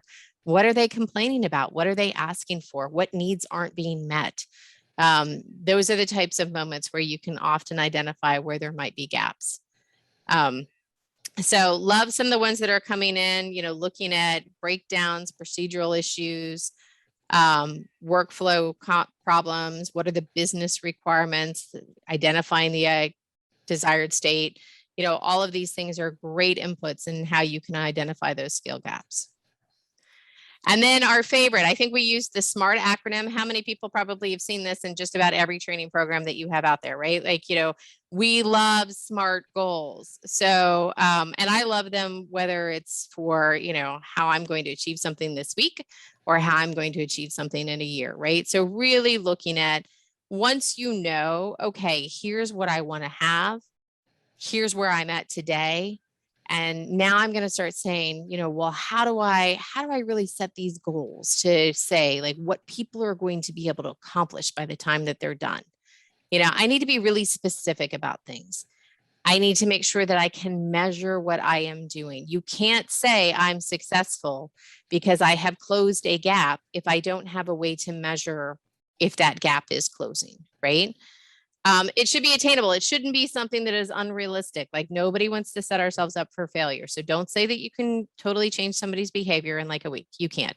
Dawn has been working with me for 10 months and I am still a failure at many of the shortcuts that she has taught me in Outlook. But it takes people, I think it's about 40 some times of repetition to adapt a new habit. As adult learners, like we need repetition, we need practice, we need to actually, be able to use the skills that you want us to achieve time and time again before they just become second nature. So you need to think about some of that as you're building programs. We have to be relevant, right? Like, we can't do a goal that is so far out of where people are at. Like if I said, okay, everybody at Catapult, we're now going to help members fly to the moon. Like this is not going to be something that is relevant to our members, nor is it really going to be relevant to Catapult. So we've got to make sure that what we are doing is, it is something that people understand why we are doing it and that it matters to them as well. And then also set timing. It is not that learning is not a lifelong process. It absolutely is. But if we are trying to close skill gaps, we want to have a finite time period that we are operating in. So I'm going to give some examples of SMART goals. I'm guessing that you guys probably know these examples, but these are, when I think about learning programs, I'm trying to reduce defects on the manufacturing line, and I have a percentage that I'm trying to get to, and it's by a date. I'm trying to improve my managerial feedback score from employees. And again, I'm going to have a date in order to set that by. Increase the efficiency of Microsoft Office. This one's for you, Don. And lower non-read emails by 50%. That one's actually for me, right? So I can't go to sleep at night without trying to clear my email box. And as of late, it is getting harder and harder to do that, right? So it's how can I get more efficient at responding and making sure that I am keeping up by a specific date. So all of these things have measurable outcomes. All of them are time bound. All of them require us to have a beginning that we can say, yep, this is where we are right now, and a way that we can check against that beginning point, that baseline later on. So I would like to have a breakout moment at this because I think all of you probably have at least seen a learning plan or been part of building a learning program before. And I would love to know when you're thinking about putting together the actual components of your learning programs, right? So when I'm getting to the nitty gritty of like, I know what the goals are for education. I know who I'm targeting because I know the gaps. I know the outcomes that I want for this. Now I'm trying to figure out, is it a book? Is it a course? Is it a mentoring program? Is it a whatever? What do you consider when you actually are building those learning programs to make sure that they're going to be successful?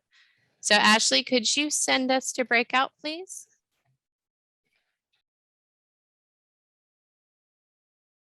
So thank you guys. I think that was for me, it was a really fun breakout group for sure. So some things that we consider when we build learning programs: audience. So who are the people that we're actually going to engage with? What is their education background? Sometimes what is their first language is actually something that we have to think about. We have to think about cultural differences, all kinds of different things, right? What is their learning style, right? So I've said like, oh, I'm a visual person. Don, share your screen, right? I'm also make sure it's large enough that I can see it age group right now. So I'm constantly like, hey, blow up the screen so I can see it, please.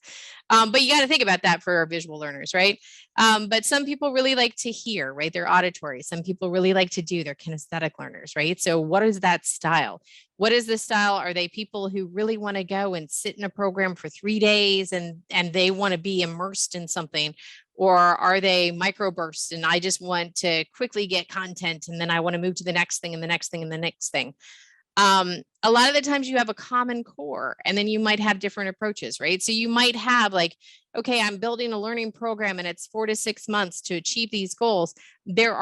Everybody must take these classes or everybody must participate in these roundtable conversations.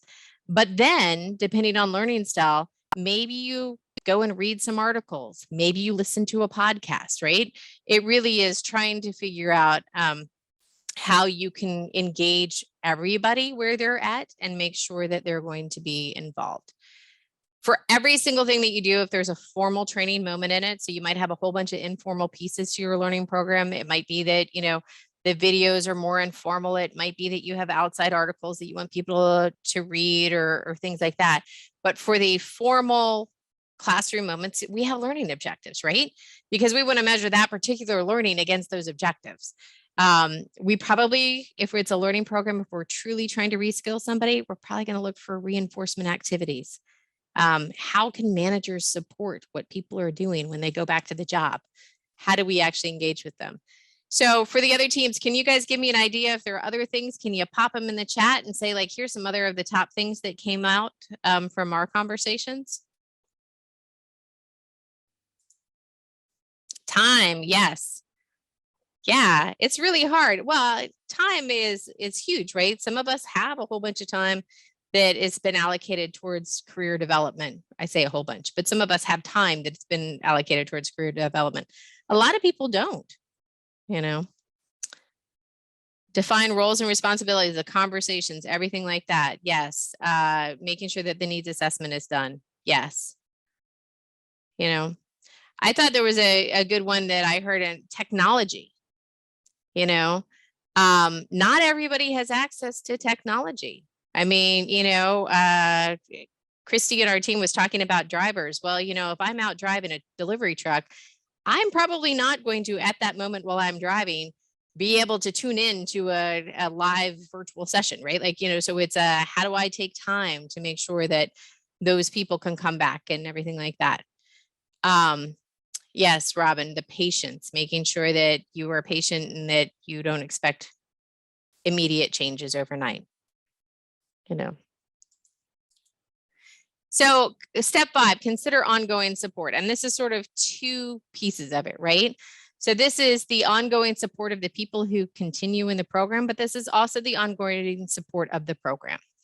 So when you are trying to change behaviors, a 3-day training program is not going to be the complete answer. I love our classes. I think they are wonderful, like what we do in Fundamentals of Supervision or Excel 2 or any of those things. If you were able to talk to those facilitators 2 months later when you needed to have that tough conversation, it would all come back to you in a flash, right? A lot of the times people, when they come to these classes, they get so excited. And then it becomes almost a checkbox activity for them because when they go back to the job, nothing has changed from what their expectation is from their manager. And they don't actually get to practice, right? So it's like, I get to take a moment out to find out the dream of what should be. And then I go back and the reality of what it is exactly the same. So it's that, how do we actually engage with the managers and make sure that they are supporting employees throughout the learning and that they are encouraging those new skills and that they are making sure that they apply the new skills. How do you make sure that if people need a brush up? We had somebody that we were working with earlier this year who, team has been trained, everything like that. It was performance appraisal time. And it was like, oh, we need a last minute refresher, right? We have another organization that we're working with right now that they have finally returned to the building and customers are coming back into the building and they're realizing that after a year of pajamas and Zoom calls, people need a little bit of a refresh on what professionalism means and how do you handle customers that maybe aren't as friendly, sadly, as we were pre-pandemic before everybody's stress levels took off, right? So how do you really make sure that you do all of that? And then also, none of us have a static, and this is true right now for sure, none of us have a static employee pool. people change, people come in and out of roles and everything like that. So if you've done a program and it's started and you're 4 months into a 6-month program and all of a sudden you have 3 new managers who were in that role, how do you get them in that program? How do you make sure that you are keeping them up with the skill set that you need and everything like that? Tying it to performance appraisals if you can is awesome. Oftentimes you can't, but if you can, I think it's always a great idea. And then, the ongoing, how are you going to evolve? There is nothing static except change right now, right there. So there's no normal of our life at this moment, except things are constantly evolving and changing.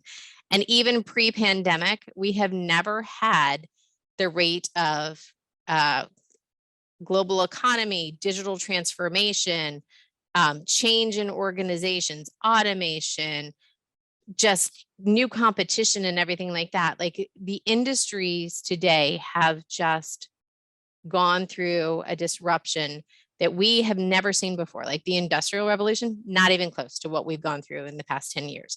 And it's not even close to what we're about to go through, right? So change is here and it's going to stay. So everything that we create, we need to constantly be thinking modular pieces, adaptability, and how do we continue to keep up with the evolving needs of our team members. So step 6, define and track your success metrics, right? So remember the SMART goals, like we're back again, right? So this is really, when you think about a learning program, how do you start? So you say like, hey, this is where people are, right? So if you do a needs assessment and you have that skill gap like Dawn showed, that's awesome because I can just decide to redo that. But the question is, when do I redo it? And it really depends on how are you going to support them for post-training? Like if I were to send my entire team to Dawn's Excel class, I would not expect much behavior change if I didn't do things to constantly remind them of the skills that they had used. If I didn't hold people accountable, if I didn't help them practice those skills and help that learner really become like, this is my new norm, right? I mean, I don't know, show of hands, how many of you have switched from one process to another and you had to physically switch off the technology for the old thing in order to get people to move?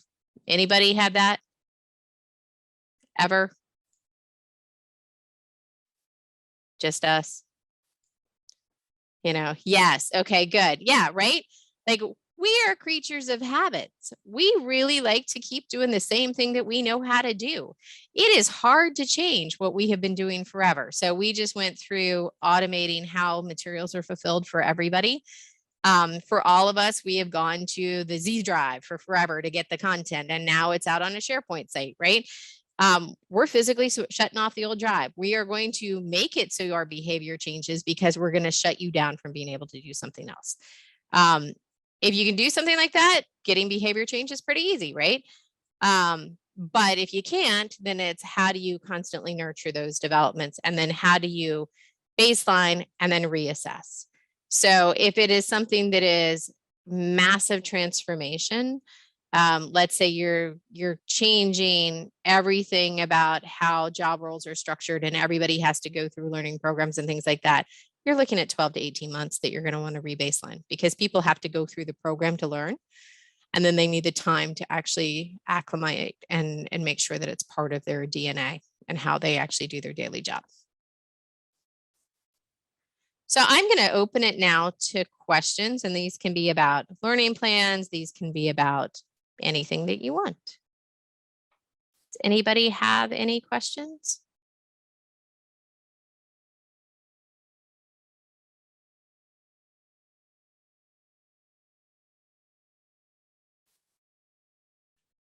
Well, I will offer it up that if there is ever a moment that you have questions about how to put together a learning plan, or that you are struggling with, ideas on how to do a needs assessment or anything like that, I am more than happy to always get on the phone with you and talk to you about that. To reach us, Let's Catapult. The learning@letscatapult.org is our email. And I will also make sure that everybody has my contact information as well in the chat. So, Christy, I see you. I'll put all the links for how to reach people in the chat as soon as I introduce Jen for the next session.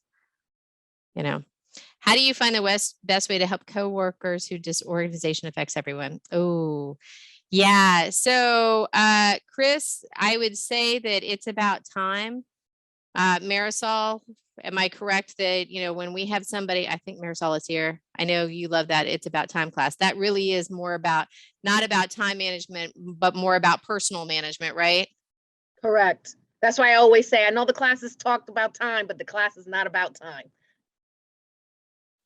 Right. Yeah. So sometimes suggesting that somebody goes to a class, or if it is something that a manager, you can speak with a manager that you might share or something like that.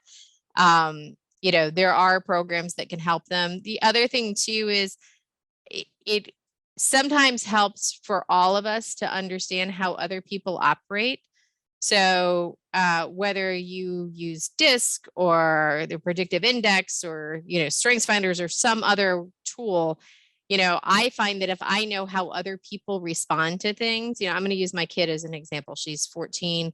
She is super artistic. She is the most unstructured, seemingly disorganized person in the history of the world. And yet she isn't, but the way she presents is totally different than how I present, right? So I don't understand it naturally, but I have to understand her style and how she communicates and how she structures her world in order to be able to plug in and get the most out of her. So it may be something that, if you were ever interested in finding out more about different, types and personalities and things like that, that understanding about other people's styles for how they process things and how they do could also help you communicate with that coworker.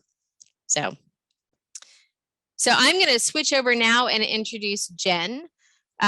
So Jen is with Simple Change, the same organization that Becky, who spoke to us last week, is from. They are a great partner on wellness. They are also helping us on a women's leadership mentoring program coming up here, hopefully helping us. We'll see. We're starting the conversation with a member. So Jen, as a performance coach and keynote speaker, has over 2 decades of experience in motivating and inspiring individuals to reach their goals. She's dedicated to helping others to become the best version of themselves personally and professionally. She coaches corporate teams and individuals in energy management, nutrition, and fitness to increase productivity, engagement, and performance. She's not going to make us all do yoga or jumping jacks, I promise, not in this session. As an executive coach, she's worked with one-on-one with Fortune 100 executives. She focuses on the whole person, teaching strategies for becoming physically fit, emotionally connected, mentally focused, spiritually aligned. She's worked with a ton of name brands that I'm not going to list, but trust me, you would probably know all of them and have eaten or drink at most of them, right?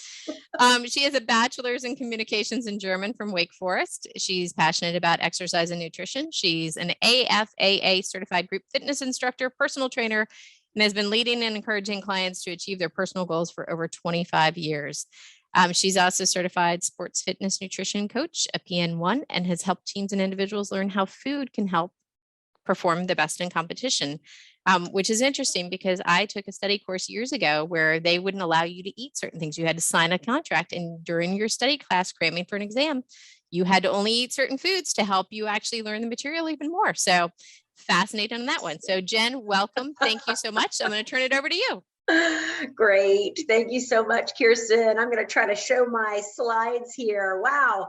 That's a lot to measure up to. And can you believe I'm only 21? No, that's absolutely not the case. But I really want to thank you for having me today. Can you see my slides? Thumbs up. Okay, I see your head nodding. So awesome. Very good. So it's an honor to be with you guys today. And I heard a little bit of what you were sharing in your last session. And wow, a lot on all of your plates, of course. And I read an article recently in terms of the roles that all of you play, probably being the ones that are, aside from the frontline workers, probably the most stressed in terms of having to navigate everything over the last 18 months. And so the topic of my my session today is how to discover the secrets of high performers. And as Kirsten had so nicely introduced. That has really been my focus over the last 16 years, is helping people to perform better, not just at work, but also in life. So I have a few questions for you, and I can see from the prior session, you guys are well versed in using the chat box. So there's also another way that you can communicate through reactions, which is generally under more, or you can just even do a thumbs up, because I can see most everybody, at least those that have their camera on. I have a couple questions for you. So how many of you would say that the stressors placed on you in the last 6 months? Raise your hand if that's the case, or nod, or use the chat box, or even just use this as an opportunity to reflect. Now, let's fast forward 6 to 12 months from now. Do you think that the stress placed on you is going to be any easier? Or have you ever had an opportunity where maybe a colleague of yours has said, you know what, we're just going to coast. Let's just coast through the next quarter. Has that ever happened? Not likely. I can say of all the groups I've worked with, really what you set as a baseline for where you are now, yeah, not at all, Dawn. And yeah, there is the hope, but unfortunately, at least hope is not necessarily the strategy here. You know, the stressors aren't likely going to get any easier, even if you're looking at retirement in the next 6 to 12 months. News there is those going into retirement have an increase in the mortality rate. And that's pretty shocking as well, as we think when we retire, everything's just going to be easy. But let's just think about the stressors right now. How many of you would say that the stressors you have faced have had a negative impact on your health and well-being? Again, you can nod your head or add a thumbs up or put something in the chat box. What about your performance at work or at home in life? Had a negative impact?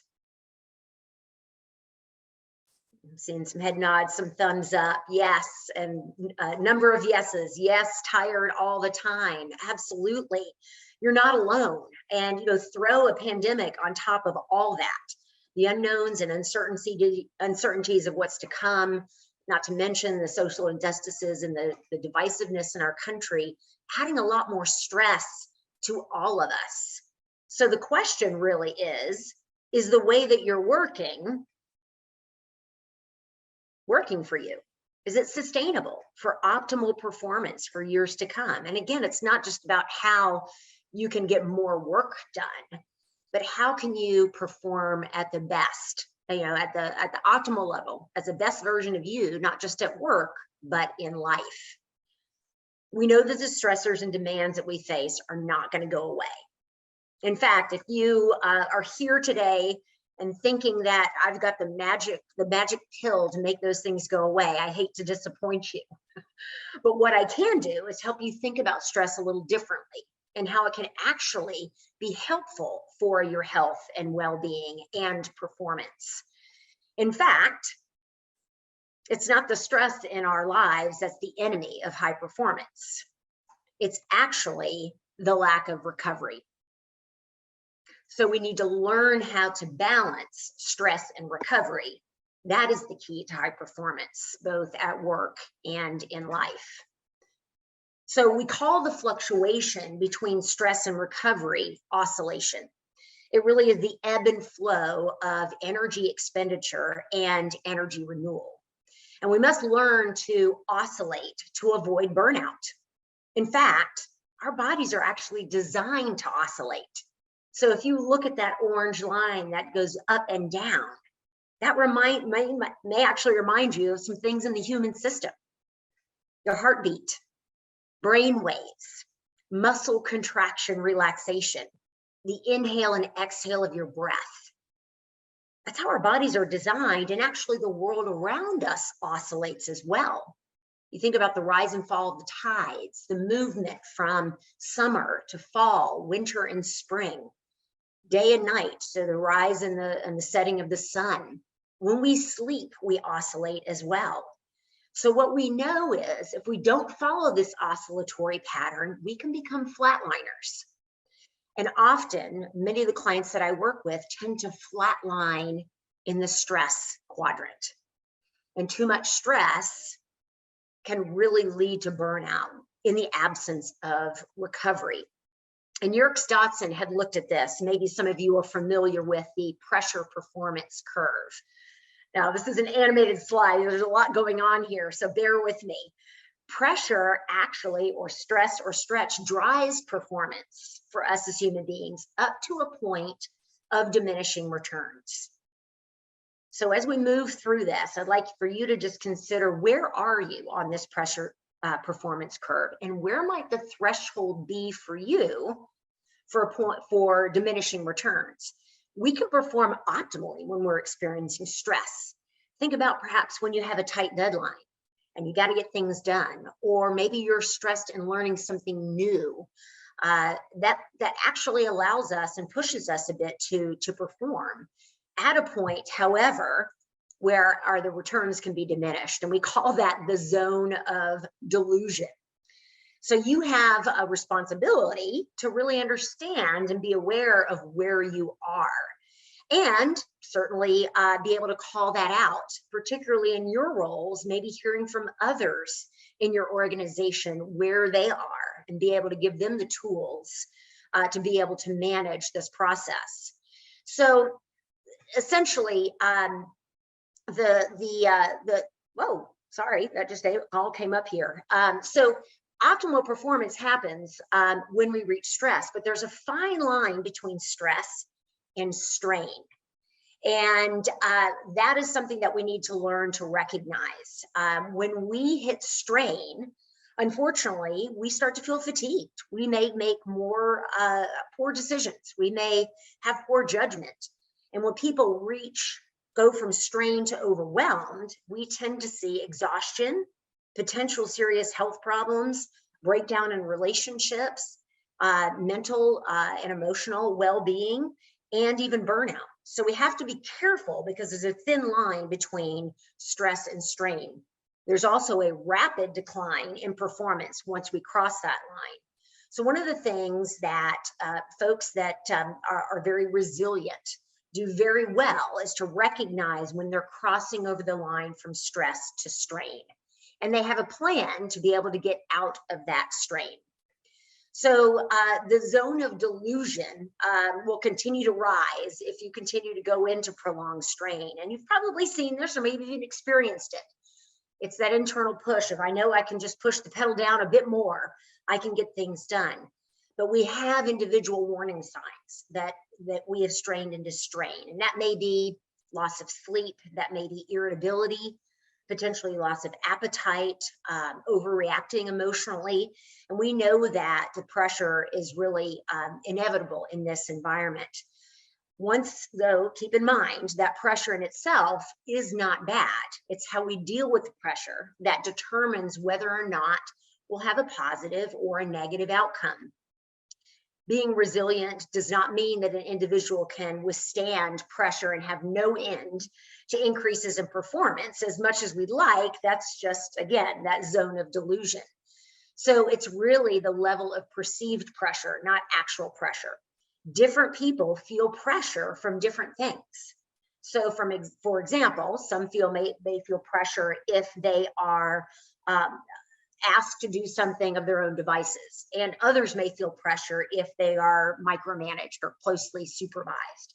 So again, for us, it's really important to recognize what that pressure is for us that can move us from stress to strain, and recognize the symptoms of going over that line.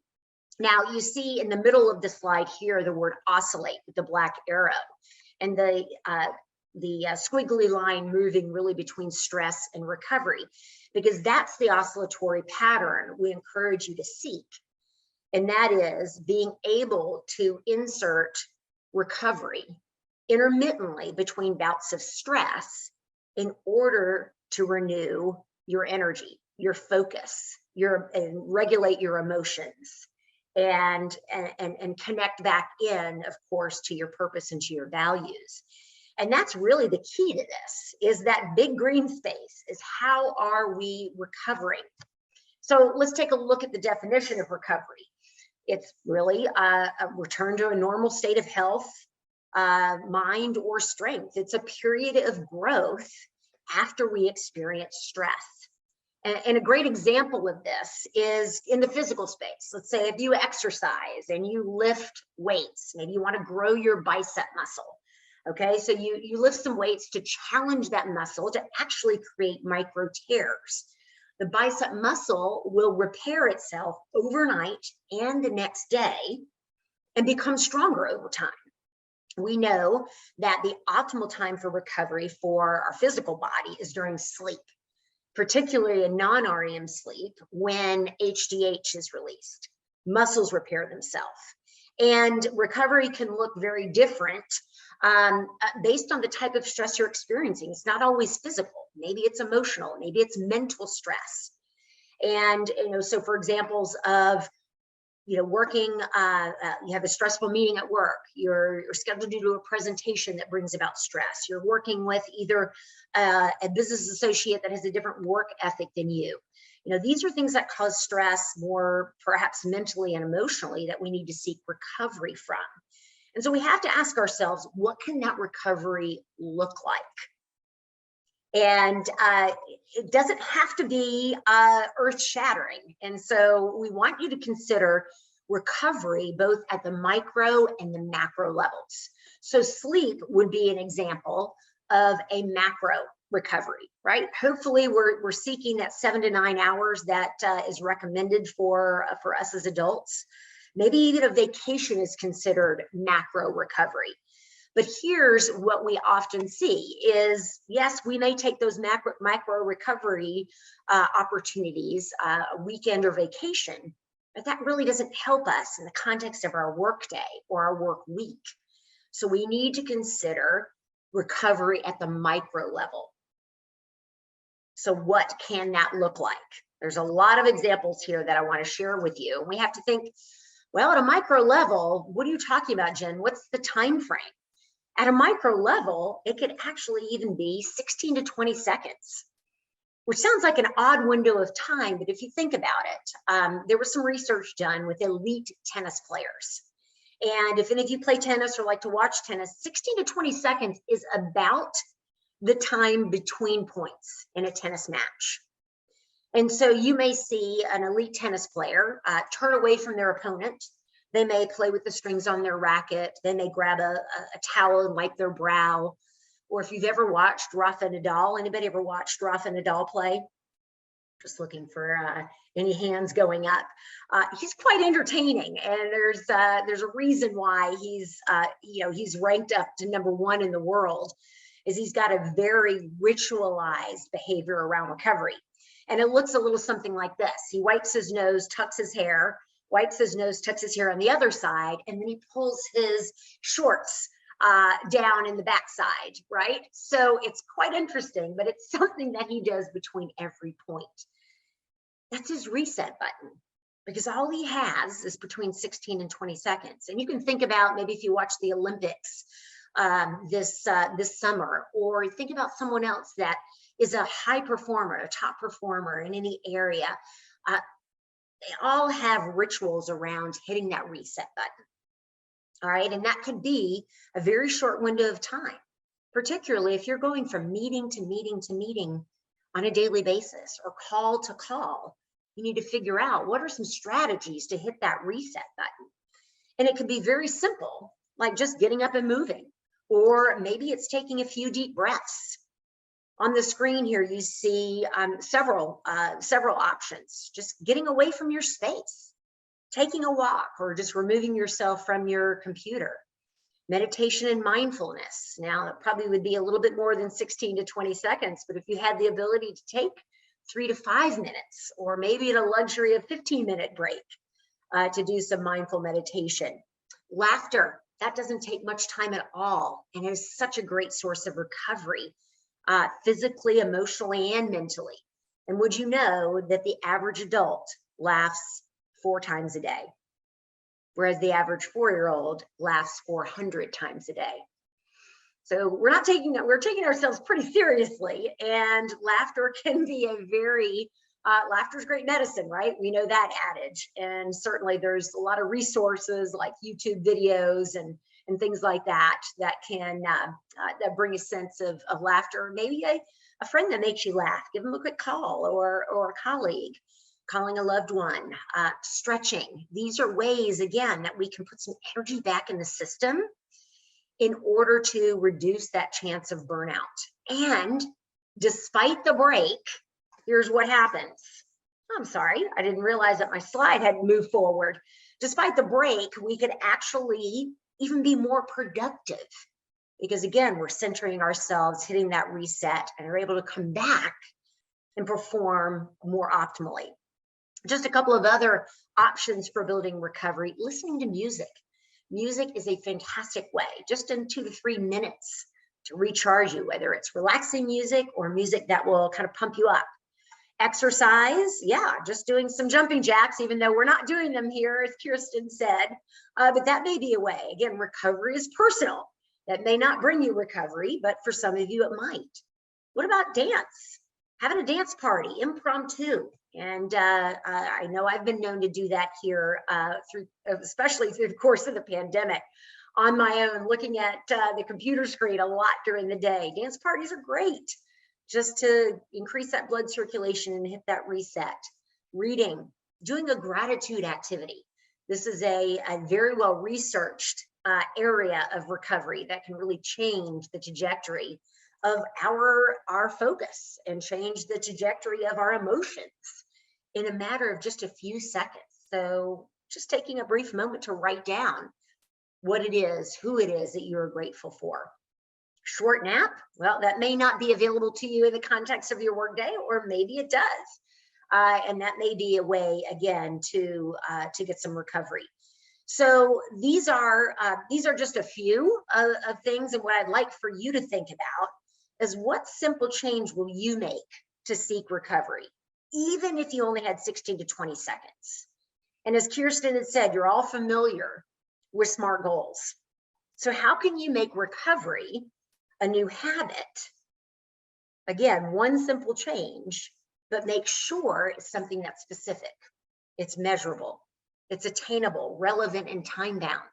Maybe it's something like every day at 2 o'clock, I'm going to put my favorite song in and walk around the office, or go out to the mail and to the mailbox and get the mail, or I'm going to send a gratitude text to someone at 10 a.m. every morning, and make that a different person each day. So specific, measurable, attainable, relevant, and time bound. If any of you guys have any ideas, I would love to know. Just put in the chat box. What is a way that you can build recovery? What comes to mind for you that you think would really be a good reset for you? And at the same time, as you are considering what that might be, I want to share with you some tools, because there's a lot of resources that are available here. For some reason, my slide is not moving forward. I do not know why. Let me try that again. There we go. So great tools. And this is just a few of a lot that are out there. Office yoga, right? Just doing some stretching in your office. An opportunity, again, you could look at something on YouTube or any of the other apps out there to just do some gentle body stretching and lengthening. There are a lot of apps out there. I'm sure some of you are familiar with Calm and Headspace and Buddhify. These are great resources for an opportunity to practice mindfulness, even just in a very short bit, or as a segue to your macro recovery, sleep at night. Calm has some really great sleep stories that may be of interest to you as well. And of course, that opportunity to just have a journal nearby, or maybe you can just jot down your thoughts, jot down what you're grateful for. An opportunity to actually put pen or pencil to paper is an opportunity that you can reset and hit that reset button. Oh, let's see. We've got some great ones here. Dawn, walk outside, even just for a few minutes. That's right. Change scenery. Get away from the office. And, you know, time bound doesn't necessarily mean you do something specifically at a particular time. It could be situationally based. So as exemplified by Dawn, if you start to feel as though, you know, perhaps stress is starting to go into strain, stepping outside. So a situationally based activity. Refill the bird feeders and take 5 minutes to watch them gather. Oh, wow. Yes. Fantastic. Fantastic way to recover. Pet one of my puppies. And Kirsten, that means you have more than one. You have 3. I'm very jealous. I don't have one at all, but would love one. And of course, you know, just that emotional connection and that opportunity to hug your kid, sing a silly parody song of what I'm going through. I love it. Those are great ways to uplift and hit that reset button, scroll through your photos on your phone. Love that, Teresa. That is a great way, you know, and that's where we can use technology to help us seek some recovery and maybe reminisce and put a smile on our face. Sit out in the sun. Absolutely, Robin. Getting some vitamin D and some opportunity to get some fresh air. 3 dogs, 5 rabbits, and you foster squirrels too, Kirsten. My goodness. Oh, that's fantastic. Love it. And you know, what a great sense of recovery. And if we think about our furry friends, are they really inundated with the stressors that we are as humans? No. And that's why I think the adage came out that, you know, it is a dog's life. So by being able to connect and play or just be with our furry friends can be a great way for us to reset. Everyone can take that 5 minutes that Dawn taught us to put in our meetings and gain some recovery. Absolutely. When you are designing meetings, making sure that there's those opportunities to recover. And, you know, really thinking about once every 45 minutes to an hour. If you take that 16 to 20 seconds or 1 minute or 5 minutes, whatever you have, that will help tremendously. And it can also role model great behavior. If those people in the meeting may think, well, why are we doing this?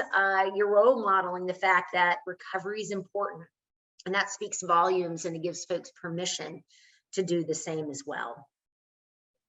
So I want to thank you guys for allowing me to be with you today. And I certainly want to challenge you to remember that recovery is more important than really any tenet of performance. And that is the secret that most high performers use.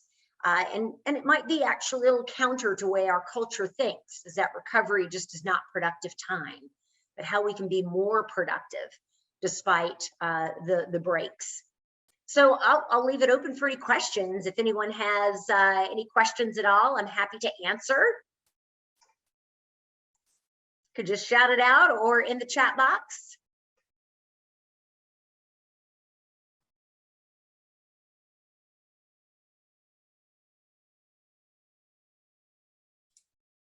Maybe you're all taking that opportunity to recover. I'd love to ask, I'd love to ask the attendees right now about any programs that they might be doing for their employees. Like, you know, I will say one of the things that our advisory line gets calls on still on a weekly basis that is related to COVID is employee burnout and stress and things like that. So I'd love to hear if any of you are actually doing something proactively right now to help. Like, what are you guys doing?